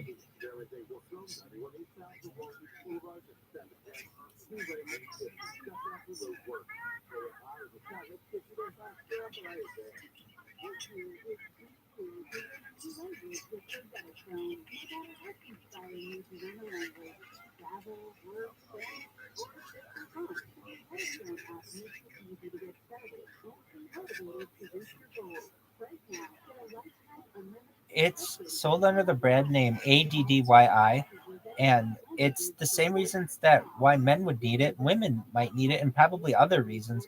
But I don't think. I mean, it's just, to me, it's surprising no one talks about it. I'm putting something in the chat about it on the from the Wikipedia. It's just interesting to me. If women could be having, I mean, I understand why they don't want to necessarily have more children, but I also think that I've never seen it advertised. I've never heard anyone talk about it. Why? Because I don't think that they want people to have more children. Well, sex does sell, but then why wouldn't you advertise it?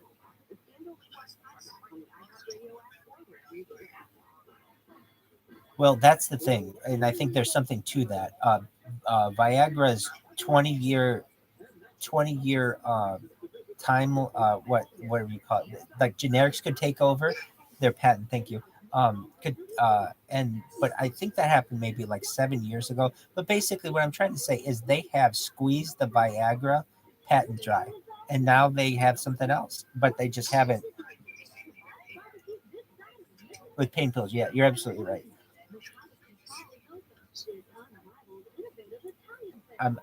So I really think in the future, that'll be something. I'm surprised it's not more, but also, sex bots are a thing. I'm surprised that more people aren't buying sex bots. You can buy sex bots. I don't know any.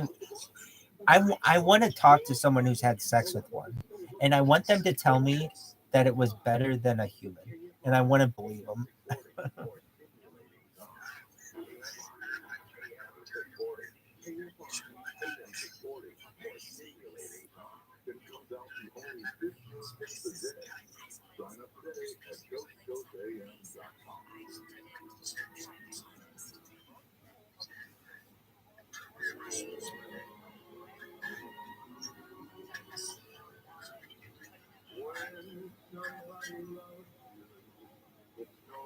Girlfriend. Oh wow, interesting.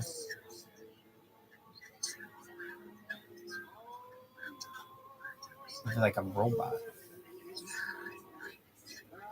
No, well, I'm saying in the next 5 years, you watch, people will no longer be in relationship. Not everyone, but a lot of people will just be strictly with their robot that they ordered on Amazon. Why not? I mean, honestly, I not recently, but I priced them. They were like 5 grand. The thing blinks. It's a self cleaning thing. It Yeah, I mean, it wasn't that expensive, and it's all silicone. And it depends what you want, but in the future, people will just probably invest in a sex bot and not necessarily in all the dates that you would. And if you want to have children, then you could go to a store and buy sperm or get an egg donor and have a child.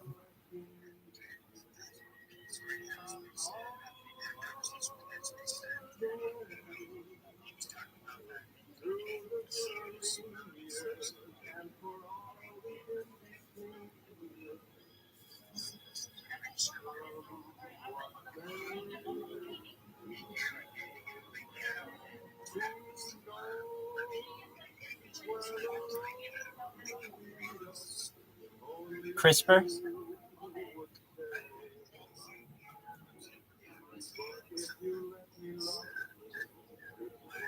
It's a type of. Oh, right. It's CRISPR technology.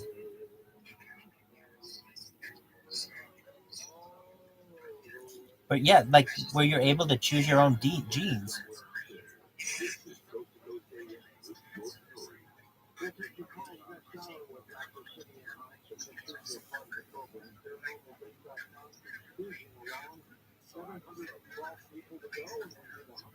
No, we are. And that's the thing. You have to understand with societies, if you don't do it, someone else will.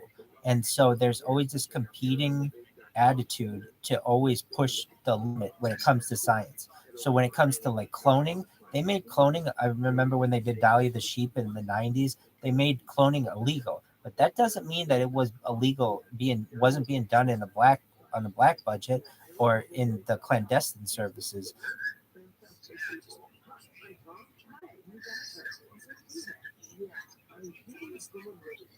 Yeah, Dolly, the sheep that they cloned was in the 90s. I remember the day it came out on the news.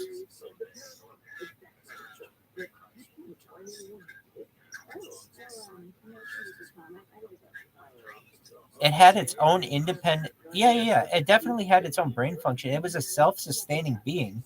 It just had the same exact DNA and the same exact characteristics of a Dolly the sheep, but basically it was a clone of it. But it had its own independent behavior and it had its own independent thoughts. So it's not like it was the exact same thing.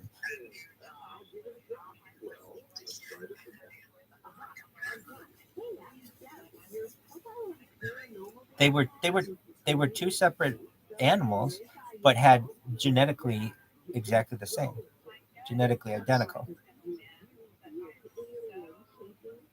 And that's something that can happen now. I had a teacher of mine in law school who said, and this is a thing that happens. She had two children that were identical twins, but they were 5 years apart or some amount of years apart.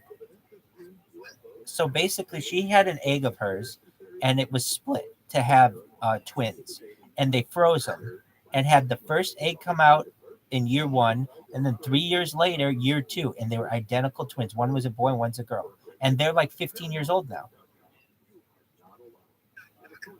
I know. And I raised my hand in class at the time and I said, "Excuse me, are you from the future?" And she said to me, she laughed and she said, "What do you mean?" And I said, "Excuse me, but I'm not from here."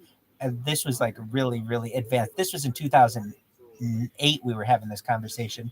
And I said, from where I am, I can guarantee you no one's had this conversation.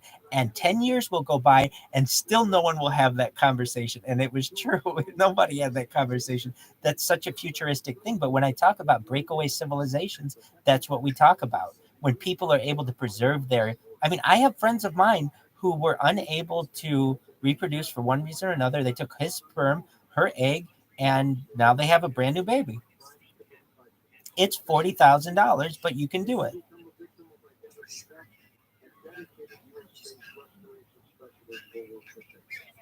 no one thinks of that. All I think is you have to monitor all transactions at all businesses. It's easy to help protect yourself with like remember defense protection starts here.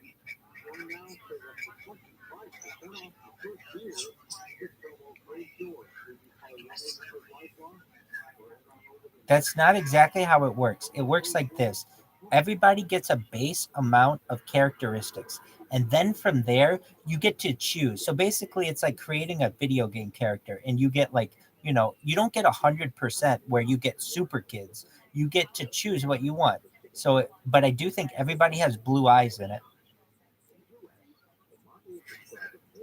There's just more desired.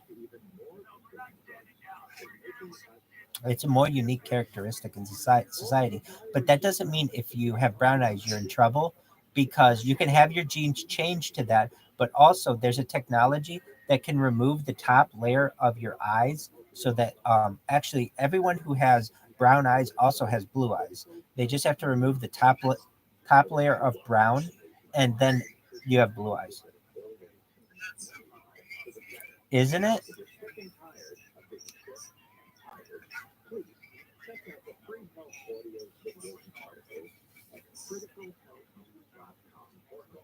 You watch in the future.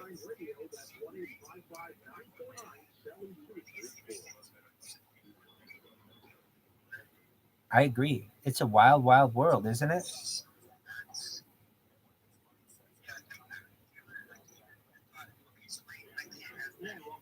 Coast to Coast, website to link up at coasttocoastam.com. Simeon, I've always been fascinated by orbs and trying to figure out where they come from. Might they be from little UFOs used to craft or some other place? Well, there's no doubt about it. If you look at the literature, even going back to that NICAP study from the 60s by Kehoe and Lord called Creating the Vector on UFOs, you always get, you often get orbs and balls of light coming off of UFOs, being in the same vicinity, and so forth. But they originate from many different sources. Well, it's just like LASIK surgery. People have seen them around earthquakes. It just probably takes 10 minutes. They have to remove the top layer of your eye, and it's done.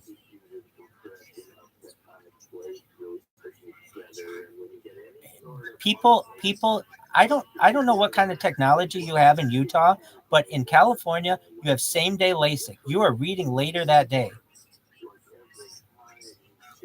It should be even easier because they're not cutting into your eye.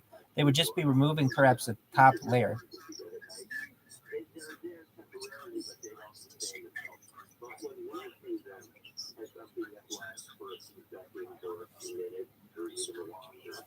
That's because they kind of created this self-catalyzing chain reaction, and it's become a coherent ball of matter where all the particles are at the same frequency, and they can sustain themselves in that form for quite a while. And when they do that to the glow, they get up this type of light. And really, the interesting thing about it is they can create these gravitational effects. That's sort of Marley Rand at one of his lectures from, I think it's the Ozark UFO conference in 2009, described a thickness band lifting on the ground as the orb went over it. Is it a muscle? Is it an eye surgery he needs, or it's a muscle, like the muscles of the eye? I understand.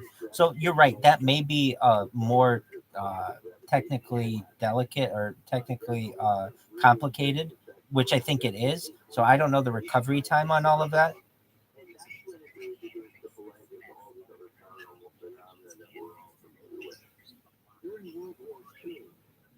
Does an optical surgeon do that? Okay. Wow. So I mean, that's really complicated. Is it something that he can have done?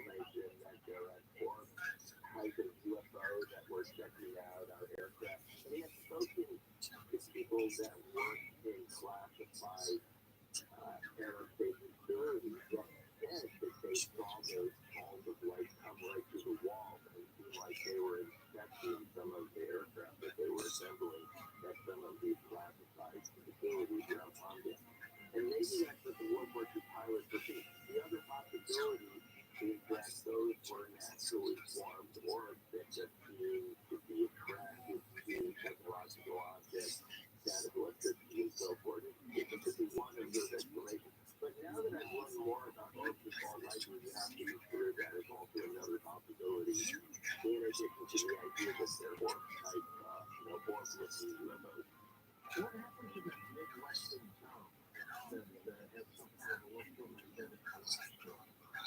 Well, that is a really interesting story. As fellows who had worked in the Pentagon told me that story at a remote viewing conference where I got to meet him and his wife. And what he said was, when he was working at the Pentagon, they picked up in the 1960s that a town in the I'm sorry that has to happen. That's a terrible thing. had a collapsed electromagnetic field. Nothing electrical work, including batteries, wristwatches. It just seems almost like paranormal, right? I mean, nothing electrical working. The people in that town really wondered what was going on. It wasn't just the electrical wire. And he told me that over at the Pentagon, they really had no idea what was happening there. What could have caused something like that to happen? We can only speculate. Was it a UFO hovering over the town? Was it a small black hole that may have entered our atmosphere that Russian researchers, Alexander Pokemon and others have speculated that happened? They need examples of this in Russia. over the decades where gravity collapsed in certain towns for a few minutes. If it were excellent from the sun, it would have been a wider area, right? Yes, I think so. I imagine you got a lot on your plate, kiddo. What is so George, is that our government monitors every square inch of the U.S. And I think that's why he was very reluctant to have me publicize that story. I didn't get his permission to talk about this openly. But he also noted he never heard about this in the news anywhere. It was never discussed to the people outside that town. They never knew what was happening to them.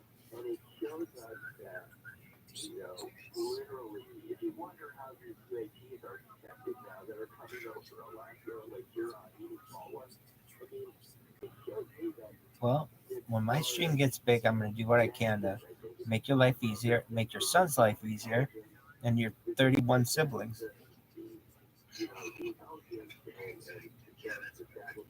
Literally monitor every square mile of the physical U.S. and make it. He never told me how they picked this up, how they detected this. He wouldn't tell me that. We can always speculate, but they can see what research can tell. You can record it.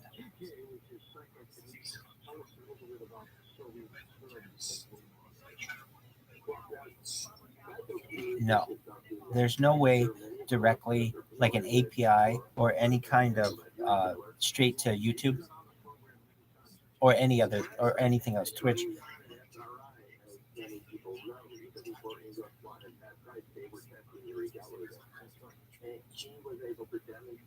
There's no way, to my knowledge, to use Twitter to be able to stream that anywhere else except Twitter.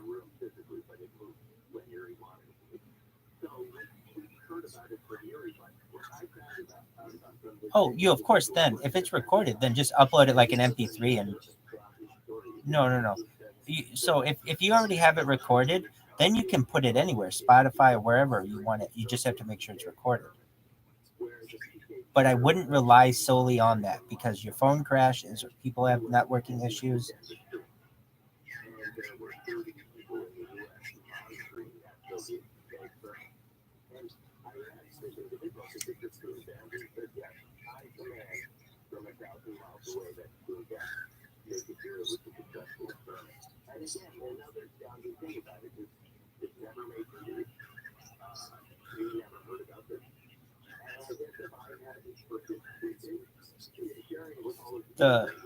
I've been on 3. I did 3 in one day once, and so I got to see some of the different software. I forget the exact name of it, but I'll get it for you.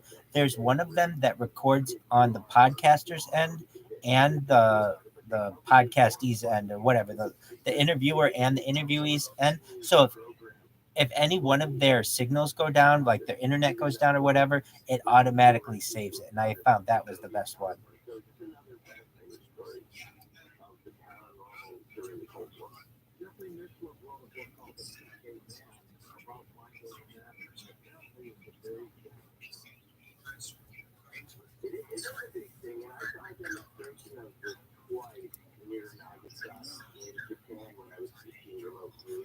If I may ask, why don't you just do the podcast on YouTube and then upload it to all the other social media like Joe Rogan used to do?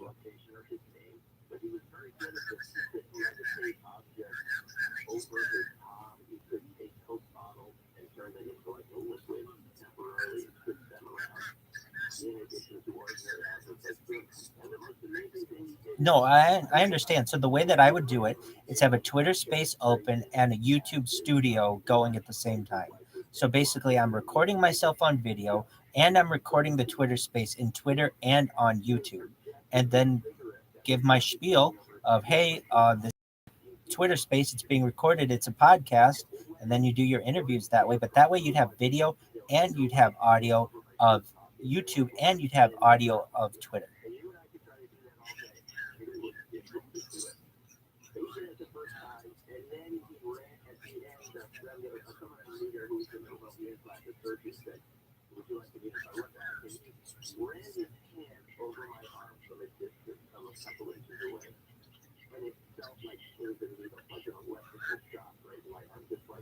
if you're going to do that, I probably think the best way to do it is just using separate devices. So you're doing the interview at the same time, but you're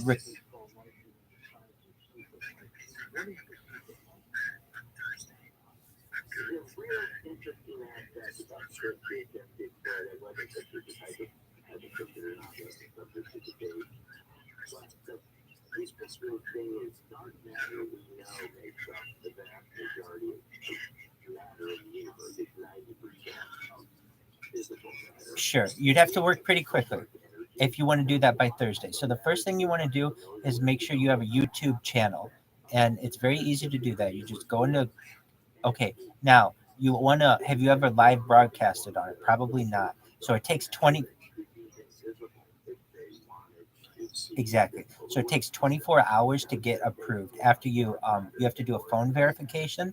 So you're gonna want to have to do that, and then occasionally, and I doubt in your case, sometimes it asks for a driver's license or something to upload, but it takes 24 hours. Once that 24 hours it goes by, then you're able to stream as long as you want on YouTube.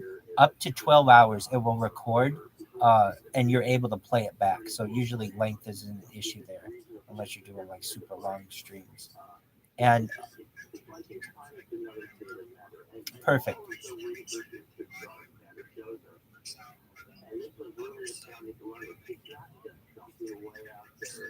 Definitely. So then the best the best way to do it would be to either have a laptop or a camera on you of some sort, have that streaming to YouTube, and then if you're on your phone or whatever with Twitter Spaces, then use that as your audio, and then talk into the phone and just record yourself on YouTube, and you've got a video podcast. Absolutely, you can ask me any question you want.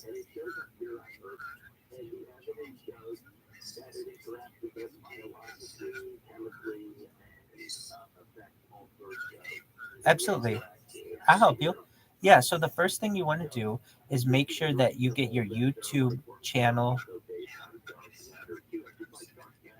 So set it up, and then I'll walk you through it step by step. I have over 36 channels just on YouTube, and it's like, whoa, Rabbi, why do you have so many channels?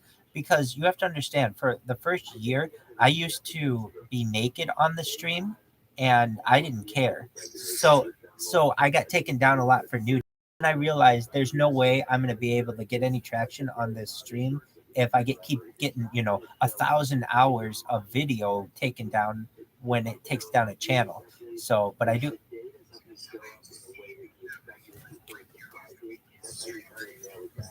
Yeah, I mean, I was. It's not like it was pornographic. I consider it like National Geographic. You know what National Geographic is? So it's like it's no different to me than that. But if they want to, because what's the difference between National Geographic and Girls Gone Wild?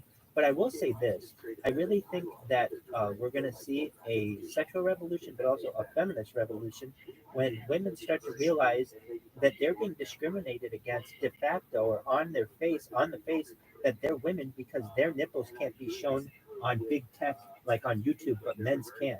I think that's discrimination.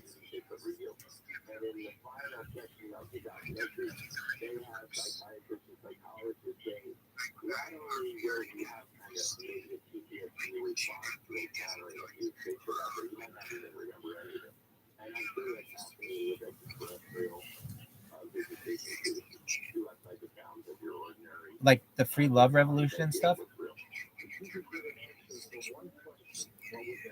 Well, I think we'll have that, but right now, Facebook should get sued by the National Organization for Women on the fact that if a woman shows her breasts on Facebook, she will get her account taken down. But if a man does it, he's not. It's just about nipples. It's about skin. They are discriminating against women on basis of skin. And I think that there's going to be a huge revolution of women who say, you know what, free the nipple. And they're just going to show their nipples. Why? Because men are able to do it. You absolutely could.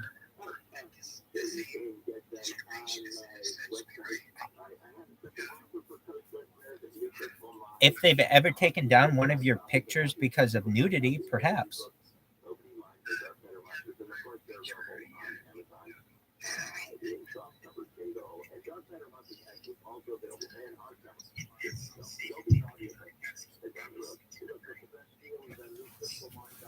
Well, it's like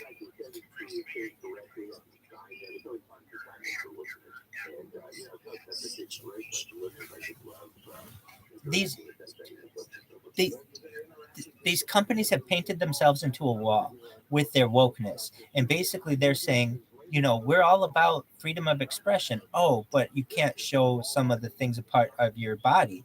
And finally, you watch, it's going to happen when a lot of women can see I have thousands of hours of myself shirtless on the internet, and a woman can't do the same. That's discrimination, and they're going to be pissed off.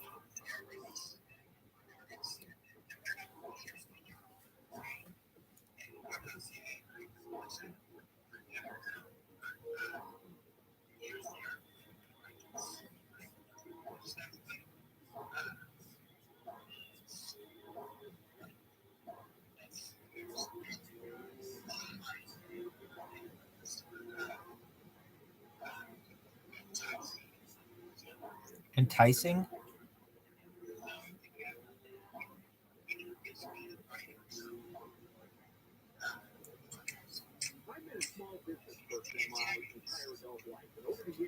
What's antagonizing about skin?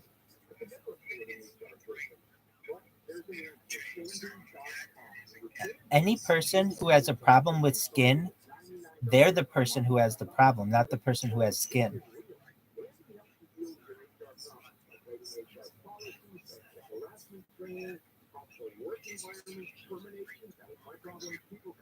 We're not talking about that. We're talking about showing your breasts at the beach.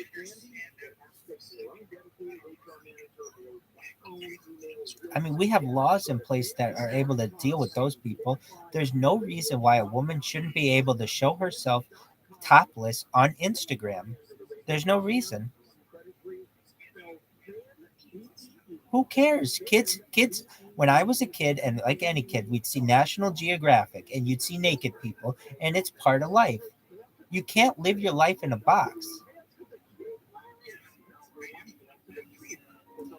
If you do, then nobody ever, has sex, basically. You'll never see anybody naked.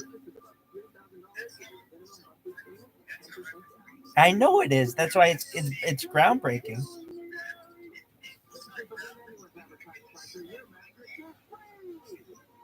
Hell yeah. Slanging dick.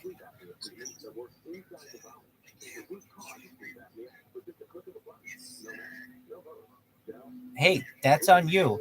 That's okay. It's skin. Whether you have a child or not, you have to understand it's still people's skin, just like it would be of an elephant or a horse. We don't ask an elephant to wear pants. We don't ask a giraffe to wear a shirt.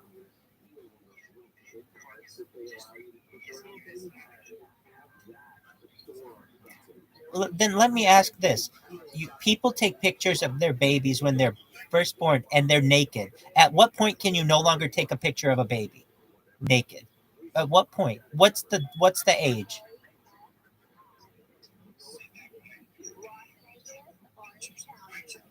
Yes, of course you would. Of course you would. For medical purposes, your baby was videotaped naked. And what are you going to do about it?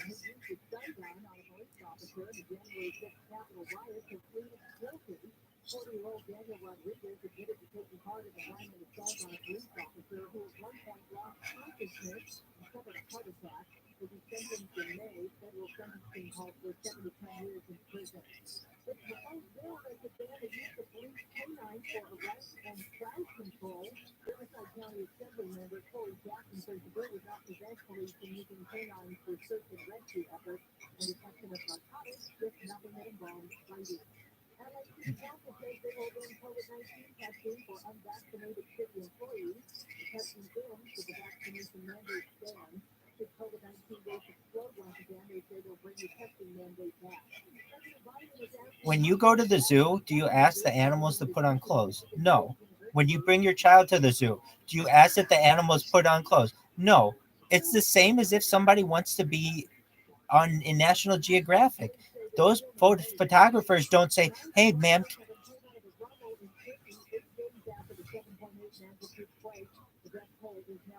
I, I absolutely understand that there are pedophiles, but if a pedophile wants to get off, they can get off on National Geographic. There are naked kids in National Geographic. Nobody needs to go to your Facebook feed to get off, man.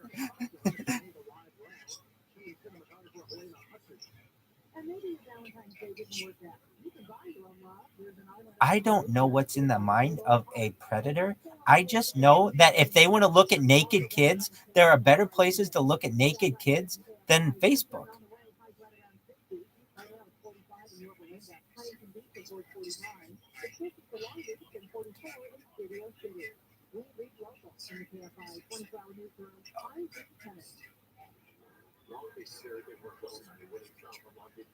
No one's asking you to. No one's asking you to. What I'm trying to do is kill the taboo of it. The fact, look, this is what I can't stand. The fact that it's a white kid makes it pedophilia, but if it's some black kid in Africa for National Geographic, it's not. I don't understand that. We treat people differently because someone's in the jungle.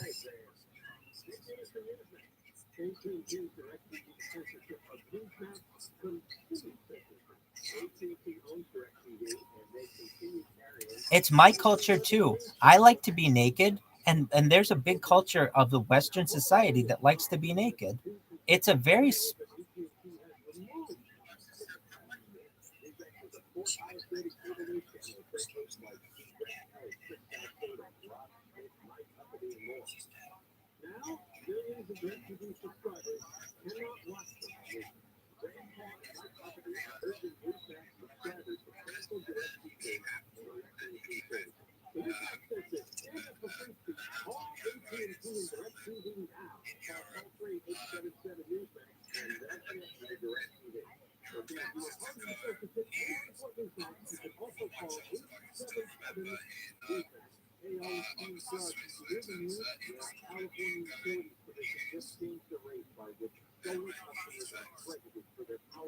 Was it a big deal?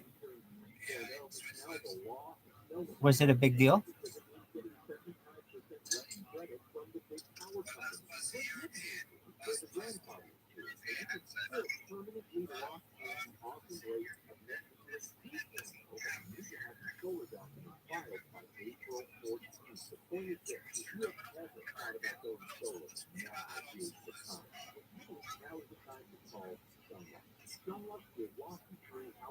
You can't.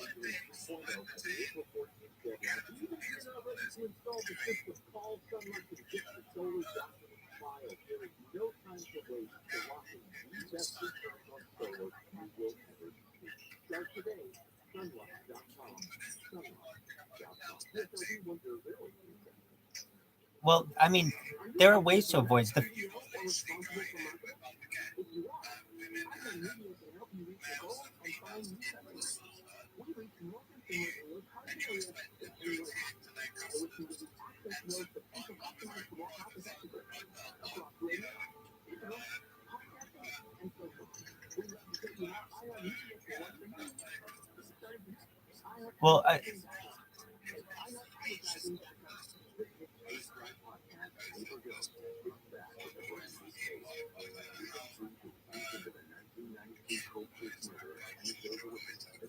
Well, we got into the topic through YouTube and how I spent like the.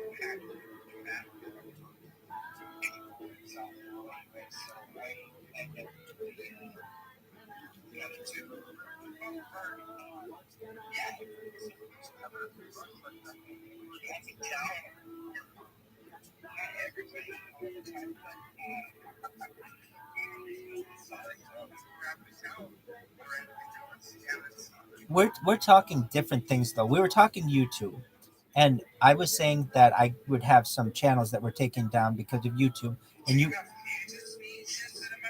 Yes, yes, absolutely in Florida.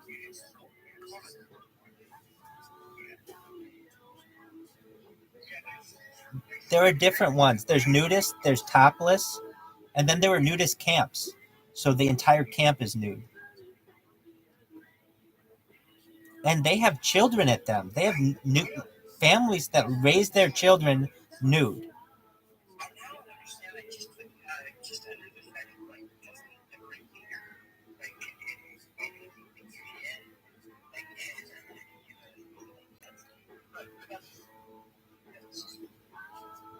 No, I know what you're saying. Clothes have a protective barrier that they provide. Absolutely. And, honestly, I lived in cold climates and clothes are definitely a necessity. But if you live in a warmer climate, you could literally be naked all day long and it wouldn't matter. But that's a different lifestyle than what I'm talking, which is being on YouTube. There's no reason why, if you're a woman and you show your nipple on YouTube, if you show your,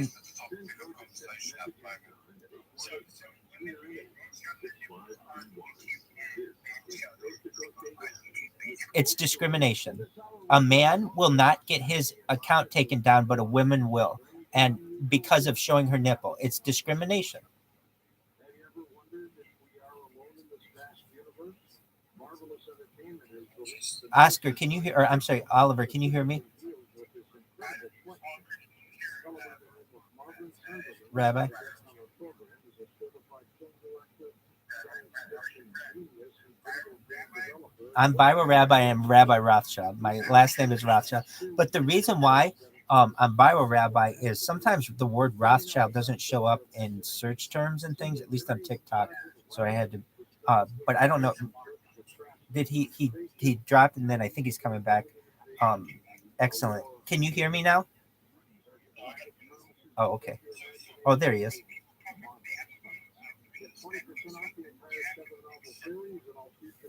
Oh, I'm so sorry. I hit mute everyone. I know I've been accepting him as best I can. Yes, I did. I'm sorry.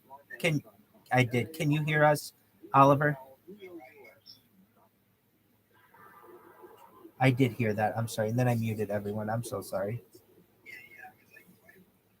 I made a mistake. I have fat fingers. What can I say? Oliver, can you hear us?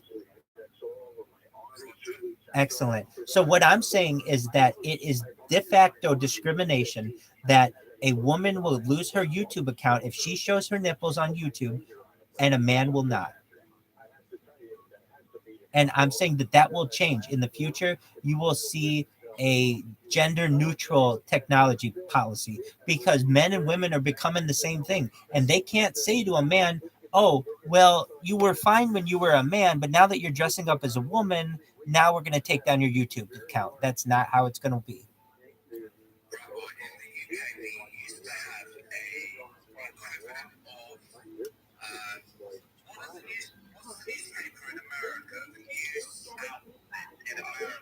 New York Times,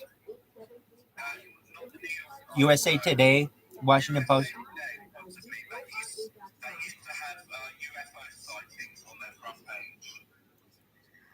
Like the Daily World. Was it the Daily World?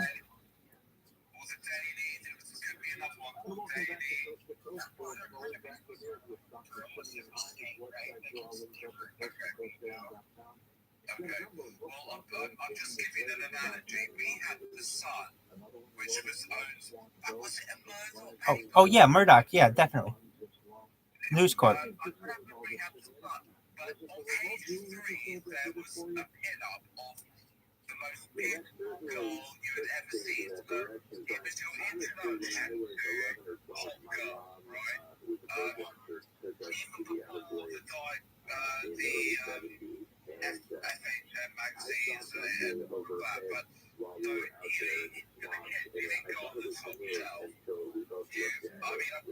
believe how it's moved on from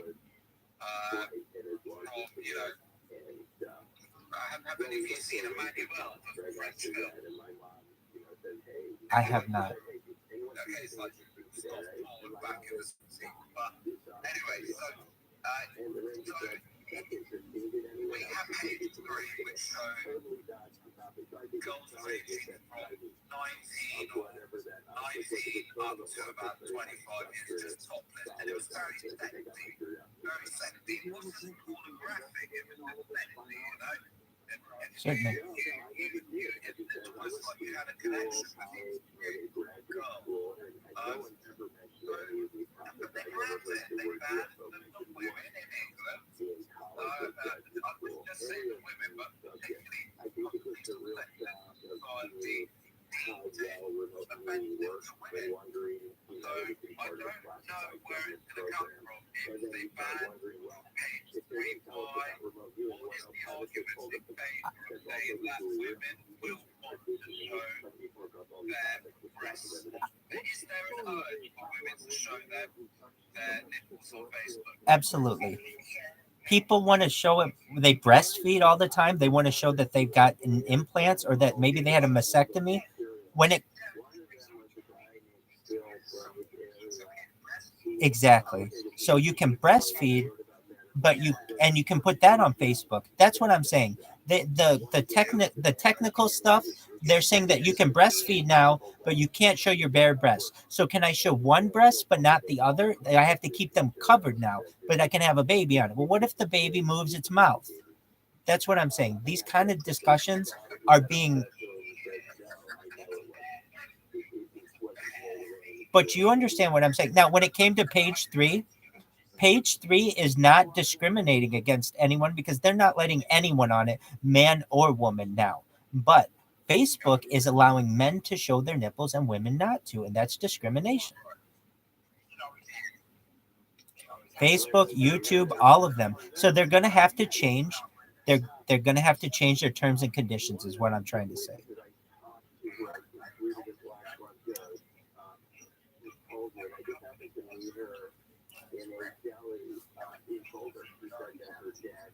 You would. Facebook, I just saw an internal memo has recommended that Facebook drop its censorship for nudity because so many groups are pushing it. Now's the time. Exactly.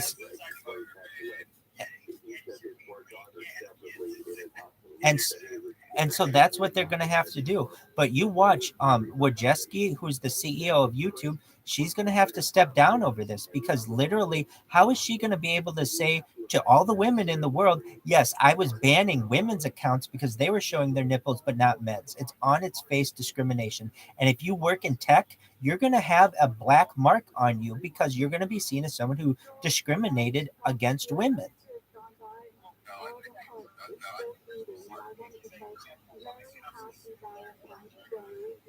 You could stand up. People in the future will say it's very simple. You were discriminating on the basis of race in the 1960s, and in the 2020s, you were discriminating on the basis of gender. Just when it comes to skin.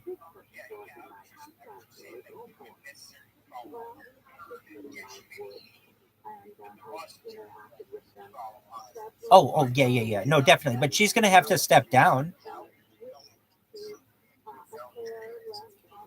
Oh, definitely. And their current CEO, he's going to step down. They lost.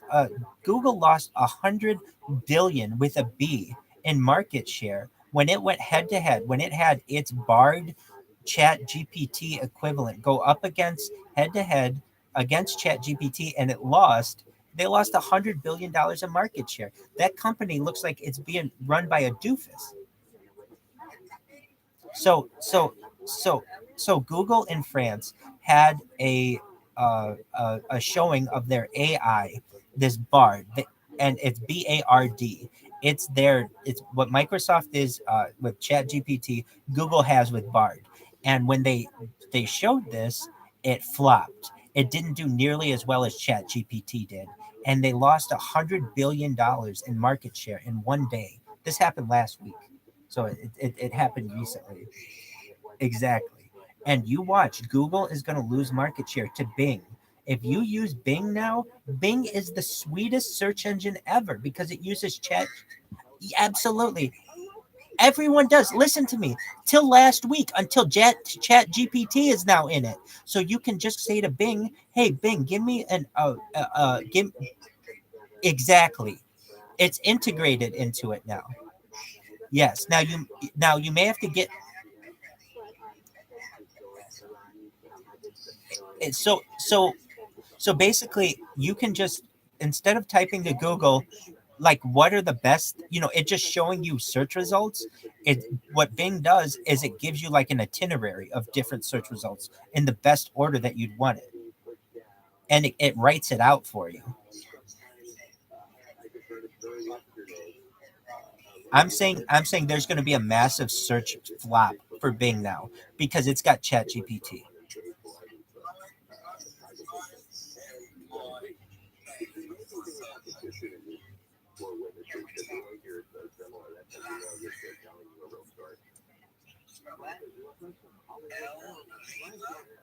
Alpha, Sierra, Oscar. Lasso, that's a good one. I like it. Yeah, exactly.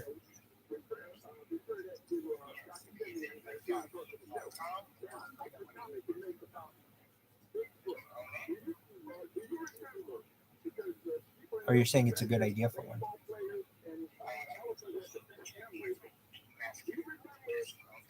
Do you own that name? You're Oscar. Sorry, keep calling you Oscar. Oliver, you're being asked. Do you own that name? I think he dropped. He'll be back. If you want to know what search engines went out in the future, it goes Bing, but then eventually it becomes Yahoo, Dog Pie, and then is he back? Oh, request. I see him. Letting him back. So Lasso is the name of the search engine you want to create, correct?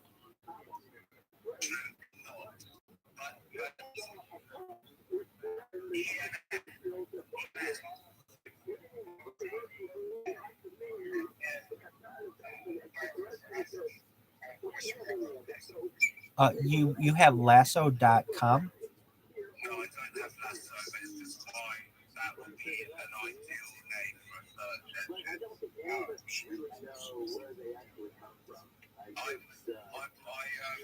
recommended it with the ELN search engine on the now.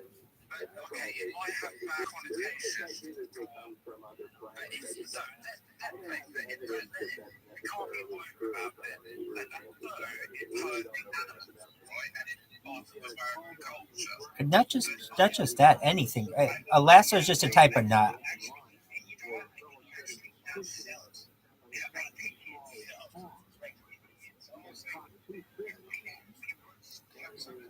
It's a verb. To lasso something it's a verb. I understand what you're saying, and it's not like you're naming it noose. The I could see noose being one, but not lasso. You're good on that. I just want to point this out for the record. I'm not laughing there because of such a funny, it's such a ridiculous comparison. No, I laugh at it, right? It's funny's funny. You ask anybody, any color's gonna think that's funny.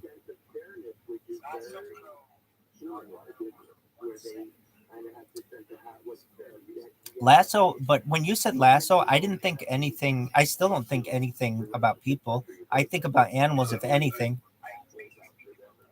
But well, exactly. When I was a little kid, is what I was thinking. But I used to lasso objects, if you know what I mean, not necessarily animals. So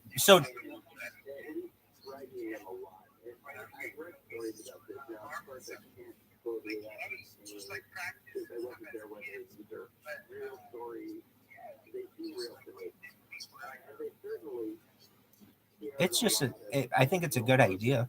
But now if you use Bing, There's a way to use Bing that allows Chat GPT to give the search results, and you are going to see so many people run to Bing. I'm not saying everyone.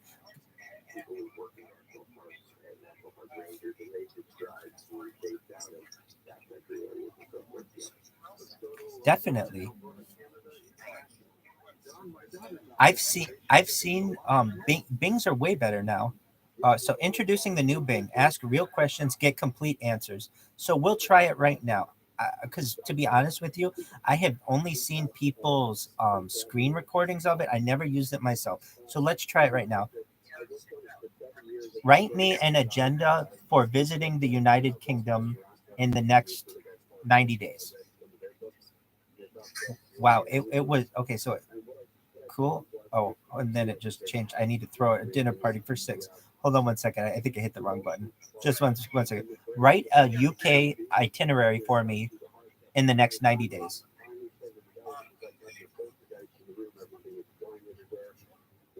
And- yeah, yeah. Well, I am just speech to text. Good question. There's not a button to do it. I really wish there was. I mean, I'm not to say there isn't, but it's more difficult to find it.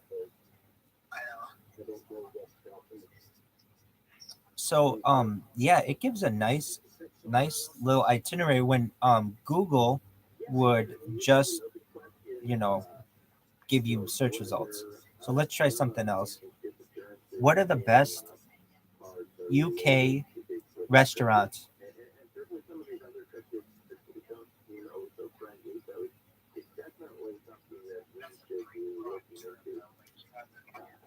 It is. So,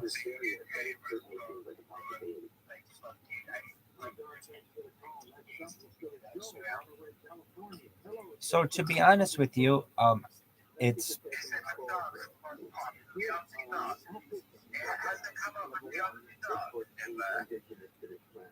um, it says,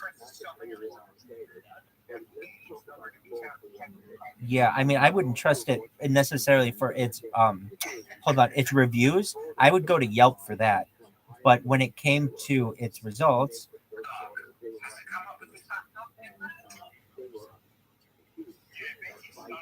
what is a list of the best London restaurants?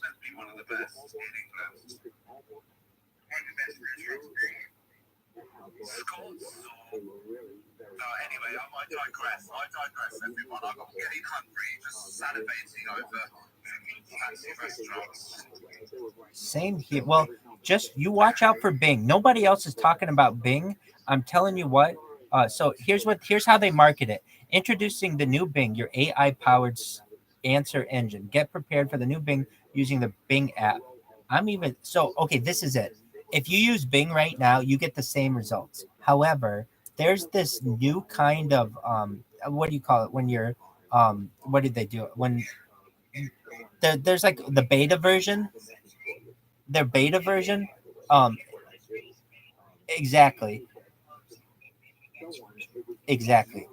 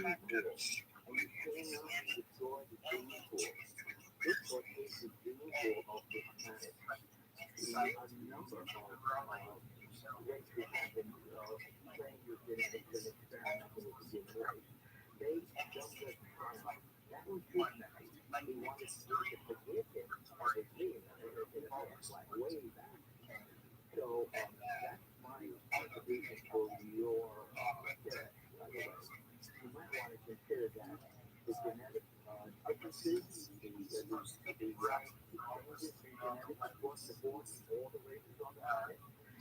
if it comes back with commonalities. But that's like the missing link that you're looking for. Thank you for your taking my call. Yeah, I think that's very accurate. I think it makes sense for the college is that we're actually a hybrid spaceship. I could totally accept that. And the reason they have these abilities is just the natural course of nature to be able to change form and frequency. And for some reason, the graphics of the colors say that we were modified from what the Bigfoot used to be, whatever that creature was, whatever that hominid was, and somehow the ability for in my opinion, they really restrict. When I say really, the NFL and whatever media, whatever channel has it, they really restrict what are legitimate businesses in the United States and globally with what they can advertise on the Super Bowl. And this is the first year in 30 years.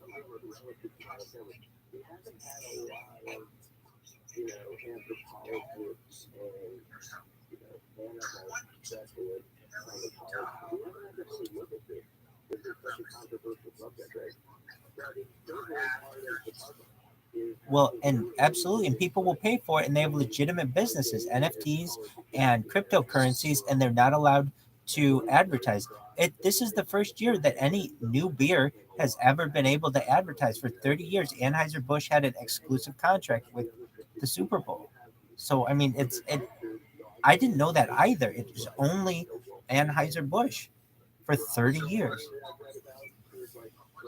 They had three of them. They had Blue Moon, they had Heineken, yeah, and they had something else. It was not Sam Adams. It was not Miller Lite, which I would have thought it would be Miller Lite would have jumped at that opportunity to finally get in the Super Bowl, but no. Um, uh,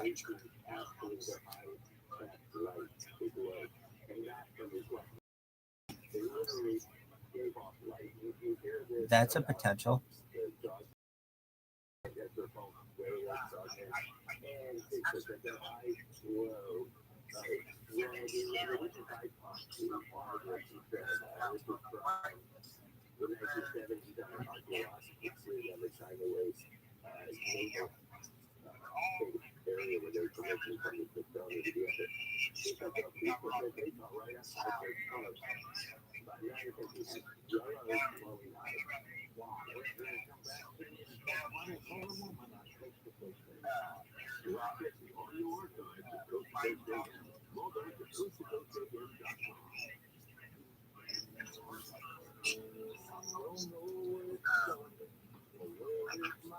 Here's I was trying to think of ways to make money as we were trying to think of ways. Here's one with NFTs and such, but QR codes. QR codes on commercials and on billboards would be really big.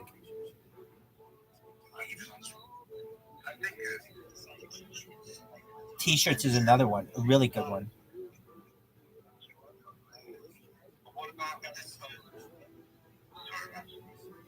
stickers where you can just post them on lampposts with website name, QR codes, bang. Phenomenal. Love it. Viral marketing. Guerrilla marketing.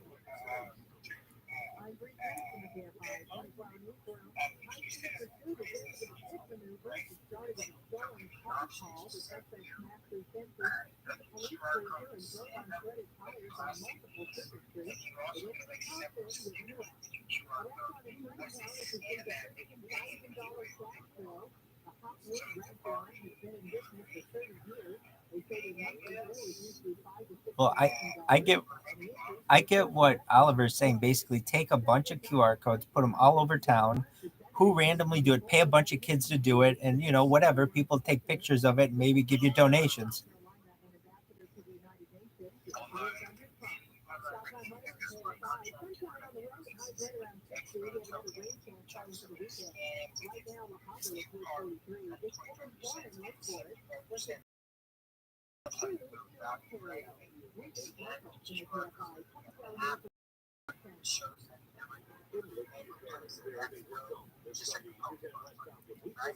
Yeah, exactly, or exactly, like like a treasure hunt. There was a very funny story of someone who was making their own parking tickets and putting a QR code on it, and then giving out fake parking tickets at the beach to people. And people would be getting these fake parking tickets and paying them a big money, $150.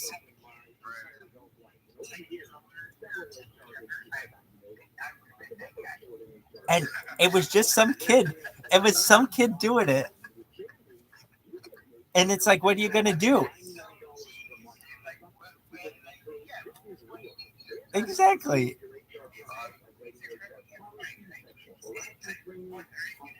He. Oh, go ahead. I'm sorry. I'll tell you one though, mate, which I've got in the bag at the moment, which I'm trying to sell. Right. Alpha, Sierra, Oscar, Victor, Aston.com. That's a good one.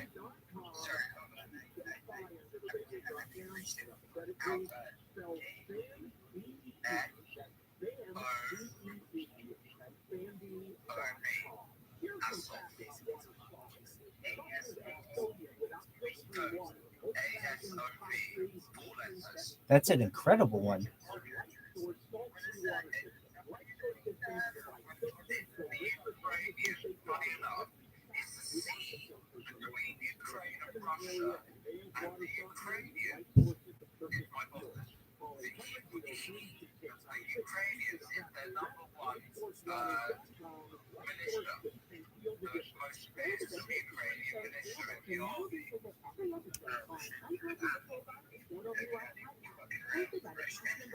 No, this is a great name. You know why? It's a very common acronym in English.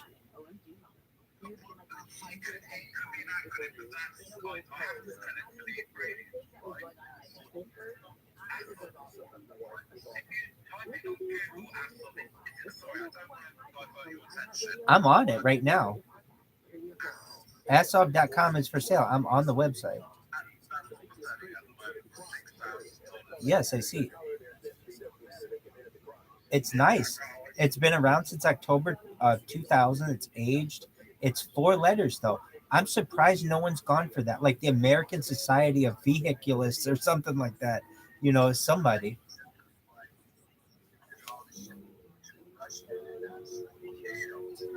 Yeah, but Americans aren't paying attention to that. As,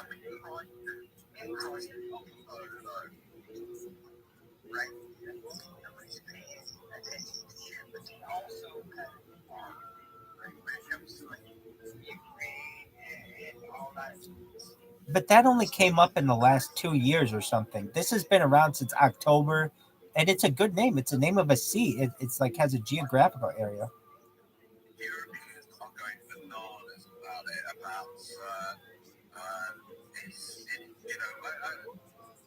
It's a big deal. It's a big deal.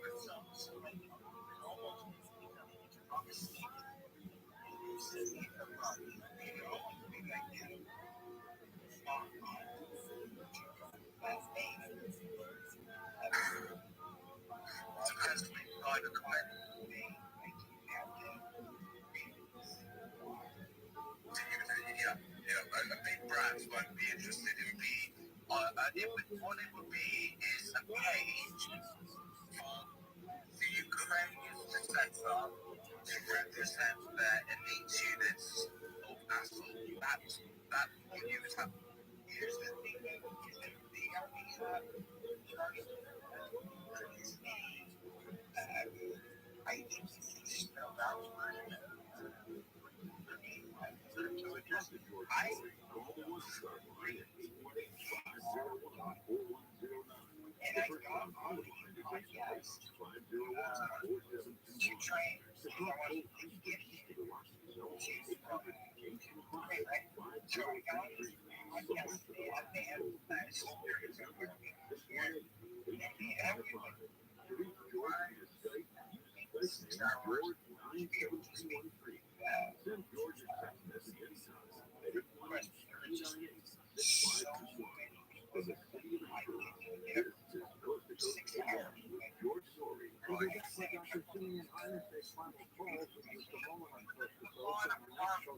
program, a former FDA investigator tells us be careful what you read. After you're part of that program, and then later on, Rebecca Goodman joins us to talk about the Salem witch hunting trial. This is a crazy room on Twitter. Beyond Belief, that is our television program, and we'd love for you to decide to watch the episodes at beyondbelief.com. Right now, we've got That Twitter space? Yeah, I've seen it. It just celebrated its 1-year anniversary recently. Exactly. So you're in contact with the NRA, is that who you're in contact with?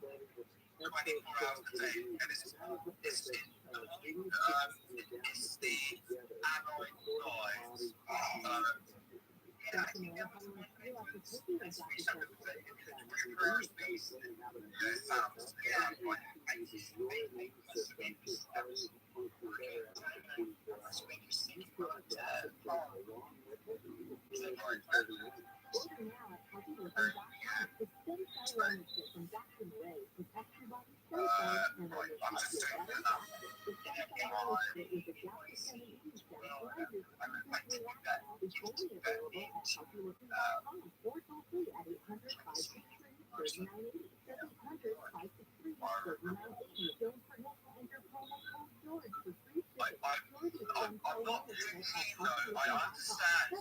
Look, this is entirely up to you, but I would hold on to that if I was you.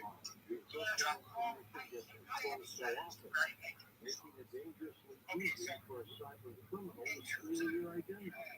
Protecting your identity can be easy with LikeForlike by Norton. LikeForlike protection alerts you to potential identity threats that you may not spot on your own, like drones taken out with your name, crimes committed by thieves pretending to be you. If you do become a victim of identity theft, dedicated U.S. restoration specialists will work with it. Knowing people that all identity theft to monitor all transactions at all businesses, it is easy to help protect yourself with LikeForlike. Identity theft protection starts here. Join now, save up to 25% off your first year. It's promo code George by calling 1-800-LikeForlike. It's 1-800-LikeForlike. Or head on over to likeforlike.com and again use promo code George for 25% off.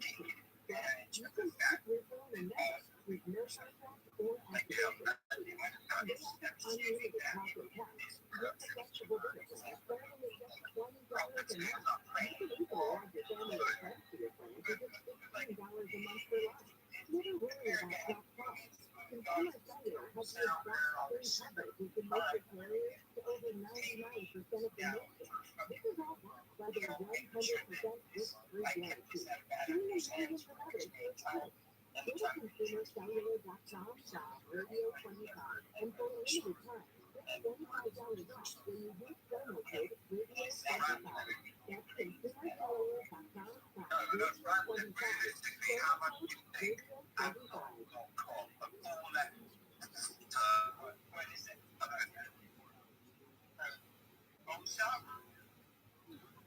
ASOV.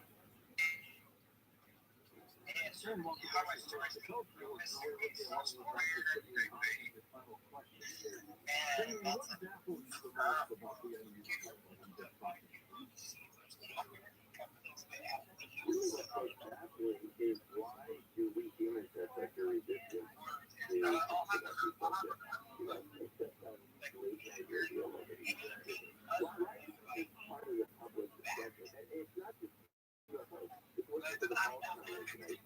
Where are people who experience Bigfoot or other phenomena like this? Where do we go to talk about this apart from this show? How about the American Society of Veterans or American Society of Veterinarians? I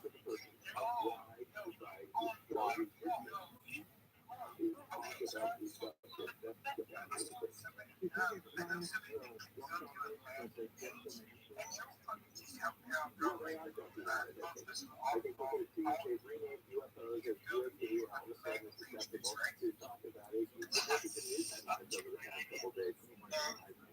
I've had national officials come up to me in different coffee shops here just today in Boulder saying, I'd make it the Allied Society of Veterans or Veterinarians, if possible, too, because then it gives you a global aspect.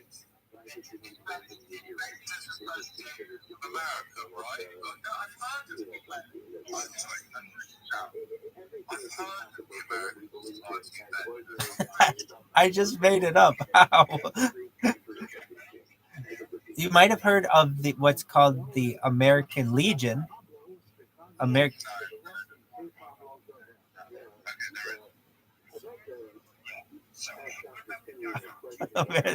I love it though. We're gonna make this a real thing.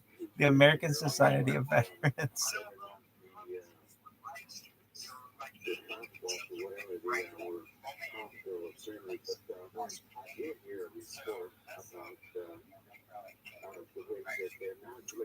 Nobody is watching my streams. Literally, no one's watching my streams. So it will take some time. It will take some time for people to go through all the data. So you're pretty safe for right now.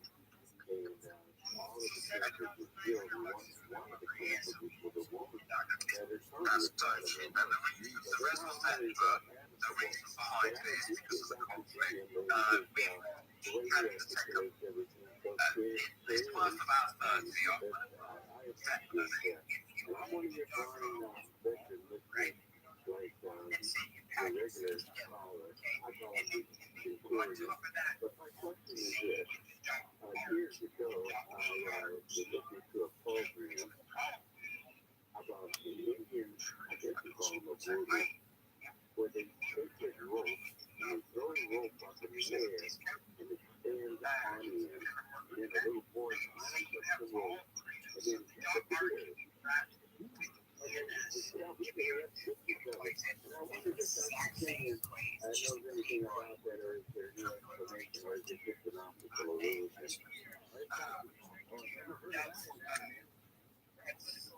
Yeah, no, thanks for calling in. I honestly don't know the answer to that question. I've never heard about it before just now. So I can't really say, George, I like to base my ideas on some sort of evidence that I've been able to look at, you know. And I've never heard about that before, but thanks for telling us about it. You guys keep talking. I have to run to the restroom. I'll be right back. I am surprised how many things that I didn't believe in that I now think are real.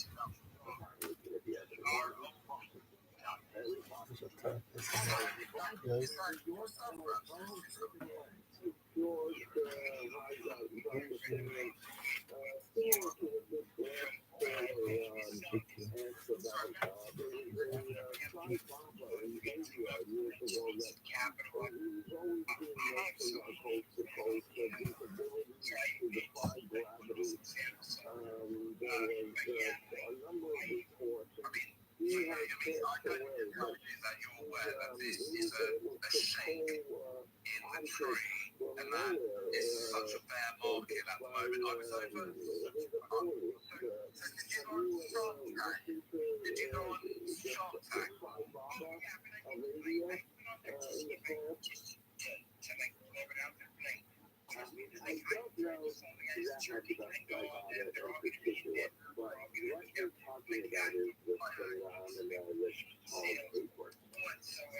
we were mentioning Yuri Geller before. While Yuri was at SRI working with local party health and others, they saw these reports show up. Asha said, I forget who it was, whether it was Russell or House, but they had continued for months to fall at their feet at the fair. In one case, one of the individual health things showed up in ice cream that they had just wanted to eat.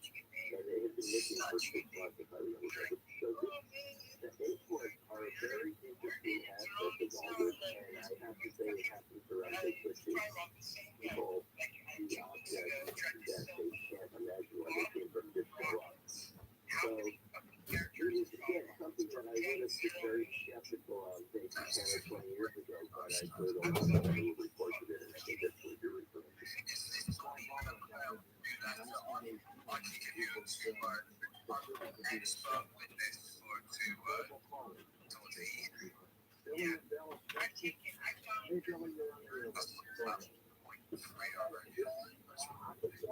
Yeah, man.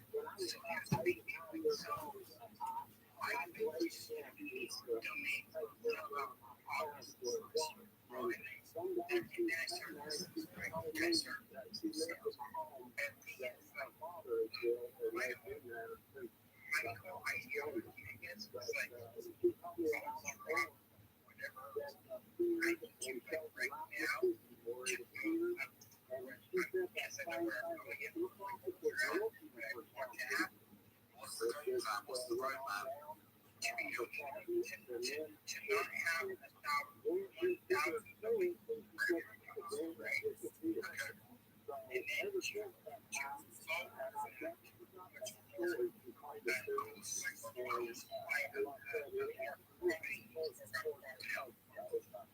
And then also to go like bag, right?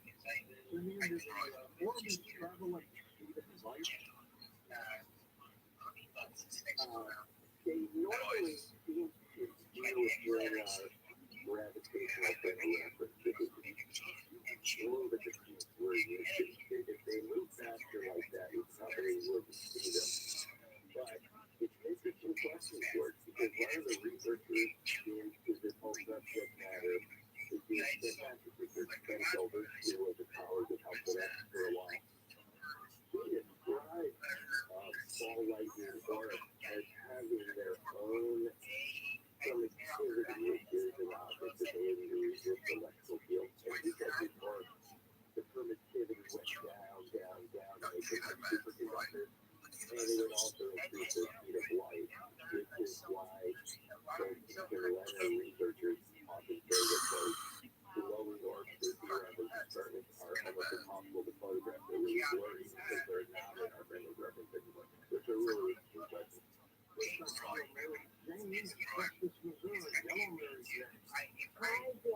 Doctor. I have a little incident I've been wanting to tell you guys for a long time. Around November 2019, I was sitting here in bed, process, making a cup of coffee with yellow eyes, and all of a sudden, 3 orbs went by my big window here in my bedroom. I jumped up and pulled the curtains back. 2 of them went over into the trees. 1 of them came right up to the window where I was standing. And it stayed with its regular light on, and then it was like it noticed me, and it turned, and then it all of a sudden went off like you turned off a light switch. That's a great story. Are there any objects are there any occupants, like small little trees or anything like that, floating around inside of them? Yeah, but it's interesting aspect, because I did have one witness who saw something like that at Silbury Hill in Western that I clicked in Black Line Go, all in Serbia. And they said they saw 3 slows you down. The wheat field on the other side of the A4, towards Silveryville, there's the top of the hill, I'm talking about there. And Paul described to me a little feeling each one of them. That's what he described. They that's what they did. I've always wanted to say under control like that. Well, just like the last caller, it feels like it's under control, and some of them really do feel like they are under control.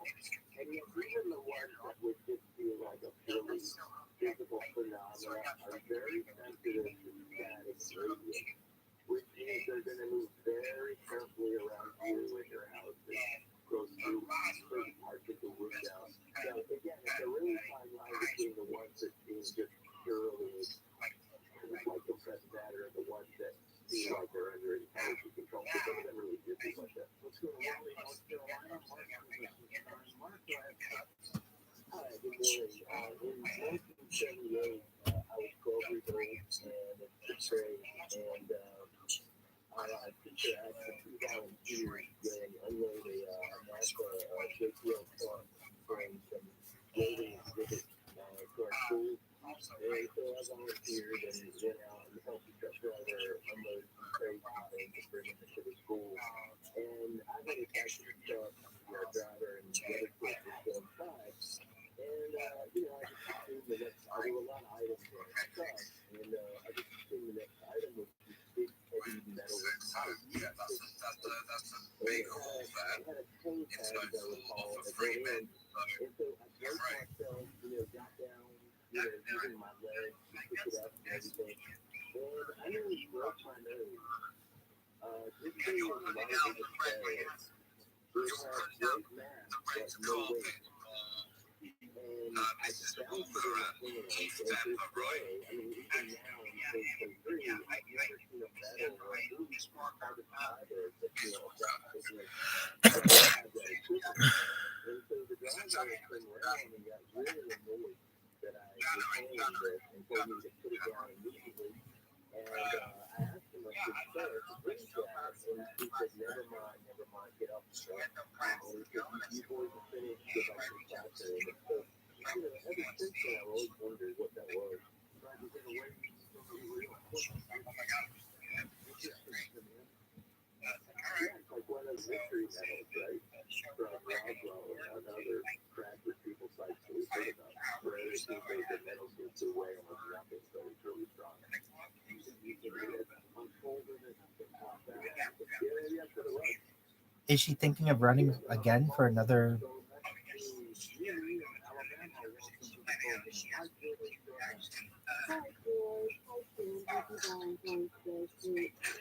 So it's in my opinion, it's really easy to win any kind of campaign if you know early enough that your candidate is going to run. And the way that you win it is through SEO, search engine optimization. But basically, all you do is take ChatGPT and have it write articles about her and throw it on the internet saying that she's running for Congress in 2024 and see what sticks. Is that the Senate or the House? House. No. So it'd be House of Representatives. No problem. They're a congressperson. Congress includes both the Senate and the House.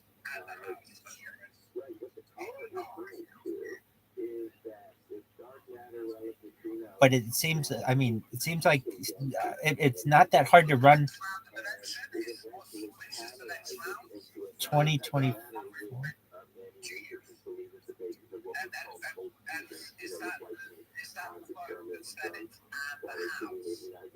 Well, the Senate is a rotating schedule of once every 2 years. There's a Senate race because their terms are 6 years.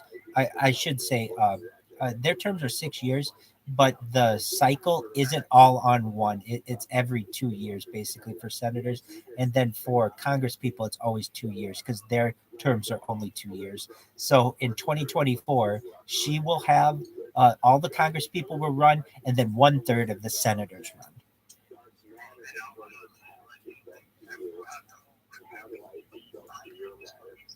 They can get 20 pictures or they know to exchange you in ways that your receivers or people needs and you can work. My friend, thank you so much for being part of the program. Keep in touch with us. For Adam Thompson, That's right. Tom Van Heiser, Lisa Lyon, Wes Bradford, Sean Augustine, Stephanie Smith, Chris Hall, Ryan Stacy, Tim Bernal, George Knapp, and Ian Hunnett. I'm George Norris. Somewhere out there on Coast to Coast AM. We'll see you on our next edition of the program. Be safe.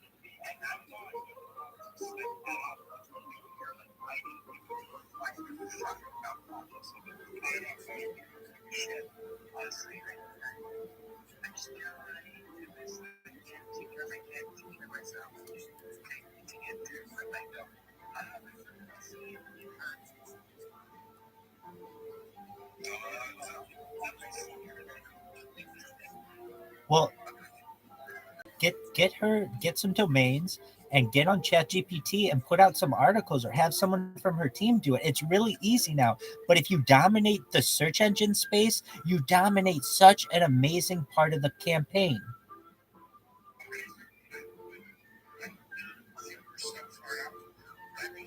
It's perfect.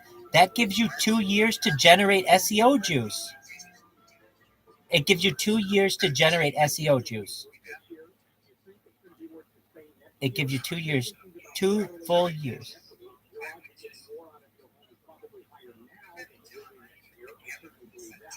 It's very easy. I could put up 10 different websites in the next hour. All you have to do is have the domains.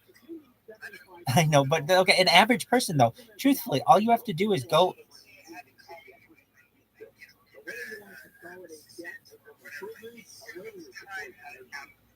Sure. Do you have the website? If you have the website, all you have to go do is go to ChatGPT, write her name, January. What's her last name?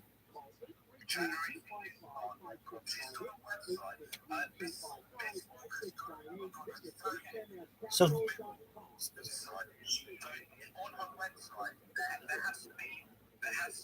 reckon that has to be a statement saying I'm attending East Denver.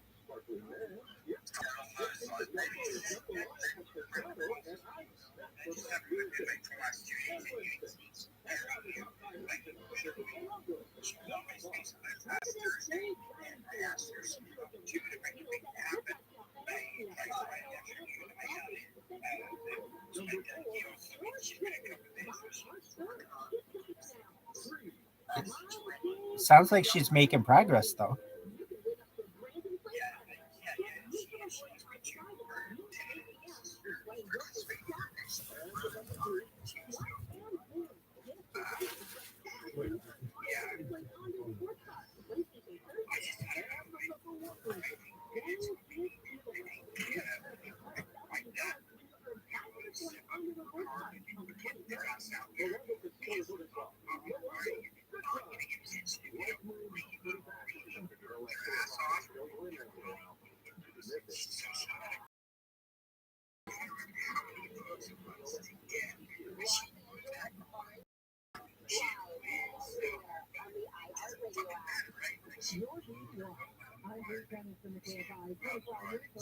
Consumer Watchdog says LA City Council signed a deal for a new bus shelter contract.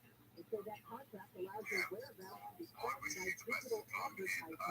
The ads would be at bus shelters and public sites. The organization says it violates the state's consumer privacy law. A Fontana man who used a stun gun on a police officer in the January 6th Capitol riot was pleaded guilty. 40-year-old Daniel Rodriguez admitted to taking part in the violent assault on a police officer who at one point lost consciousness and suffered a heart attack. He'll be sentenced in May. Federal sentencing calls for 7 to 10 years in prison. Morganton Elementary School in Inglewood makes Sunday grade. Officials say the law has dropped from 15,000 to 8,000. The district says they have not made any firm decision. Police are searching for a 100 woman who's been missing for 6 months. I don't know how to explain how hard it is to look like this.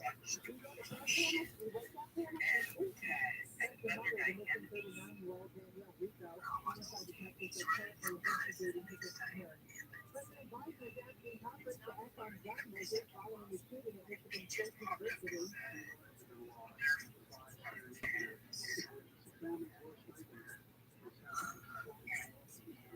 Police say there's still no motive in the shooting. 9 survivors have been pulled out of a rubble in Turkey. Happened yesterday. Today marks 9 days since the 7.8 magnitude quake hit. The death toll is now more than 41,000. Search crews are working around the clock to find more survivors. And triple S says gas is on the way up again. Now $4.71 per gallon of gas in LA. Southbound weather control fire sunshine on the way, highs right around 60. Right near 47 at Buena Park, West Metro 45. 46 at Malibu and 41 in Savannah. New lead local coming up by 24 meters and Rancid. The only reason why I want to interrupt is because this is time sensitive. You said you had an event on Thursday and you needed to have that YouTube channel going, and I wanted to make you aware you have to have your telephone number verified, and it takes 24 hours for you to be able to go live, and I want you to be able to go live, so I just want to give you a heads up. Excellent. So does it say you'll be verified within 24 hours?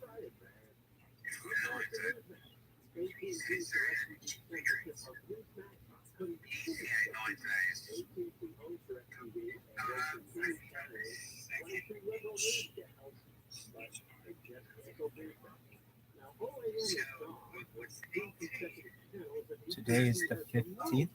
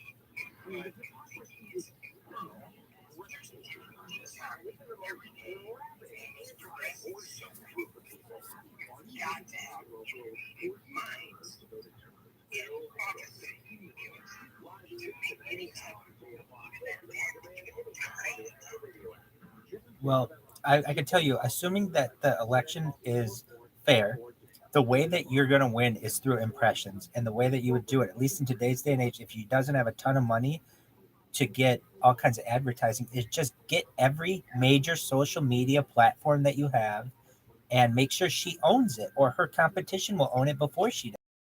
And think like, a YouTube channel isn't important. She's wrong if she wants to be representative.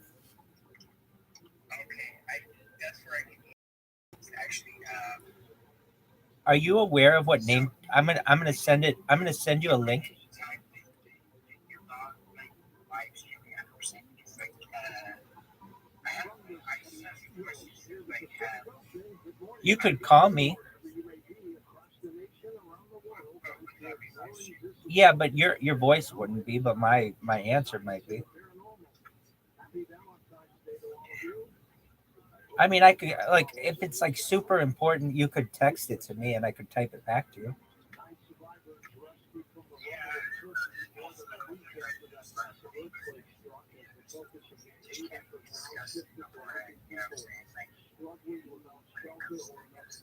So here's the thing. I am all about freedom of speech, and I'm all about the ability like freedom of thought, and I feel I don't want to suppress it, so that's why I make sure to stream everything. Go ahead.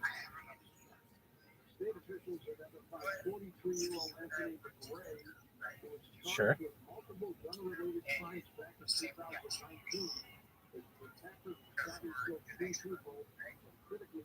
Oh, when my live stream gets big, we're gonna get this lady so elected, she's gonna win 90% of the vote.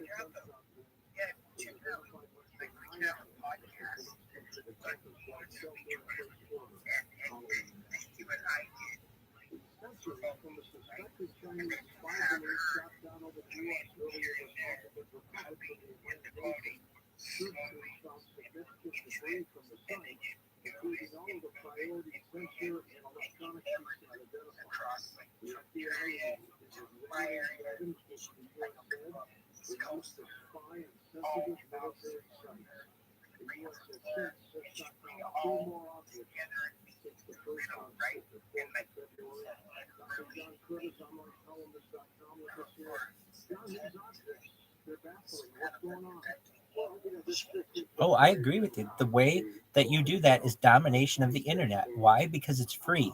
It's really hard to dominate television. It's really easy, actually, to dominate television, radio, billboards, but you need a lot of money for it. If you don't have a lot of money for it, then you have to get on all the free social medias, whether it's Dribble with 3 Bs or whether it's Vimeo, and make sure that you at least have your name on there. Why? Because some random person is going to be in your district and it's going to make an impression that you had that account, whatever you want to do. And so I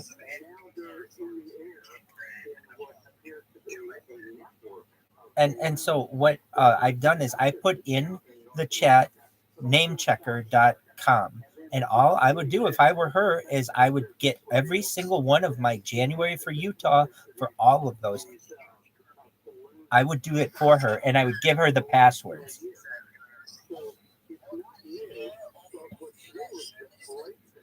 It'll be November 2024.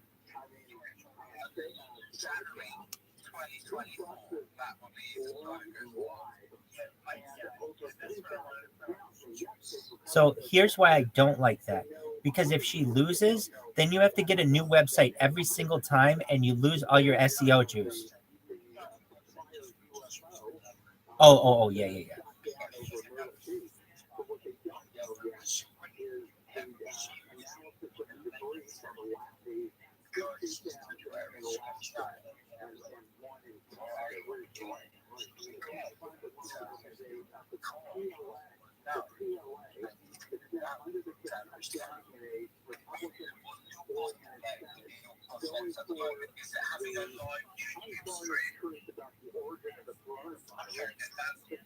Is that back in your project? Is that what's hindering your project at the moment? You need to step up their YouTube channel. Is that what you're trying to do?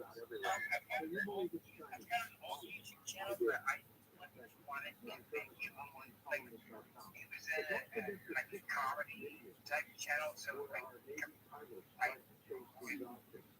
I just want to be more professional. Okay, so Rabbi Rothschild has given up name checker. So on YouTube, have you? Okay, we've done this, but January 24th, or is that what it's going to be? Keep it consistent as her website. So January for Utah. Available on YouTube. It's available January or January 2024 is available on YouTube. But keep it the same as her website is January for Utah. Make it January for Utah.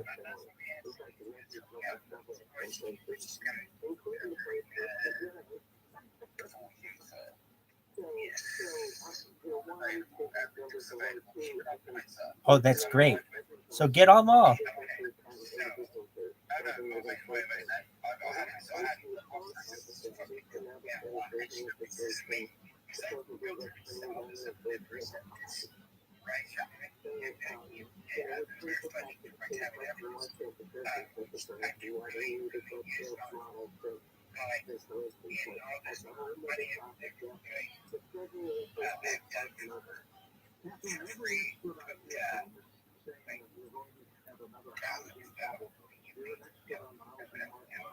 Absolutely. You'll get every single one of those for her, and they'll be really consistent and clean. Be nice.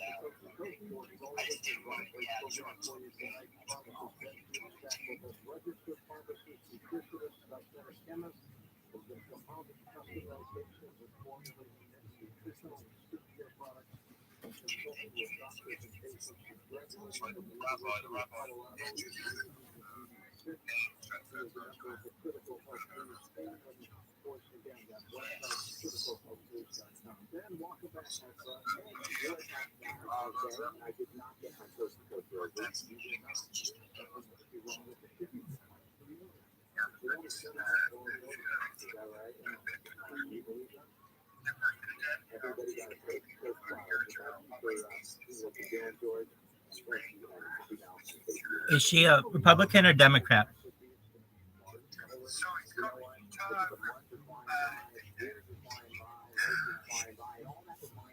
If she's a Republican, she could get killed.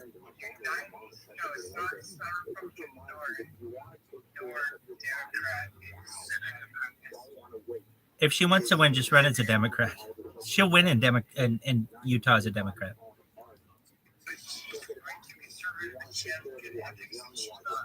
I know, that's why she didn't win. I know, that's why she didn't win. Truthfully, it comes down to this: if you're going to be a globalist, you'll win. If you're going to be a statist, you'll lose. Yeah.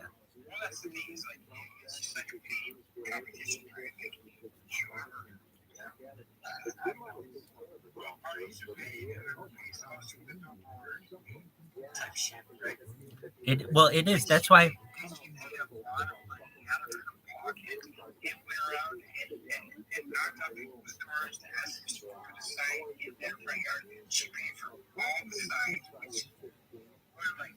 Very expensive.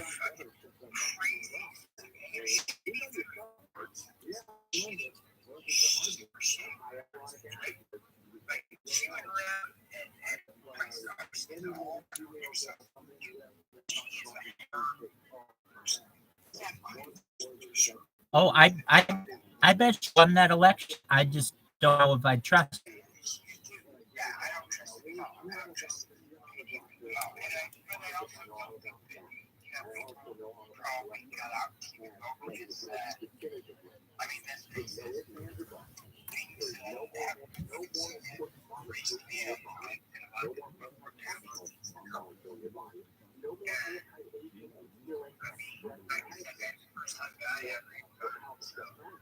There's the old adage: if voting changed anything, they'd make it illegal. It's unfortunate, but I mean, I'll pull for her. I'll tell you what, honestly, I'm a libertarian, though I'm like a libertarian socialist. I'm on both sides. How can you be a libertarian socialist? Basically, I know the world is moving towards socialism, but I want as many individual liberties as I can get.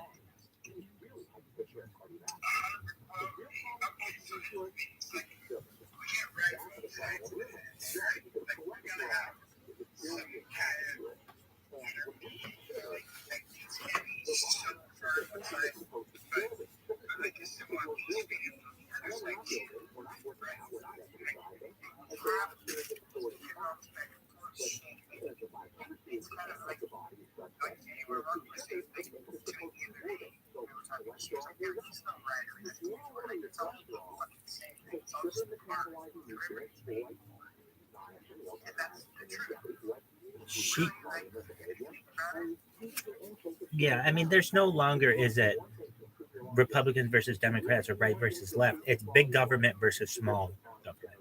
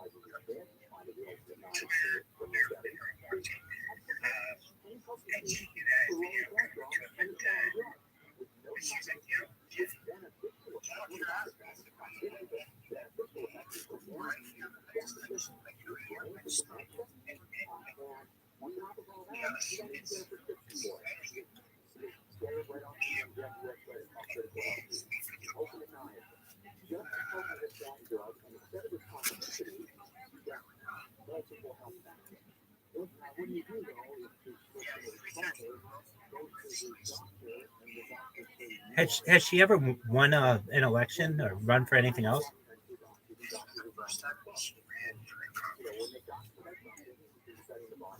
Has she ever run for anything else?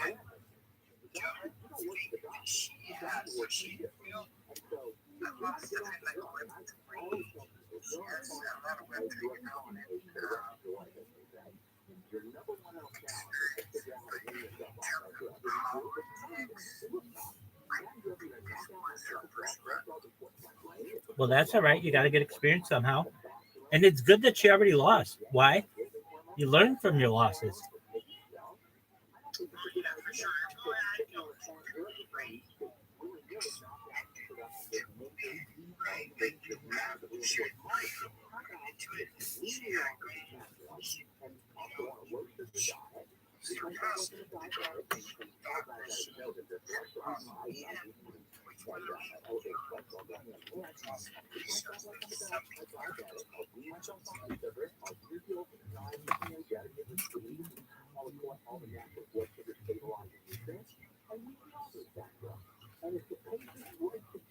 Was it a close election?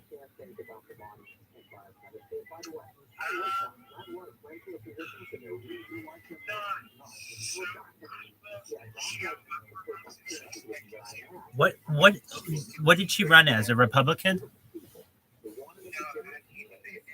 Oh wow, so that was a risk, a big risk. So nobody would sponsor her.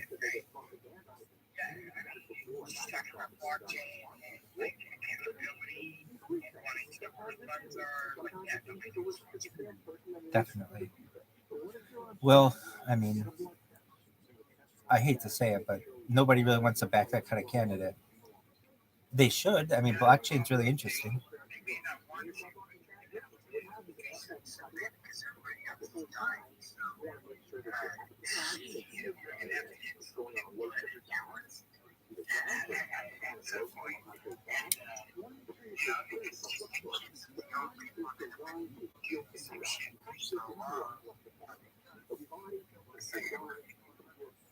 I understand that.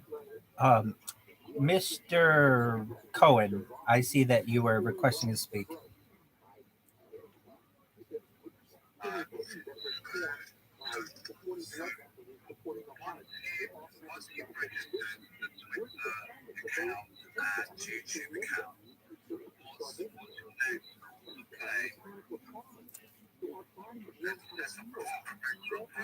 Then what you have to do is build them out. So you have to make sure consistently across the entire brand that it's to her website, that, and then you interlink them. You know, when you can like have a Twitter handle on your Instagram, on your TikTok, you interlink them. On YouTube, you make sure to put all of those things so that if you click on someone's YouTube, you can also get all their other social medias. And then you make sure that those are backlinked to the website. Once that's all done, I would use a chat GPT and ask it what the best kind of biography it is to put in there, and then edit it from there to make sure it's exactly what I want it to be. So that all those things on that I sent you for name checker, they're all exactly the same. And then once that's done, that's going to make impressions for the next 2 years. It's going to campaign on all those. And it's really useful advertising, and it costs you nothing.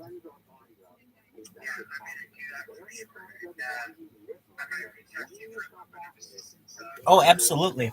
I have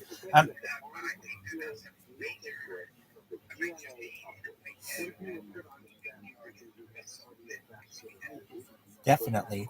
I have.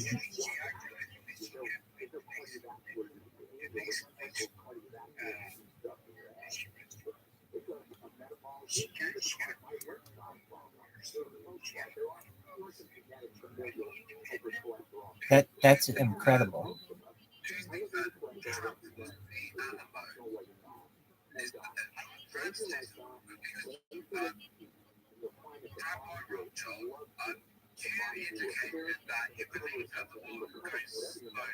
Yes, it is.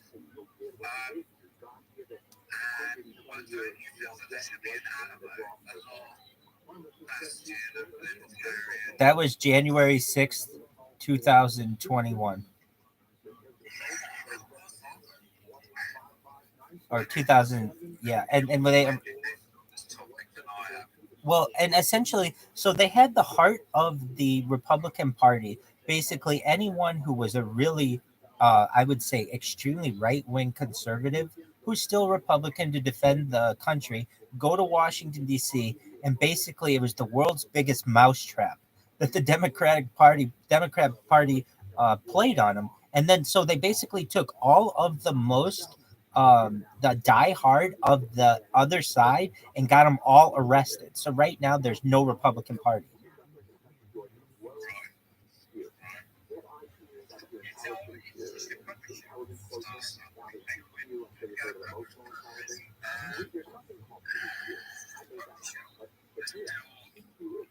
I'm not involved in American politics. I used to follow it avidly.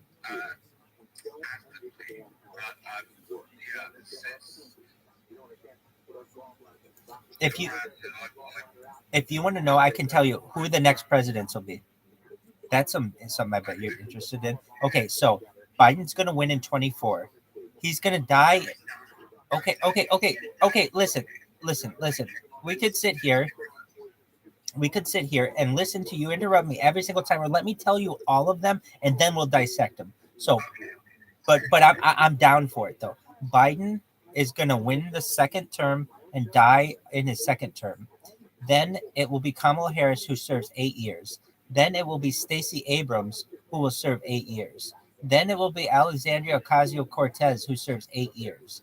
Then it will be, believe it or not, Jeb Bush. Then Chelsea Clinton. Then George P. Bush. Now, if you're like, how the hell is this going to happen? These people are going to be like 80 or 90 years old. In the future, people will be, I mean, you look at Nancy Pelosi, she's 80 years old. So you could have a 90-year-old or a 100-year-old president in the future when you have life extension technologies. But just you watch, you're going to have Bush, Clinton, Bush, just like you had in the 90s, where you had George, the number 41 was George George Herbert Walker Bush. Then you had Clinton, William Jefferson Clinton as number 42. And then 43 was George Walker Bush. You're going to have the same thing with Chelsea Clinton, with Jeb Bush, who was the brother of George Walker Bush. Then you're going to have Chelsea Clinton, who is the daughter of Bill and Hillary Clinton. And then you're going to have George P. Bush, who is the nephew of the former president. So it's really interesting. How do I know this? Right? That's a great question. How would I know this? I think there's something called a chronoscope, a time viewer. And I have some friends, and I think that I'm privy to some information that might see into the future. I could be wrong on all this, but that's what I think. Now let me know everything that you have to say about it, Rancid.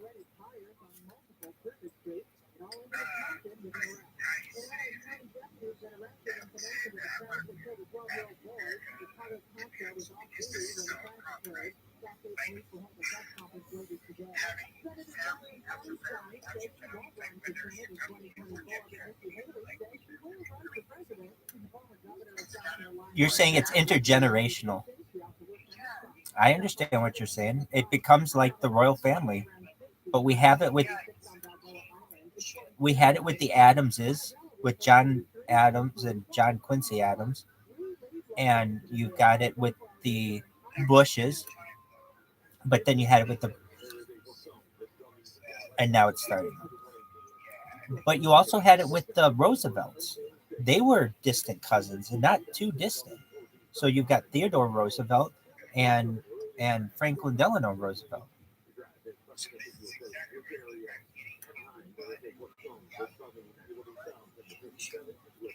So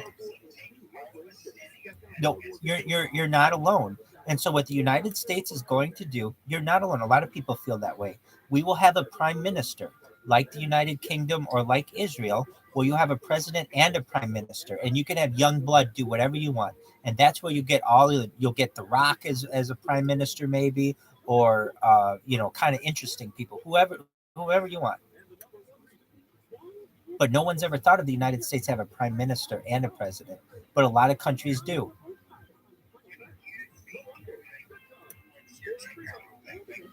I'm an old school American.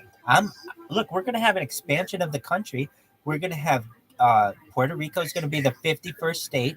We're gonna have American Samoa as the 52nd, and Ghana, or I'm sorry, American Samoa and not Ghana. Sorry, um, American Samoa and another country are going to be like the 51st, 52nd, 53rd state. Puerto Rico, American Samoa, and there's another one. I can't think of the name of it right now.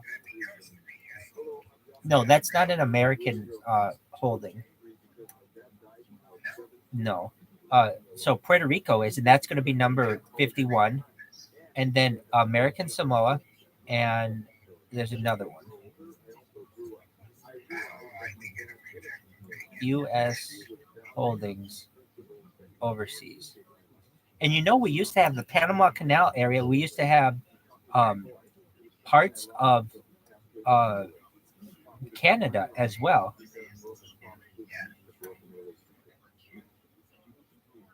And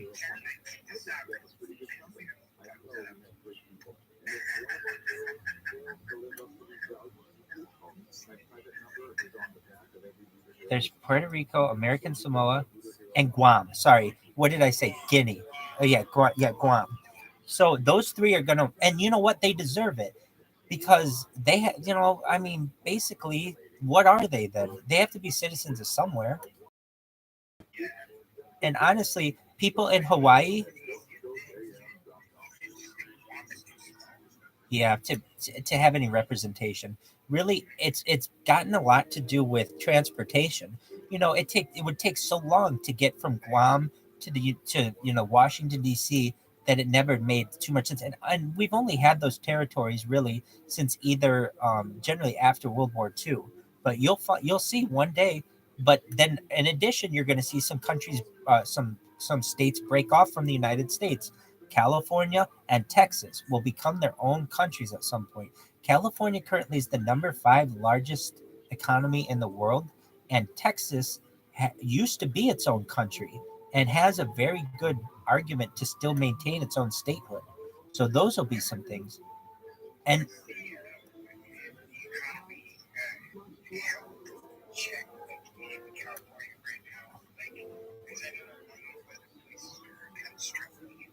we just had a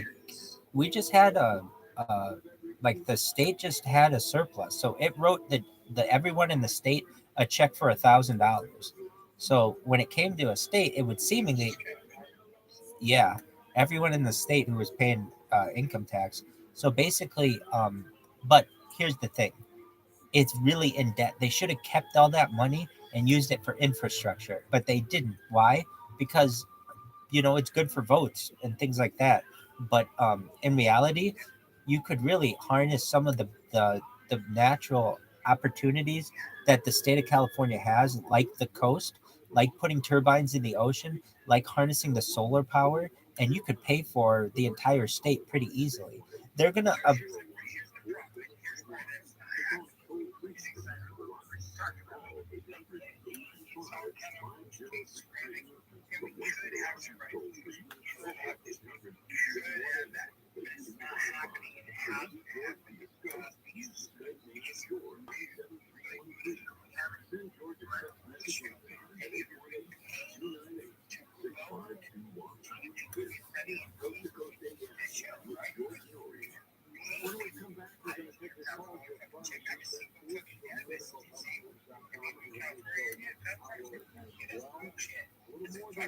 bullshit. Like, you guys should be having a great time at our live show.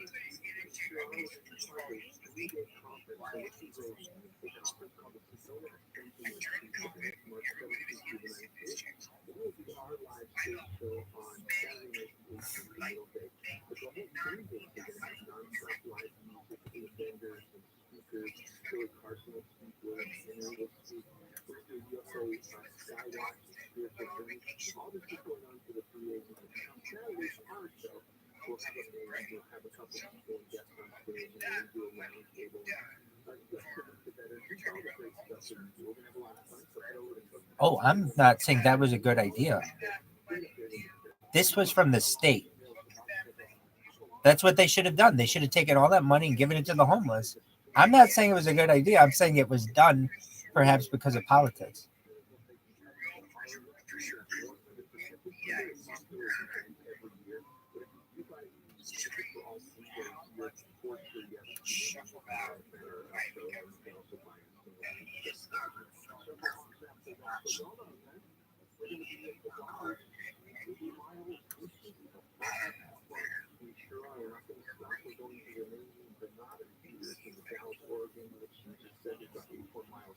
People do definitely need it. And I'm telling you, that's why the universal basic income will be a thing.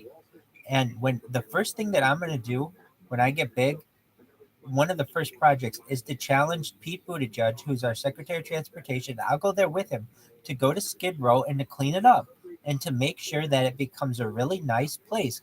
In New York City, 1st Avenue, 2nd Avenue, 3rd, 4th, 5th, 6th Avenue, they're really nice.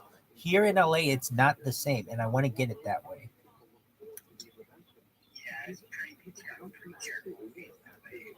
It absolutely has. It's disgusting, and I videotaped it. I've taped down there or recorded down there. It's terrible, and that's one of the first things that I would do is to get that cleaned up. And I.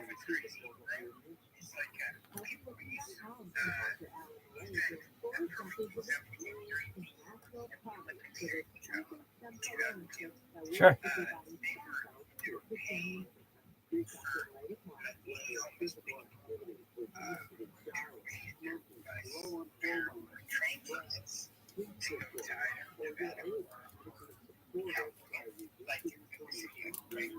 Of course.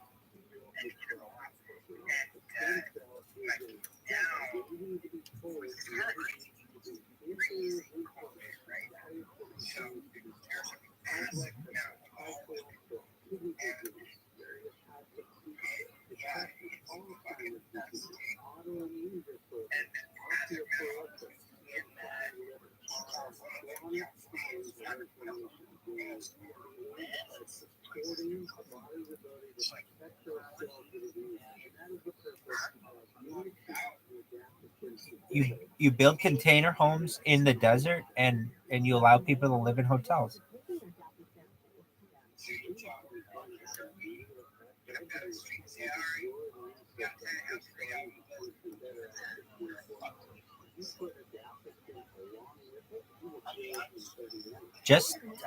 Basically there can be at least in California a governor, an executive order, and they have to move.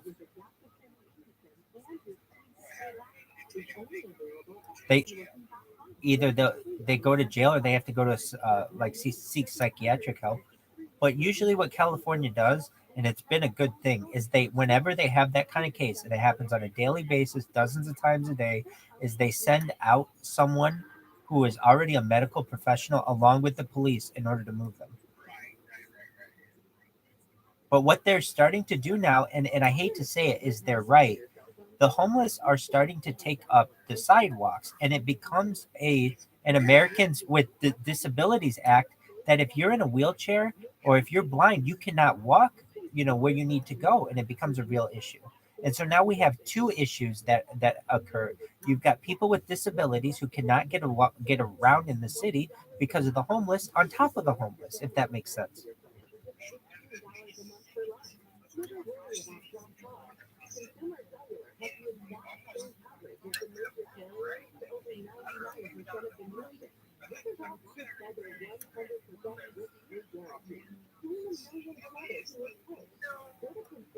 Absolutely.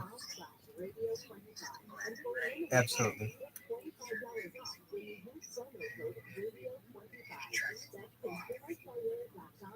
The UN considers it like a type 1 city, like Tokyo, LA, and London are like type 1 cities of like I'll tell you in 1 second. It like has all these things when it comes to arts, entertainment, like sporting,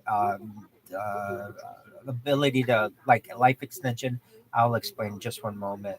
The UN actually puts out like ranks the cities of the world every year and tells you what the best like what the not what the best ones are, but let's see here type cities, and then there's like Tokyo, Los Angeles, London.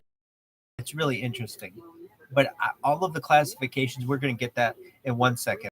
It's Wikipedia that I've read. I love Wikipedia, obviously. If you don't already know that, Wikipedia is like my bomb. Okay, exactly. So type cities, and then it's like tier, maybe is it called? It's the class, uh, and tiering system. Let's see here. Um, let's see how UN type cities, UN ranking. I think. Oh yeah, it's a rank. That's what it is. Global city. That's what it is. Okay, so New York City actually and London are the only two alpha cities, as they call them. So the criteria of global city have varied over and depending on the source. Common features include high degree of urban development, a high population, a large population, the presence of major multinational companies, a significant globalized financial sector, well-developed and internationally linked transportation infrastructure, local and national economic dominance, high quality education research institution, and globally influential output of uh, I- ideas, innovations, or cultural products. Quintessential examples based on most indices and research include New York City, London, Paris, and Tokyo. So the rankings, at least when we're talking about Los Angeles, it is considered an alpha city. So what is an alpha city? It's like Amsterdam, Brussels, Chicago, Frankfurt, Jakarta, Kuala Lumpur, Madrid, Mexico City, Milan, Moscow, Mumbai, Sao Paulo, Sydney, Toronto. But it would move into the next, which is Alpha Plus, which would be like Tokyo, Singapore, Shanghai, Paris, Hong Kong, Dubai, Beijing. Then they say Alpha Plus plus London and New York City. And honestly, I think if you included all of Los Angeles and San Diego, which should be included as well, it could get closer to Alpha Plus Plus because the whole thing, it's like, 30 million people in Southern California. It's a huge amount of people when you look at everybody. I mean, that's like almost Canada. It's giant. But that's what they consider what a global city is. So, do I consider it that? No, not necessarily. I just want it to be affordable, basically, and meet my needs and be warm most of all. That's my thing. But does that answer your question on what a global city is?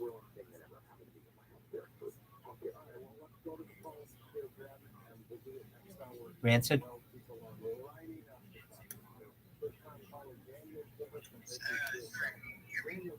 Now I can.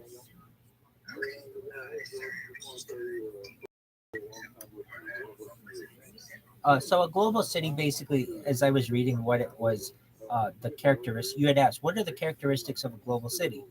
And they had to do with like their infrastructure, their population density, their economic output. Those were the things. And so they said that the alpha plus cities were New York and Tokyo. Then there was alpha plus, and then yeah. So like you were saying, yeah, LA is one of the places, but you were not. I'm potentially going to get to be where we need to be with that homeless problem. If you look at Singapore, at least from my understanding, Singapore doesn't have homeless and it doesn't have any theft because the punishment is so great, at least for theft.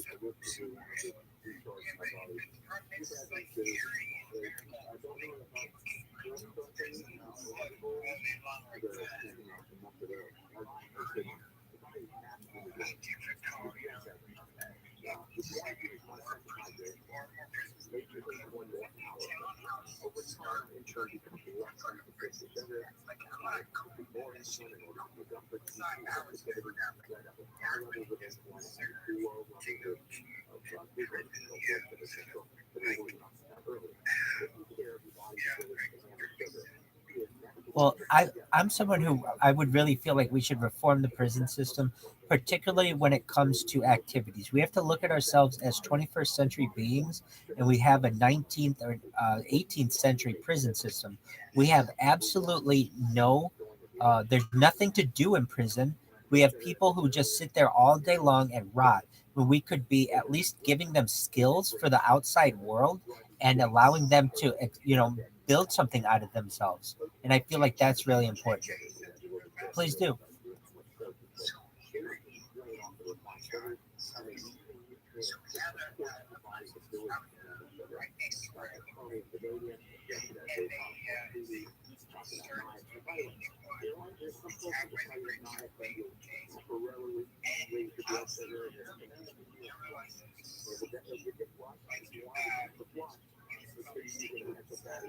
Into the ground?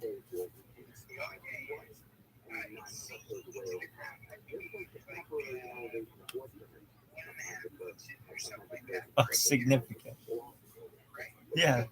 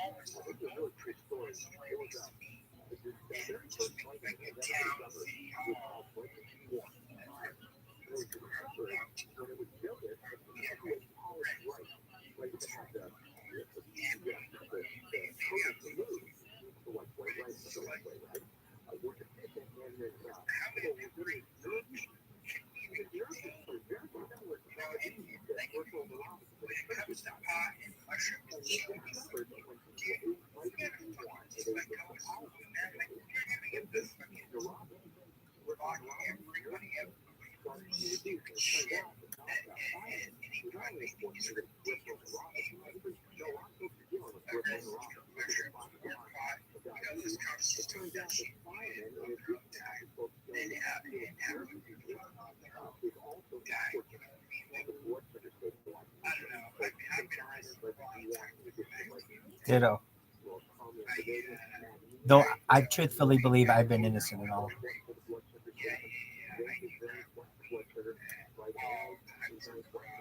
Same here, man. Absolutely. I believe you. And I believe you. You know why? Anybody who's still talking about being innocent is innocent. I am too. You know what I mean? It's like there's nothing I could do in this situation.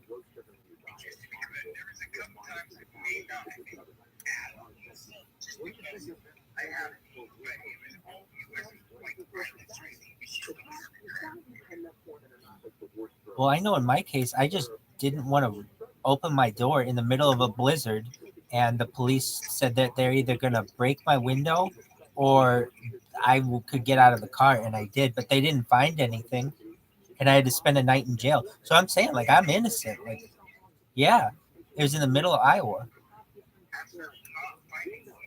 Correct.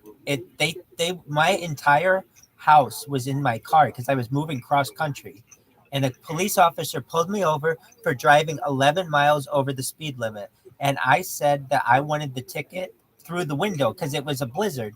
And he asked me to get out of the car, and I said, I'm not getting out of the car. You can give him my ticket through the window. He said that if I didn't get out of the car, he was going to break the window. I said, get your sergeant. He went and got the sergeant and a bunch of other people, and they went and impounded my car and had me in overnight. But I did get out, and I was innocent.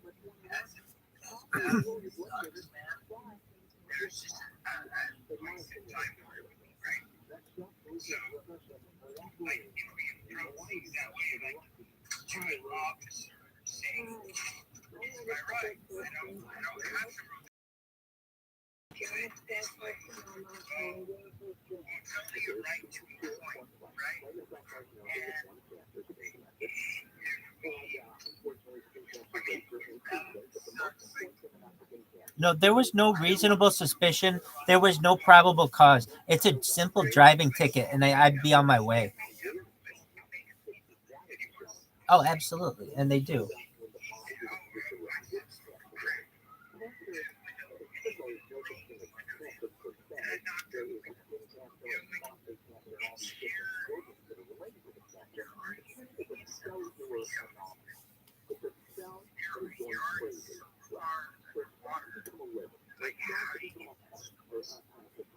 Oh, oh, I know. I'm just saying, and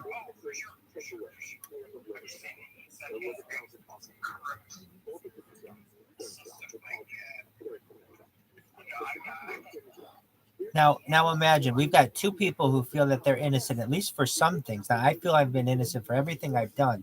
And if you were to say, now you've got a jail of people or a prison who people who've been there for years and years and years, and what percentage of them are innocent? It could be as high as 50%, it could be 90%, it could be 99%, or it could be 1%. I have no idea what it is, but it's scary to know that it's innocent people. And so here's what I would do. In addition to having ways to invigorate yourself, in addition to, like, working on your body like you currently have only like an hour a day, I would allow people to have, get degrees and things like that, or certifications, but also, and I feel this would be really important, allow them to play Madden, the video game. uh, Allow them to play Madden, the video game. Why? Because they'll treat their team like a religion. If you're in prison for 25 years, but you get to play, you know what I mean?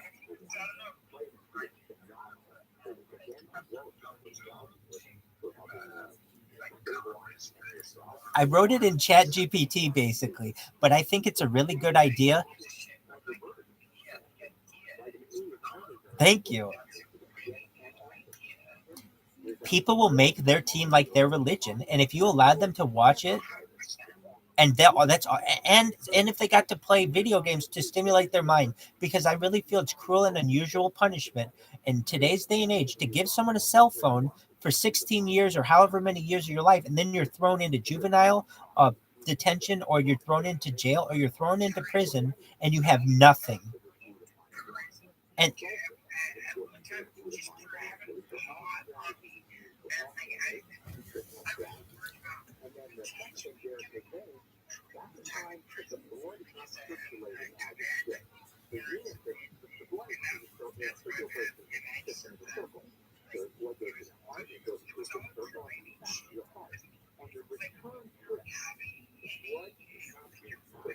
right, that stuff just adds up. It adds up.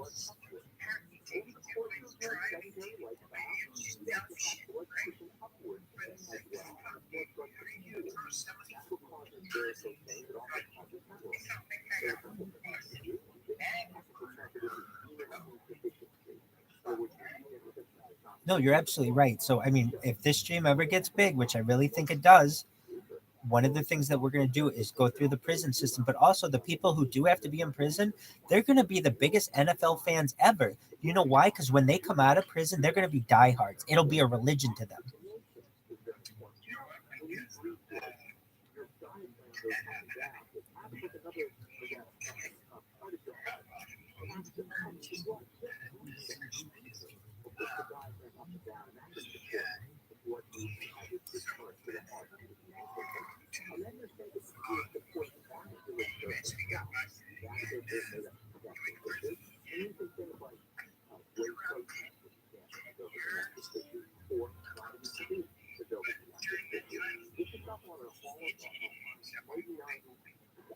Wow.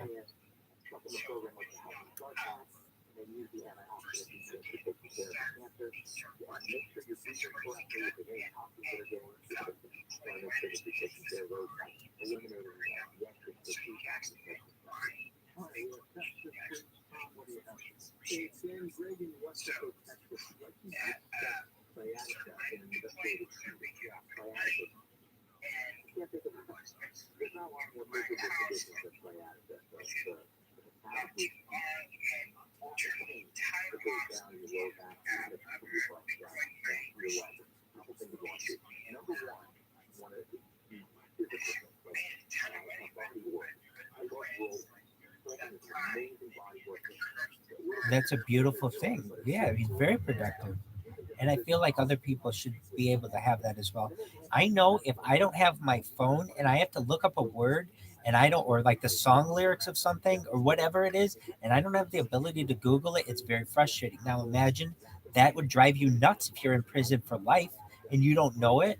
It just drives you crazy, and you're asking jail guards what the name, who's saying, addicted to love, and you're like, come on, and they won't tell you. That to me is a psychological prison. I don't think that we should allow people to happen. I know that in a generations ago, you could just put somebody in a box for X amount of time. But guess what?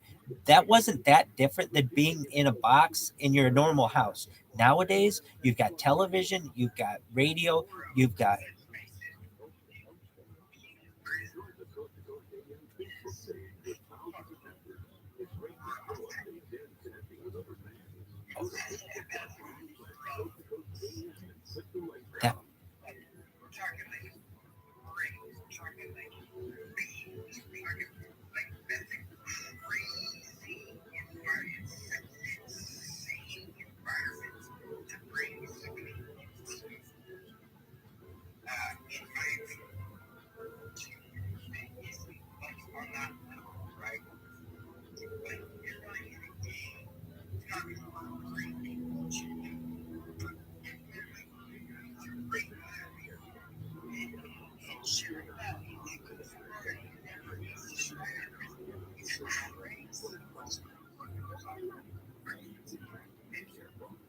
Absolutely.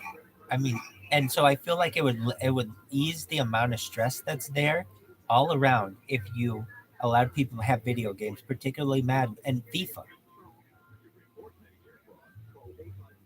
It absolutely would. And also then there'd be a little bit of camaraderie to some extent. I know there's a gang system, but at least it would be a little, Oh, and then when the guys come out of jail, they're going to be the best Madden players that you've got, so they'll become super fans for the team. Somebody will be like, "Oh, I was locked up for 16 years. I'm the biggest Las Vegas Raiders fan that there's ever been."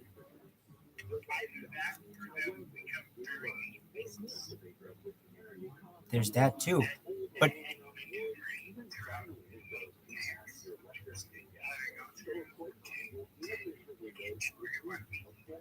they'll have very good hand-eye coordination. I mean, I see it.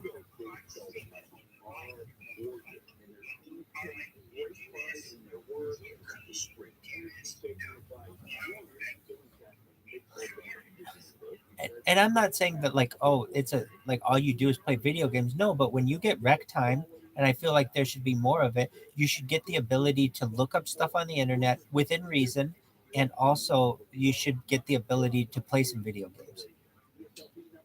And the NFL would love it. The NFL already is almost like a religion in some cities. But then to expand that to the prison system. Now, when those guys get out, they're super fans. They're like the NFL's never had bigger fans ever. Now you've got like armies of fans in every city, and when these guys get out, all they do is watch, and then it becomes a religion. The NFL will then become a religion to teams because it'll be like, no, man, I loved this team when I was locked up. I love this team, and I love this team till the day I die.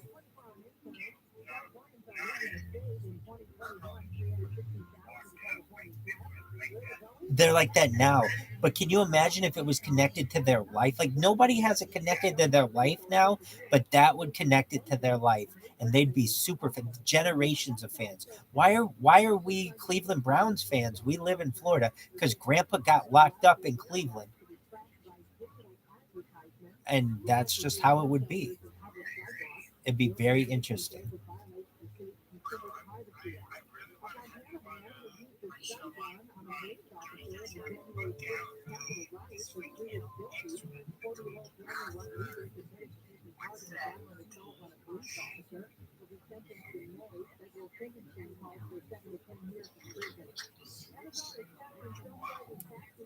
Like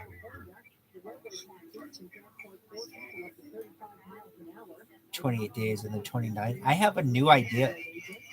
I have I hope Oliver, if you can hear me on this one, this is a really good idea.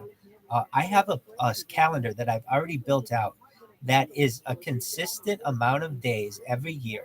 It's 365 days in a quarter, whatever it is, but it's 10 months of 40 of I'm sorry, 10 months. 9 of the months have 40 days in them, so 360 days of the 9 months, and then you have a 5 day festivus, like a holiday for the 5 days that at the end. So 360 days of, and it would make things so much more consistent scientifically if we had 10 months and every week was exactly 10 days, and you had essentially your work week was this. You work 3 days, you're off on the middle day. You work another 3 days, and then you get a 3 day weekend. People would really be onto that. I'm just saying. I'm saying in the future, there are a couple things that I don't think will continue: the imperial system and a calendar that isn't consistent. And the imperial system, I think we'll go to metric, is what I'm trying to say.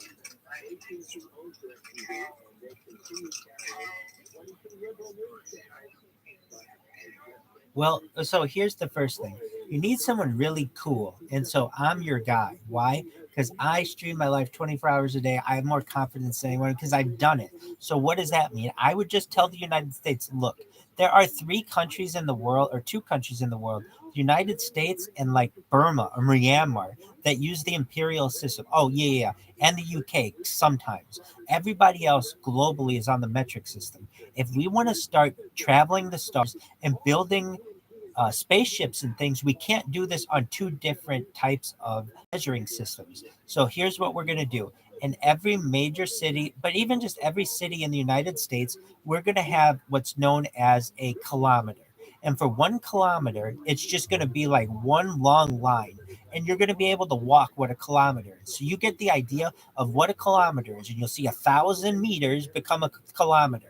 And then you'll kind of get an idea of how long a kilometer is. And then on the street signs, instead of saying it's 5 miles away, it'll be 5 miles away. And then however many kilometers, you just remove the miles and everyone's on kilometers.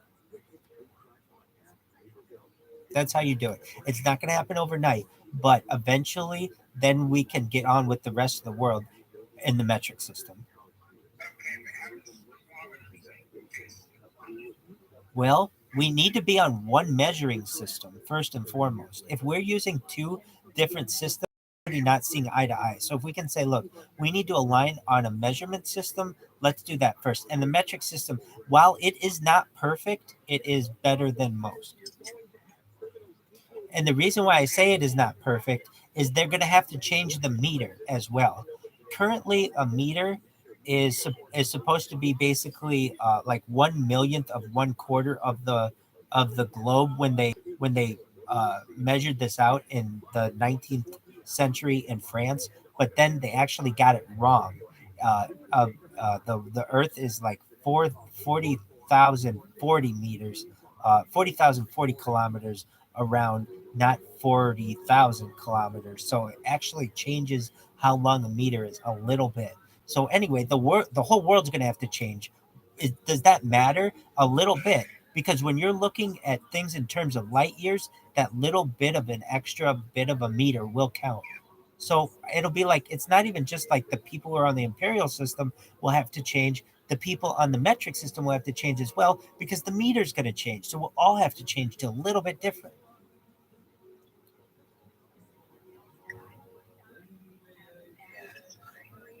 But once we're able to get on the same measuring system, then people start to have a lot more discussions. And we understand when I'm talking about leaders, people understand it. But if I say that to Americans, they don't understand it that well. They do, and here's why: because soda comes in that kind of stuff. So when you can get it in Americans' heads, this is how big something is in real time, and allow them to get their hands around it. They understand it, and the big one is putting it on street signs. Until it's on street signs, it's not going to work. So what they have to do is just put little graphics on every street sign, how many kilometers it is. And once they do that, it'll be really easy. And people will like the kilometers more. Why? Because their international friends already use it. So they'll have something in common.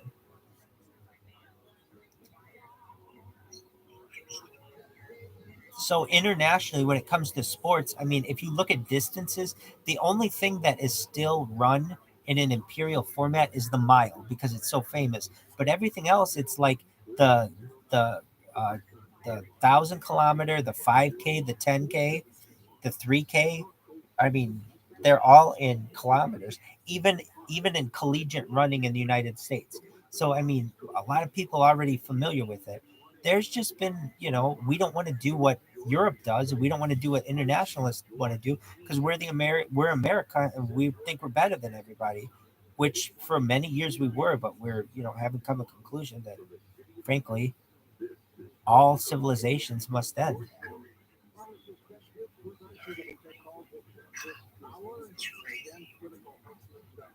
It is, but the first way to do that to get people on board is a common measuring system. Another one is a common language, and that there have been people who have tried to put those together, but now we have instant translators, which really make things different.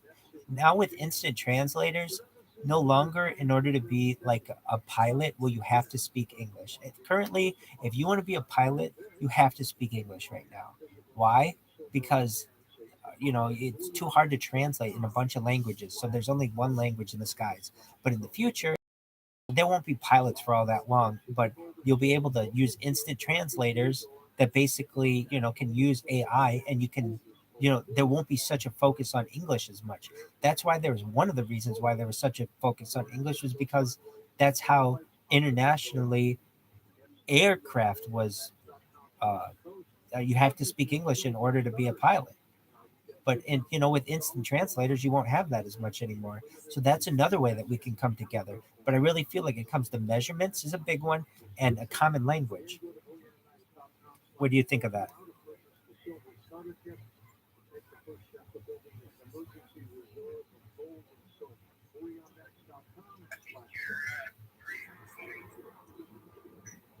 Excellent.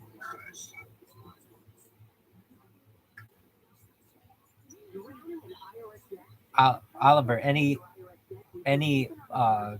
comments towards that?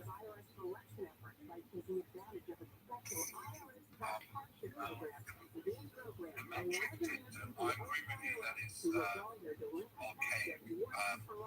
I haven't looked into it too deeply. This is the first time that someone's really. What we did.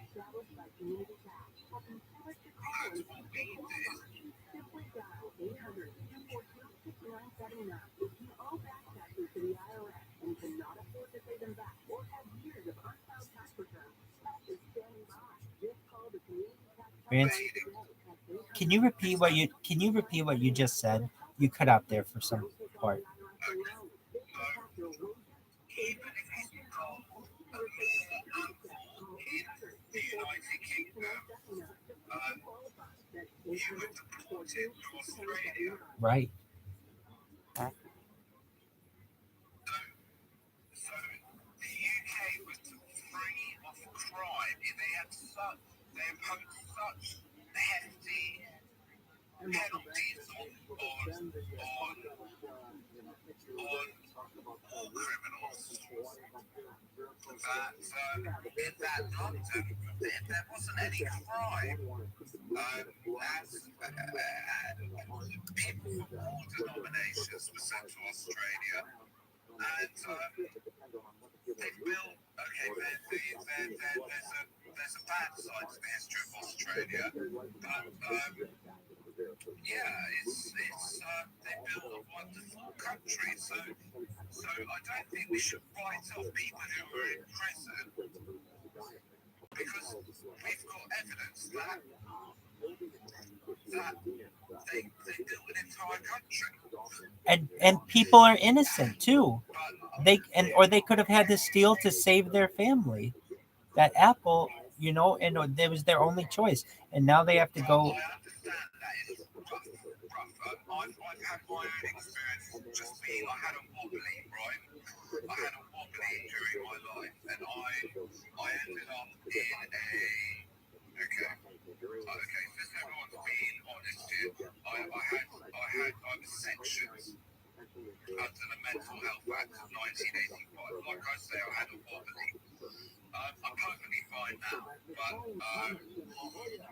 thank you for your concern.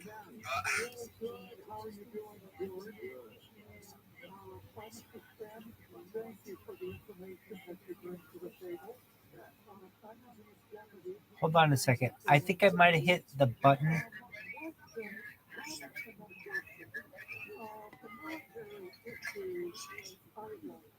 I think I hit the button to mute you. I'm so sorry. You had a wobbly. You were saying. Okay, so I had a stint. I had a stint, a 6-month stint at various institutions. It happens. Criminal. No, it happens. So it's not anything goes in these places, right? There's a guard, anything goes, and there is always a racial element for a tribal element. Not quite like it is in America, where there's thousands of inmates, but think your own. Generally speaking, the best thing to do is to stick, from what I gather, is either to stick up for your young, stick for somebody, yeah. And the problem is that this culture,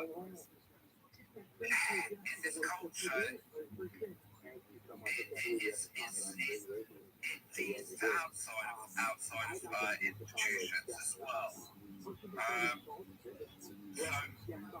it's so happy to hear people saying, I'm Americana. That's what I love to hear. Not I may be, blood or crips or whatever. I'm just seeing what I've seen in the movies and from various Twitter spaces. But no, I think so like I say, anything goes in these institutions. Obviously, you will get reprimanded if you're caught in the act of committing a nefarious offence. But you've got to stand up for yourself while you are in an institution. So I myself, I'm from the Jewish denomination. Word. So when I was in there, I had to be visibly. When I was in the institution, everyone knew that I was Jewish, and they were fine. They were fine with it. I did get into fights in an institution, not in a prison. I assume that prisons are worse, apart from the old psycho who might. The thing is that in institutions there are stuff, everything's padded down. I mean, there was snooker cues. We had a snooker tape, a pool table inside. So recreational facilities, and in the UK it's treated as a disability in some ways, but no, I've recovered, and I'm back working. So yeah, 2023 is looking pretty gravy.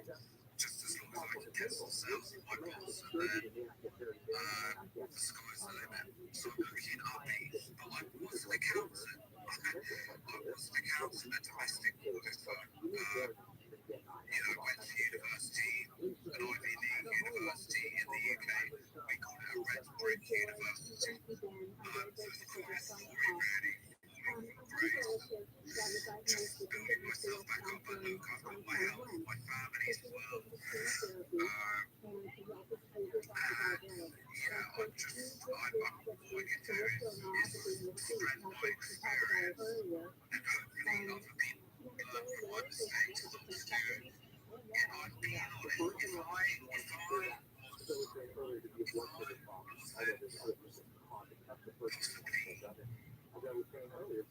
Caucasian, let's say, I'm Mediterranean, right? I'm not strictly, I'm Mediterranean, but if I wasn't Caucasian, it would be a different story. I would have seen maybe 1 to 2 years of my antics that night, which is interesting. It's a terrible situation. I mean, I'm happy that you're out, but I'm not happy that it's a system based on color.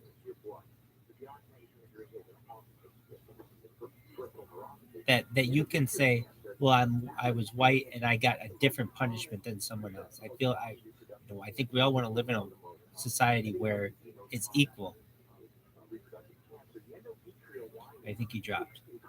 He'll be back.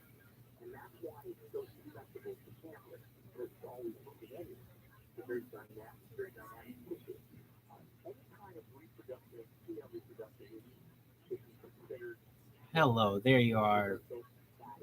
I've got you requested. You were saying, or I was saying, we want to live in a world where it doesn't matter what color you are for the punishment you get. It's really interesting that you're able to a different color. I would have gotten a different punishment.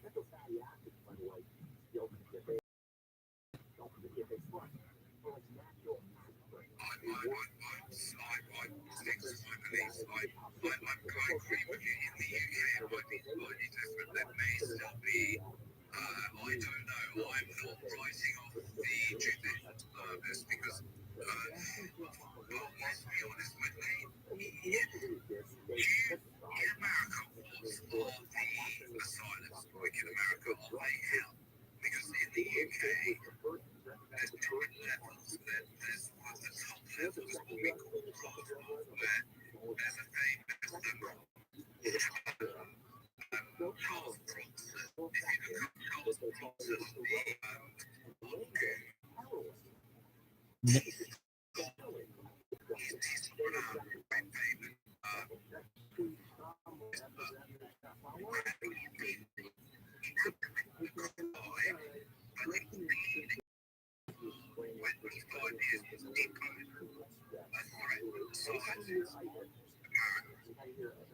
Interesting, but he's not committed a crime.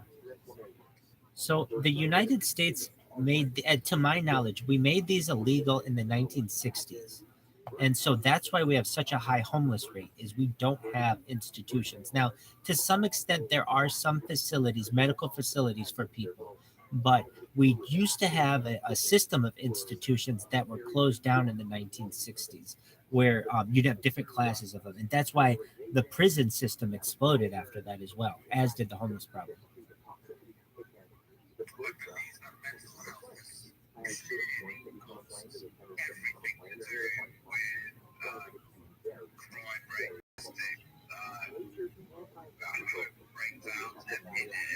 And it is something that I know that people say, people indicate that it's on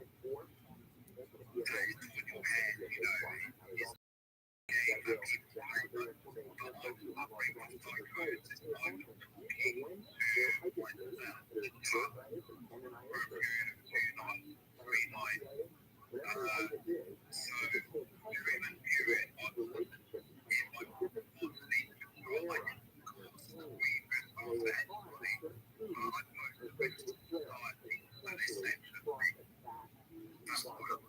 So at least in some states, California is one of them. Let's say they feel that you're a harm to yourself, they'll do what's called an institutional welfare check, and what's called 5150ing you, which is just what the law is. And basically, you're institutionalized for 72 hours. They check you out, And then if they feel like you should be in there longer, then you perhaps could be there for some time in a medical facility, but it's more a medical facility as opposed to what we had in the United States, which sounds more like what you had, which is long-term institutionalism. That was stopped in the 1950s. The United States has experienced two waves of deinstitutionalism, the process of replacing long-stay psychiatric hospitals with less isolated community mental health services for those diagnosed with mental disorder or developmental disabilities. So, what's the difference? Basically, you're in an institution, you're more like in a cage, so to speak, and there isn't a lot of psychological support for you in a mental, a mental, I should say, developmental, psychiatric, uh, community mental health service place. There potentially would be nurses, doctors there to check on you, and then also you might have like an in between where maybe you would get to be able to see family or something like that, and eventually be able to be in the services of a loved one or some type of uh, what's the word for which I'm looking? When you're the guardian of someone, so you might a conservatorship or something like that, and to be able to get out. So if you were to ask me, I mean that's my knowledge of it. I don't know. Rancid, do you have any other takes on that?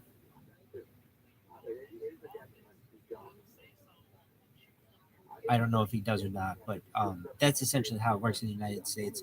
But I mean, frankly, um, I think that uh, um, Oliver, that's kind of a normal. I don't want to say a normal thing to go through. Speaking in tongues by any means. I don't know exactly what you were going through, but everybody has a tough night, and maybe you were just having a couple nights, or I'm not sure. But you seem to be well past all that. and not looking back. It was, I think, getting exposed to institutionalism. Despite not having a criminal record, it does get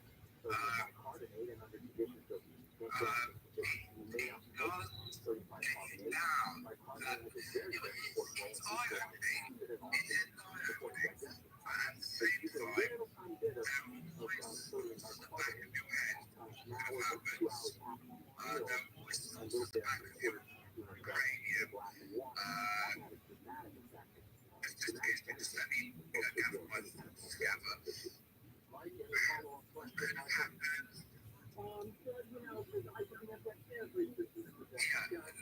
of because your voice, we all close friends and family, the stigma attached to mental health, that's going to be an issue. Also, the medication, the heavily sedate you on drugs such as aripiprazole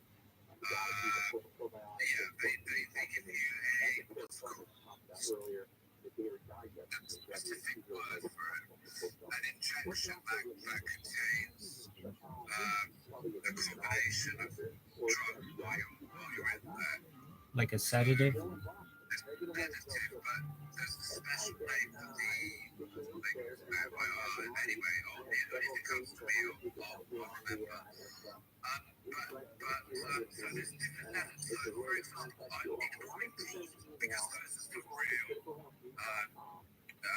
Heinous crimes, death levels really, such as people who kill close family and friends, for example. But other individuals for no apparent reason, no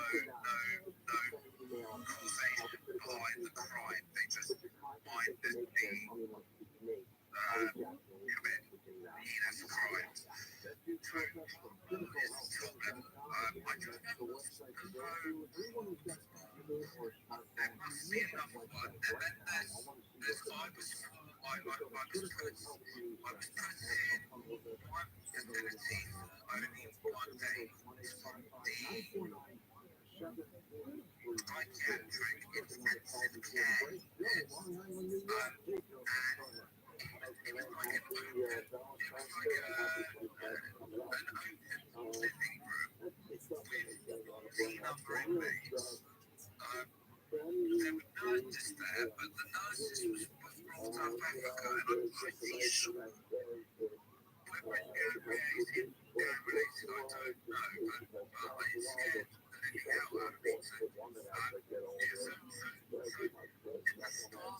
the staff are they right click together the screw, and then it's a question: is the inmate purchase the screws that like need to be experience? But it's eye-opening.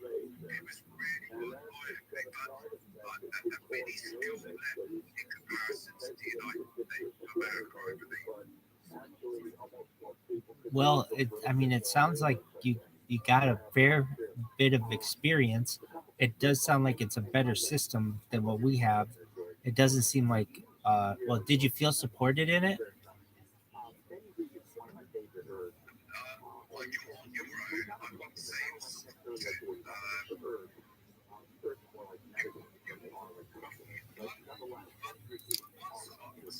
I believe it's down to the end, like a slight miracle. I had a good entrance. That makes sense to anyone who has been, who had never spent time incarcerated with other people. I think it's down to the entrance. But when maintain that persona for a while, but I feel like personally maintain it wasn't a strongman persona, it was someone who's absolutely nuts. So not the violent persona, but someone who was just a bit loopy. So yeah, it's interesting. It's interesting. You know what my fear is are the people who are perhaps totally sane and had a bad night or whatever, and now they're behind some kind of psychological hospital doors, and there's no getting them out. And I really feel like we should go through and make sure that we don't have any, not to say innocent people, but sane people behind closed doors who just are uh, need need the right opportunity to state their case, to explain I'm a normal person, I just had a bad night or whatever, and I deserve an opportunity to get out of here because I'm afraid too many people have had a night that someone else has defined as manic in their mind when it really wasn't that big a deal or whatever, and then all of a sudden they're confined. It's a really terrible thing. And I think that that's something. I mean, if this ever gets big, I would definitely want to go and help people in the psychological facilities, but then also in the prisons, especially the people who are in prison because of um, like possession uh, of something that comes from God, of a plant. It'll be ridiculous in the future that we put people in a cage because of a plant. I feel, and any kind of drug. I mean, if we consider drugs to be, and it's true, an addiction is a mental illness, um, or disease, then how are we putting people in jail because of a disease? It doesn't make any sense. And it's like no one is willing to have these conversations because, behind closed doors, they're taking bribes or whatever. They're a politician, and they don't want to. They have to get reelected. But in my opinion, that's why I've got this stream going. I've got more opportunity for to create a platform for people to be able to discuss these kind of things. And it's like, look, if you have decriminalization, then uh, that opens up a whole lot of new opportunities for your economy. I know psilocybin is legal in some parts of California and in some parts of Colorado as well. And it's a really, no pun intended, but it's an eye opener, your third eye, definitely. But it's an eye opener, I think, for the state to start saying, at what point are we throwing people in jail because of their addiction? And then what comes after psilocybin? Then cocaine comes down. Like, at what point? That's another one. When you have cocaine that is snorted, and the penalty for powder cocaine is a misdemeanor, but for crack cocaine, it's a felony because in the 1980s, the government wanted, black people in jail, and so they made the penalty. Crack cocaine is going to have higher penalties than uh, regular cocaine, powder cocaine. It's unfortunate that that has happened. Another situation that I think is bad is the three strikes program in the United States in California. So as I understand it, if you have three uh, felonies in California, you go to jail for life, no matter what they were. And if we consider, let's just say, alcoholism is an addiction. Okay, so you got three DUIs. Now you're behind jail for life. That to me, like that's the same penalty as someone who did a mass shooting. Like that to me isn't fair. I mean, I don't know anybody who has gotten that many DUIs or anything like that, thankfully. But frankly, I think we have to look at things and say, is this equivalent? And another thing that I feel like we have in at least in laws or when it comes to wages is they're not tied to inflation. So basically, right now, if you have like an inflation rate of 2 or 4 or 6%, in order to make what you made last year, you need a raise of 2 or 4 or 6%. Basically, in today's day and age, the most anyone will make in the normal job market is on day one of whatever their job is. Because of inflation, they're making less year after year. They may be getting raises, but because of the devaluation of the currency due to inflation, they're going to be making less and less. What are your thoughts on that?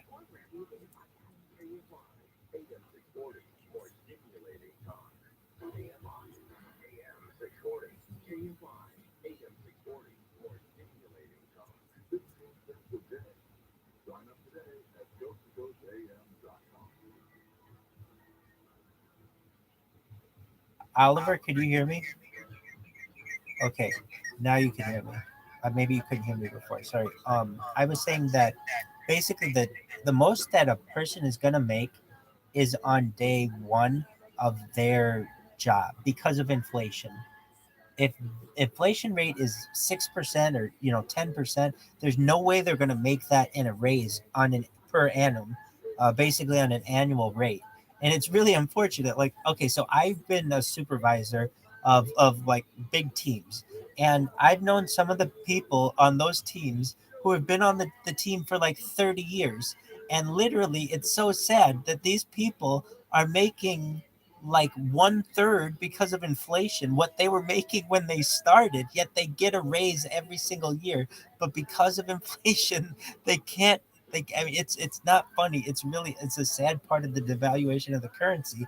But basically, if I were running an economy, or I would make it as a congressperson that people's raises have to be tied to inflation, because that means inflation has some, I don't want to say good things too, but basically that means that companies will show higher profits on their bottom line and things like that. So CEOs are going to be perhaps looking better in some aspects of their roles, but the little guy's not going to be looking better. So I would say that, look, if you are a company, to whatever in whatever country you are, your wage has to be tied to the inflation rate. Now, I know that'll change people for say, hey, we'll incorporate in some country with a low inflation rate, but it just as an employee, it doesn't make any sense anymore to get a job when inflation is going to outpace what your raise is going to be. It doesn't make any sense at all. So I feel like we really should change the raise system. Usually companies are willing to give, anywhere between 1, 2, 3, 4, 5% raises if they're really big. And I feel like instead of doing that, they should say whatever the inflation rate was last year of the country. So let's say it was 3%. That automatically your wage is going to go up. On top of that, that's when you're going to get your raise or your bonus or whatever you want to consider. That's the way the companies should do it.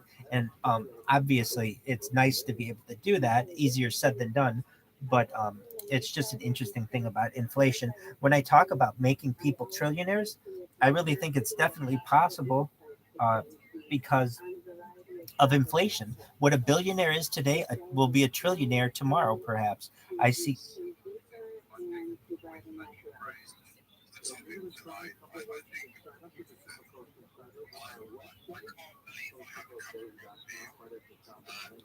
You're so sweet. Thank you.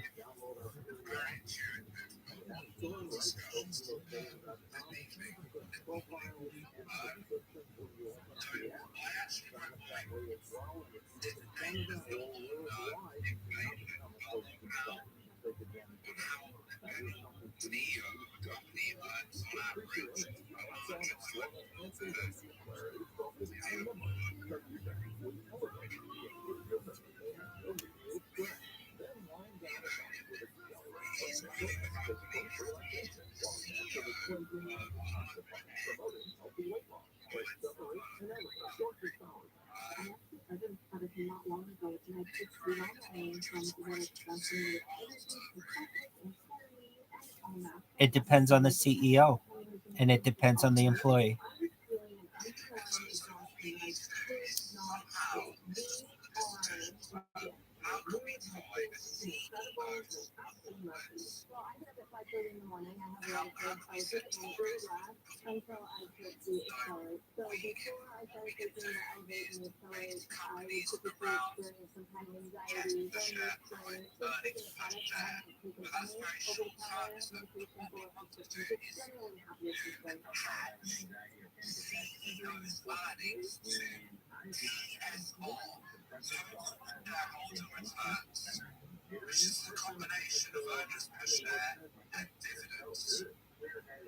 Interesting.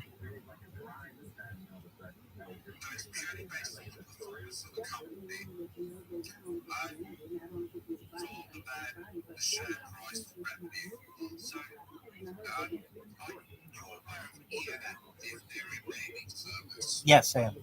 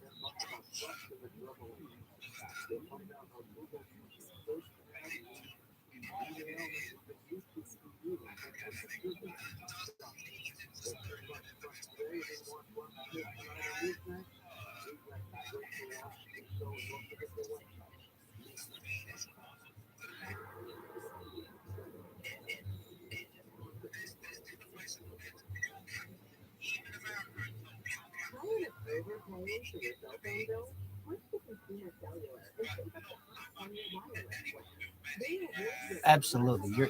You're definitely right about that.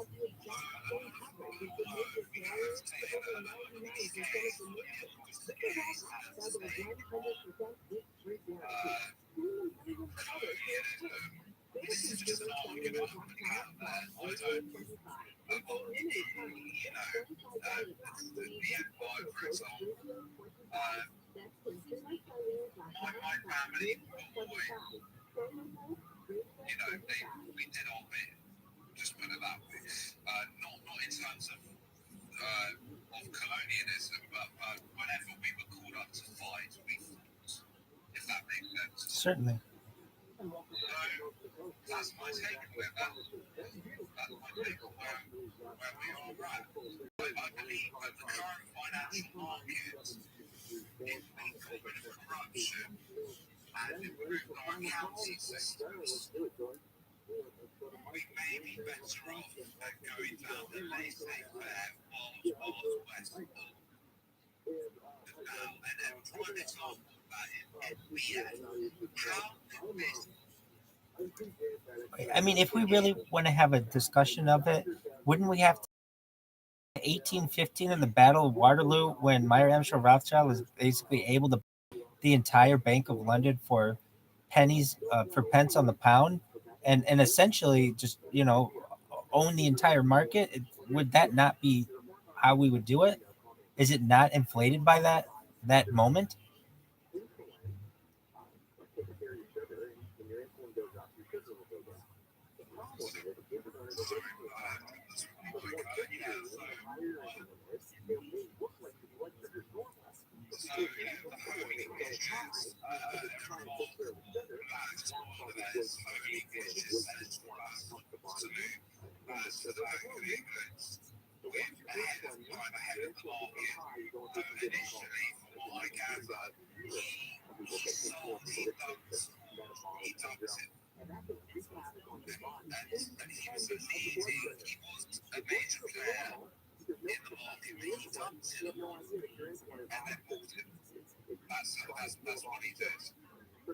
And yes, exactly. And I'm sorry, I think it's Nathan who did that.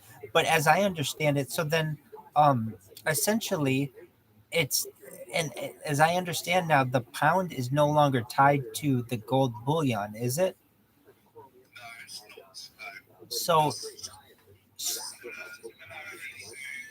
the state's dollar, exactly. And ours changed in 1971. Do you know when yours?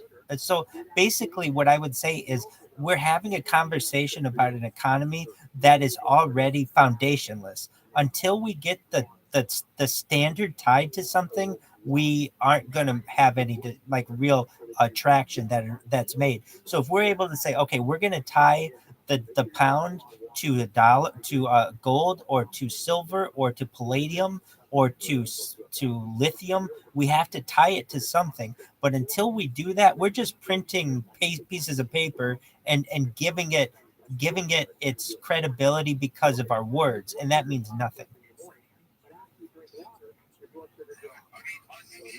the economy is mostly based on GDP now, gross domestic product per capita,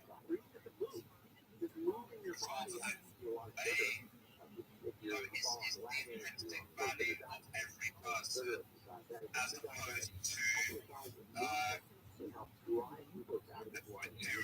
physical materials. But that's just the subjective opinion of what people think the strength of a certain country's economy is, as opposed to a more objective look at it when it's tied to a certain commodity.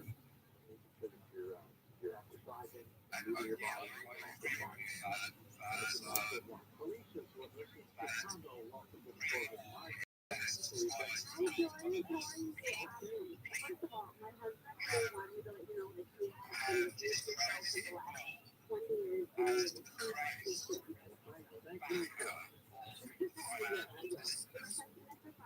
it. I am 32 years old. For the last 6 years, I have suffered from really bad insomnia.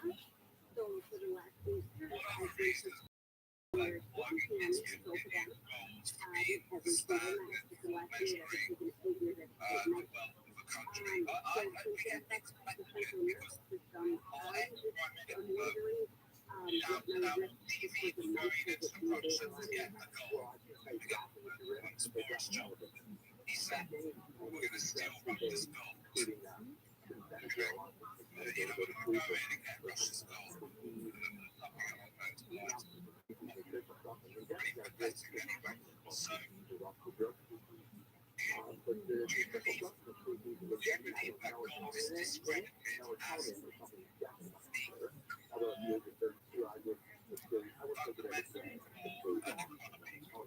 I think it needs to be tied to something, whether it's to pieces of paper That is not good enough. It needs to be tied to some kind of metal. Bullion works, but it could also be tied to some type of cryptocurrency.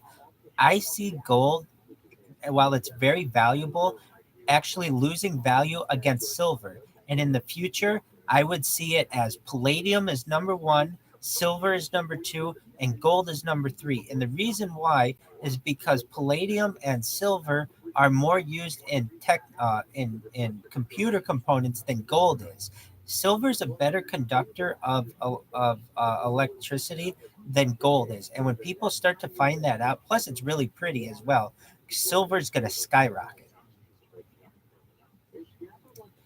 Last time I checked, it was $27 an ounce.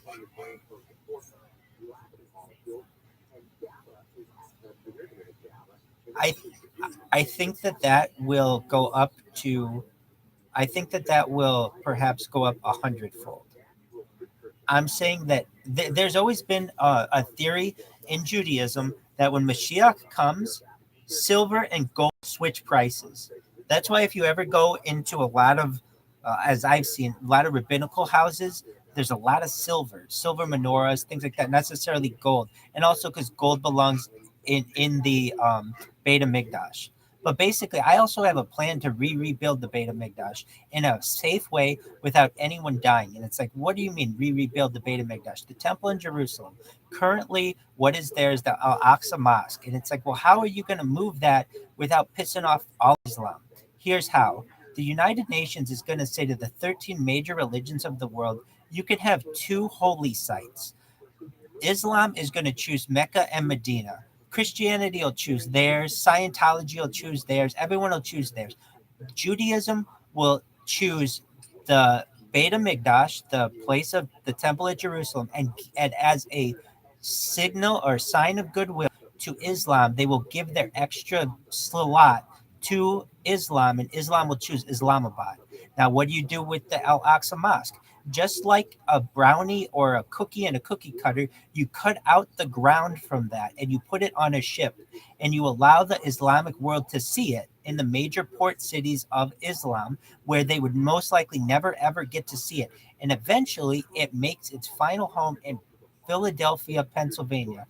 Because if you know any Muslims, Muslims want a holy site in the new world, and there isn't one. And in that way, no one would ever get hurt, and we rebuild the Beit HaMikdash. I think that's a marvelous idea. I don't think Slay is, as you can tell, Slay's on Vatican. There are beautiful Catholic churches as well. Not discounting, Oh, absolutely. But I can see the United Nations saying, the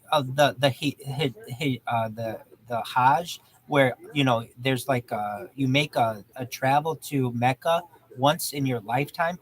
That's a billion people who are going to be making, and the United Nations is going to say, that's too much for climate change. You don't need to be doing this unnecessarily. If we can start to put at least one of these locations closer to you, it's much more helpful that way. I would say that at least in the Catholic religion, they would probably pick St. Peter's Basilica and perhaps like St. Patrick's Basilica in New York, but I'm not exactly sure. I think Anglicans would probably pick Westminster Abbey, and I'm probably something else. But I mean, you can't. Perfect. You take the 13 religions that have over 13 million people, and Judaism barely gets in this one, but that's how you do it. And also, what will be really big in the future is Scientology. Scientology will be taken very seriously in the future. I would never think it, but you watch more and more, it would be taken seriously. But so what else would be allowed in this? So Confucianism they'd get two holy sites. Taoism would get two holy sites. Buddhism would get two holy sites. And that doesn't mean that all the Catholic churches have to close by any means. No, these would be two UNESCO like World Heritage sites that the United Nations would say that we're not going, like, you can do what you want religiously in these areas, and at least from a Judaic standpoint, we think Israel's the whole world basically. So we just want the point. We just want where the Beit HaMikdash is. That's the only important point for us. And I lived with Muslim people, and I've talked this plan over with them. I live with Christian people. I've talked this plan over with them. We all agree that's the one way that you could get everybody to agree on what to do in that area of Israel, and everyone would agree without anyone going to war, because otherwise it's going to be a bloodbath. I've actually got a design which I'll show you the design. Absolutely.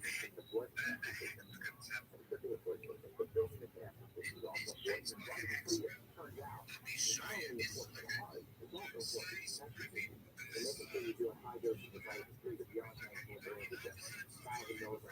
Of course, like the Vulcan salute. Yes, absolutely. Yep, Yom Kippur, absolutely.